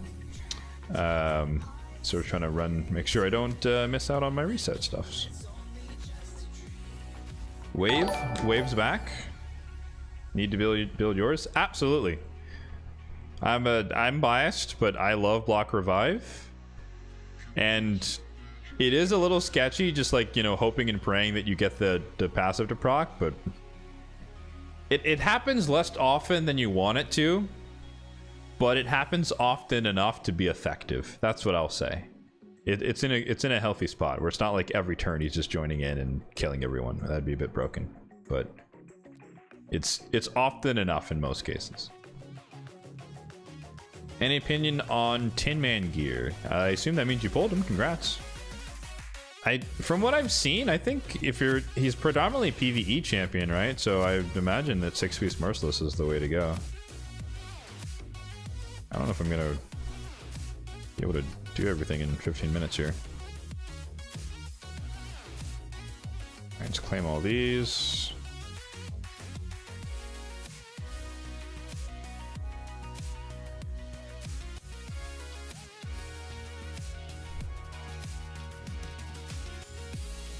Seen him do some disgusting stuff in arena. I didn't see him much in arena, so I'll defer to other folks who may have seen more. But I'd imagine for arena, you just want him Stone Skin Savage like everyone else.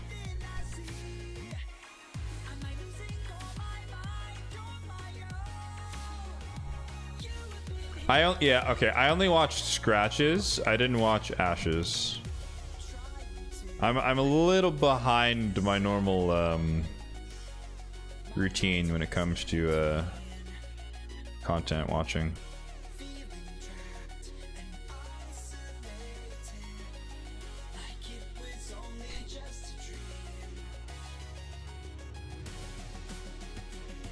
We love Mercurial.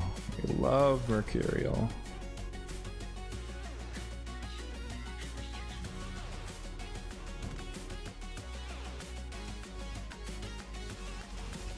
Oh, it's even better. It's a Mercurial Leo, my favorite. My absolute favorite. No notes.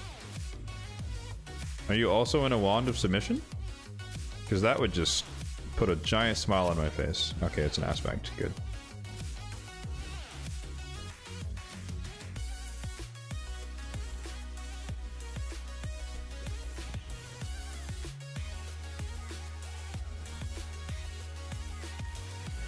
All right.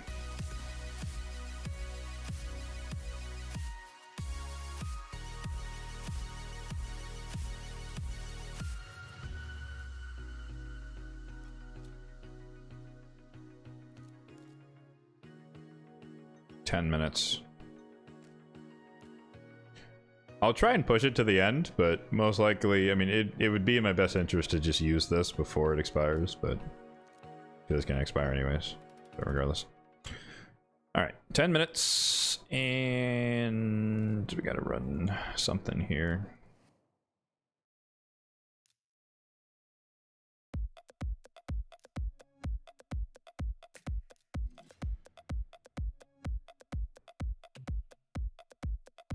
Has anyone done a showcase, or do you guys know if anyone's done a showcase on the Scarecrow?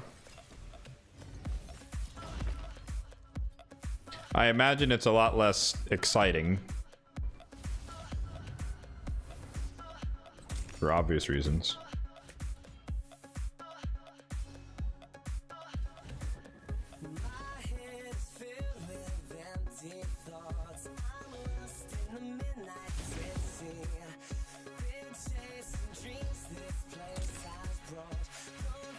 I feel like most people aren't really talking about the Scarecrow, but also it's like the only non-Siffy legendary reviver.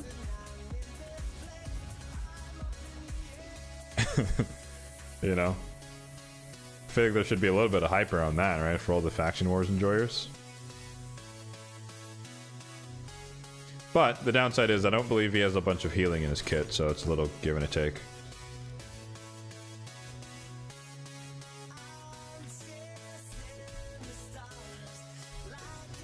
You know Ash did? Okay.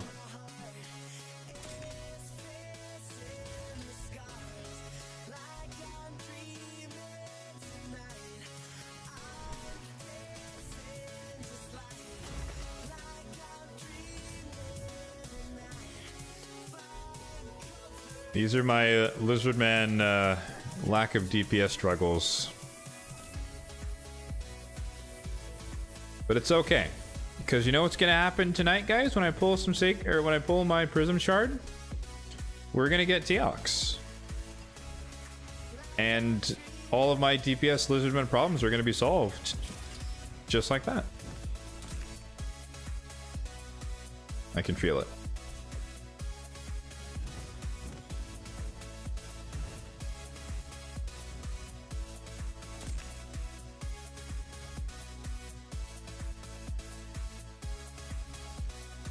Really? Ramontu? That's the person, the one person. Okay.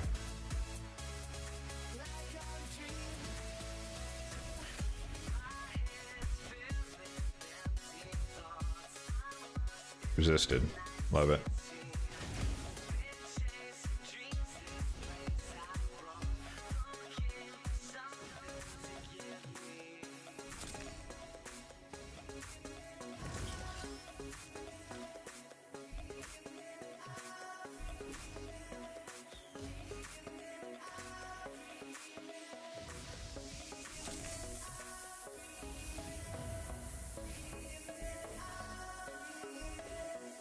I think there's a world here where an Axia comes in and provokes right before Kaji gets a turn. Yep.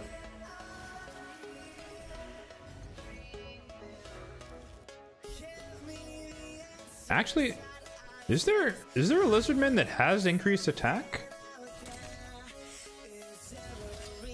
I guess Lazarius does. Is there another one?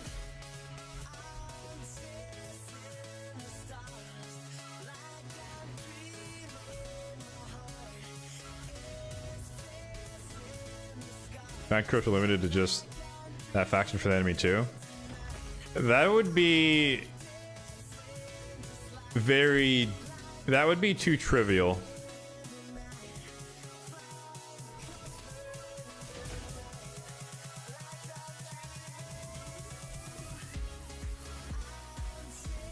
Because there are some really like garbage factions in the game that you would just run right through, basically.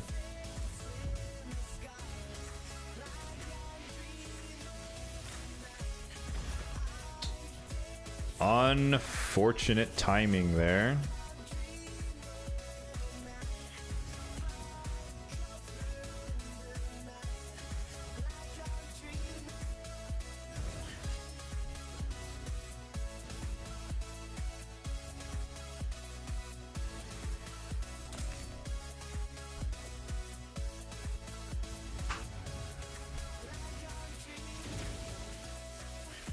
I do not have any codes, so if you're gonna, you might want to use that in mobile's chat. His bot should still be active even if he's not currently broadcasting, and that should provide you whatever his codes are. But us smaller content creators, we're not good enough to get codes.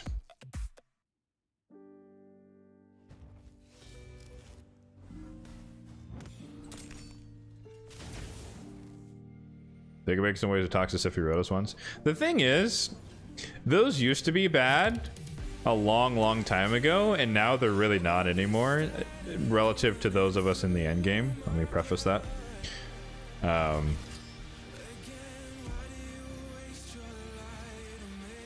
I think every iteration of PvE comes out with a new wave of hell that was worse than, or at least is on par with the ones or worse than the ones prior.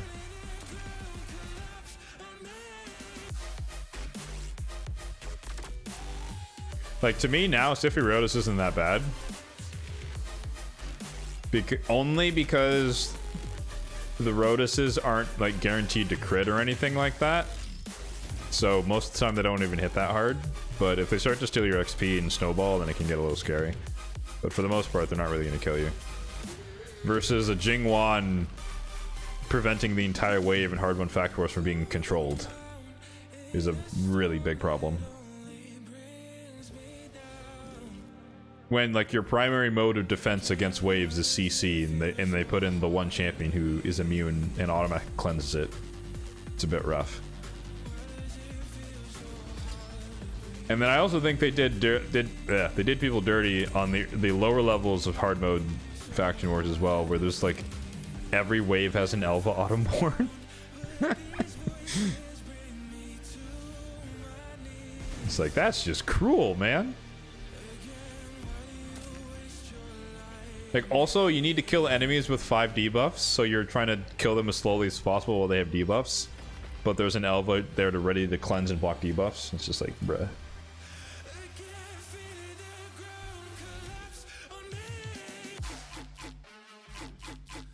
Only took 7 minutes!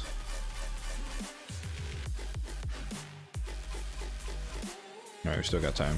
2 minutes. We do need to ascend one champion one time.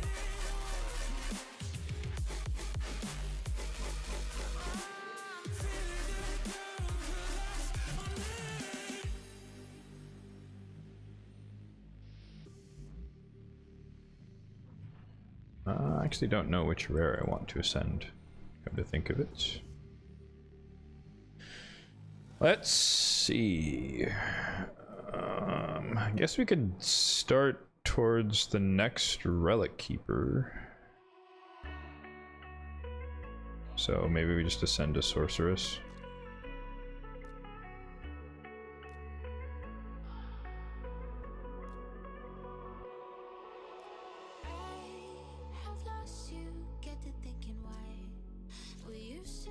I don't know if you guys are having the same problem I'm having, but like, I have a bottleneck now when it comes to all these. Like, they used to not even be like that much of a thought, but obviously I have one right now. I'm gonna use it later, but I don't have that many Justiciars anymore. Like, I haven't pulled him from a Void Shard in forever. Like, I have tons of Executioners. I have 4 Templars. This used to be the bottleneck. Bunch of Sorceress. And so I literally resorted to, like, I save these guys now, and I level them up to fuse Justiciars just to make Relic Keepers. It's a really sad affair. And similarly for the Broadmaws, we've got a fair amount of everything, but I don't have any Huntresses. Yeah, I could farm them from campaign, but I'm not gonna do that.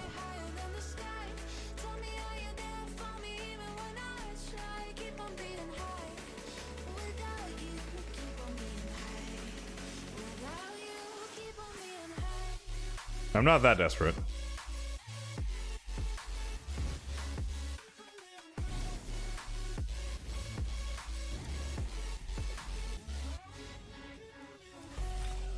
Damn, he almost killed me.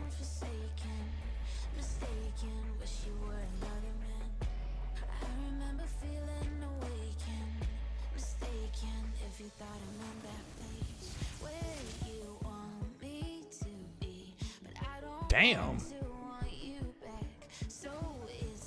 That's the alt form doing that much damage. Okay.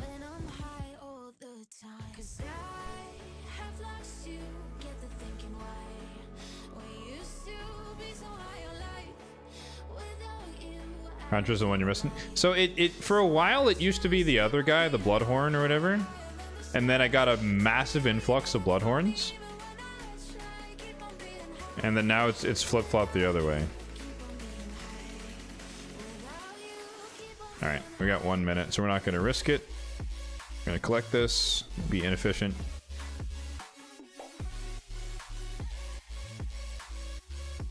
I expect that every single Ezio I go against is in 9-piece Mercurial. Let's see if we're validated. Ooh, it's not. Okay. Nice. We love evasion. Nice. We love evasion. Never change. Wasting time on my own. Okay. All the places that we go. All this pain builds within. Alright, a little bit of champ training, then we'll call it a day here, folks, and send you on your merry way to whoever we raid next. Because, of course, we gotta pay it forward. When we get raided, we like to raid other people. And for anyone who's keen to watch me suffer through day 5 of Millennia in Elden Ring, we'll be hopping on for that in an hour or two as well. So, totally excited for that, if you can't tell by my voice. You're never gonna let me go, and I will never let you go. And now I'm feeling stronger, feeling stronger. Ooh, you're never gonna let me go. I kid. Today's totally the day. We're gonna get it. Positive vibes.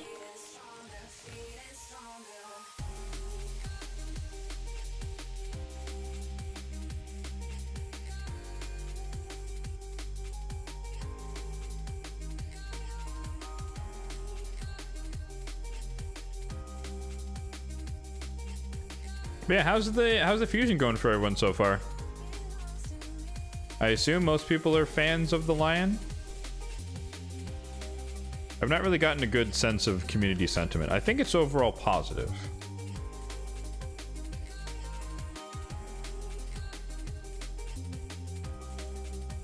But I might be biased because my review of him is positive. And I generally agree with community sentiment.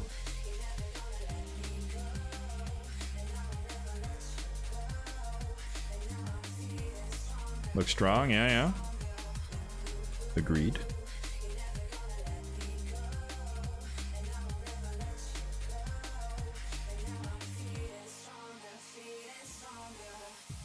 My boss texted me. Wasting time on my own. All the places Do I get to charge time if I respond to his text message? Does that count as working? this pain builds within. Is that 30 seconds of overtime? Footsteps fade, what could have been? Finally, I feel more free. The end of you and me. Let it go, let it be.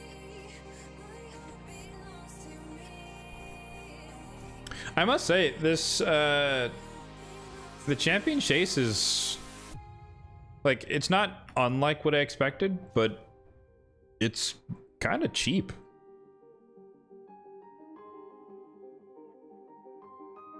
I can see an argument for most people if you're willing to do all the divers and gear enhancement. Like, if you don't even have to max it out at 5,500. If you just get to 3,500, then you just skip the summon rush. Like, that feels like a steal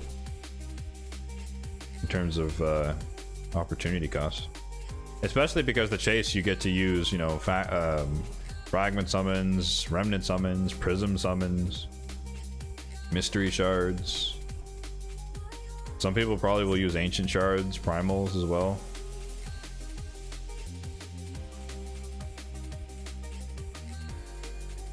Like, 2x Sacreds always sucks when it's during a fusion, but in this particular instance, it's actually kind of okay. Obviously, it'd be better with 2x Ancients, but this isn't the worst time to have it be 2x Sacreds, considering where the milestones are.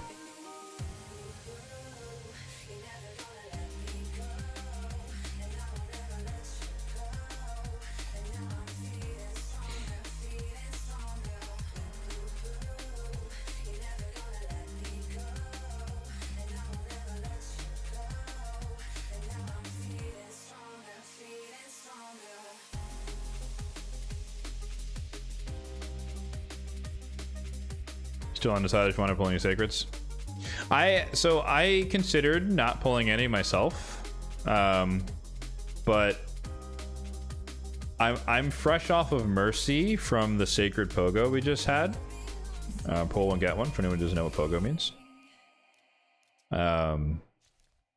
So 2x Sacreds is actually a good deal for me because worst case, I just don't get a legendary and I build up Mercy again.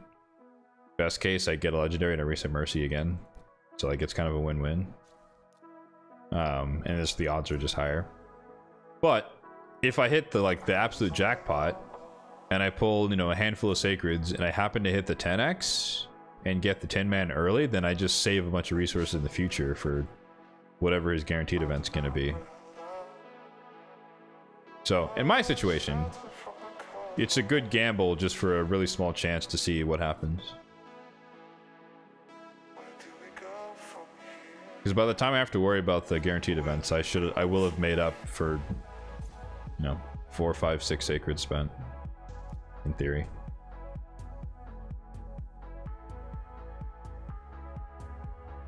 All right, let's hop on to Twitch and see who be streaming.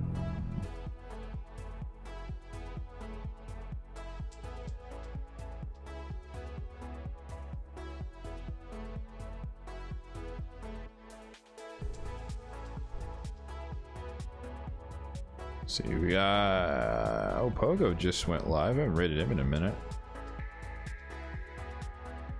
Is he like live or is he just prepping?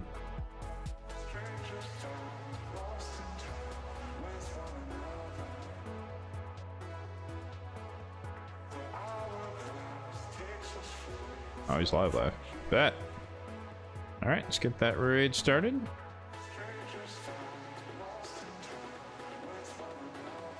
So yeah, like I haven't rated him in a good while, just by, I assume, different stream time or he's been streaming less often, whatever. But get that going. But yeah, anyone, if you're curious, let me put it in the chats. But this was not one of those instances, but we do a community PvE takeover every month. It was meant to be today, but other circumstances prevented that from happening, but it's all good. We're still going to try and make it up for the winner at a different date. But if you'd like a chance to win the monthly PvE takeover, you can fill out that form in either of the chats there, depending on when you're watching us from, and you have a chance to win. It is a lottery system, so to speak, or a raffle rather. So you can win a PvE takeover like the one you saw today, where we just help you out in some area of PvE, because that is my area of more so expertise. I dabble in PvP, but I'm not a pro, so I try not to advertise services in areas I'm less versed. But yeah. And if you're just in general curious, watching via Twitch here, and you want to see more of me, I do also have a YouTube channel, and the content is similar to this, where it's focusing on the free-to-play experience and talking about free-to-play endgame experience and talking about how to do things and make do with what you can on the gems on your account. So yeah, these streams are every Saturday morning, 10 a.m. Pacific time, and so we'll be here, well, not next week, but we'll be here in following weeks. So I'll catch you guys in the next one. Take care and have a good one.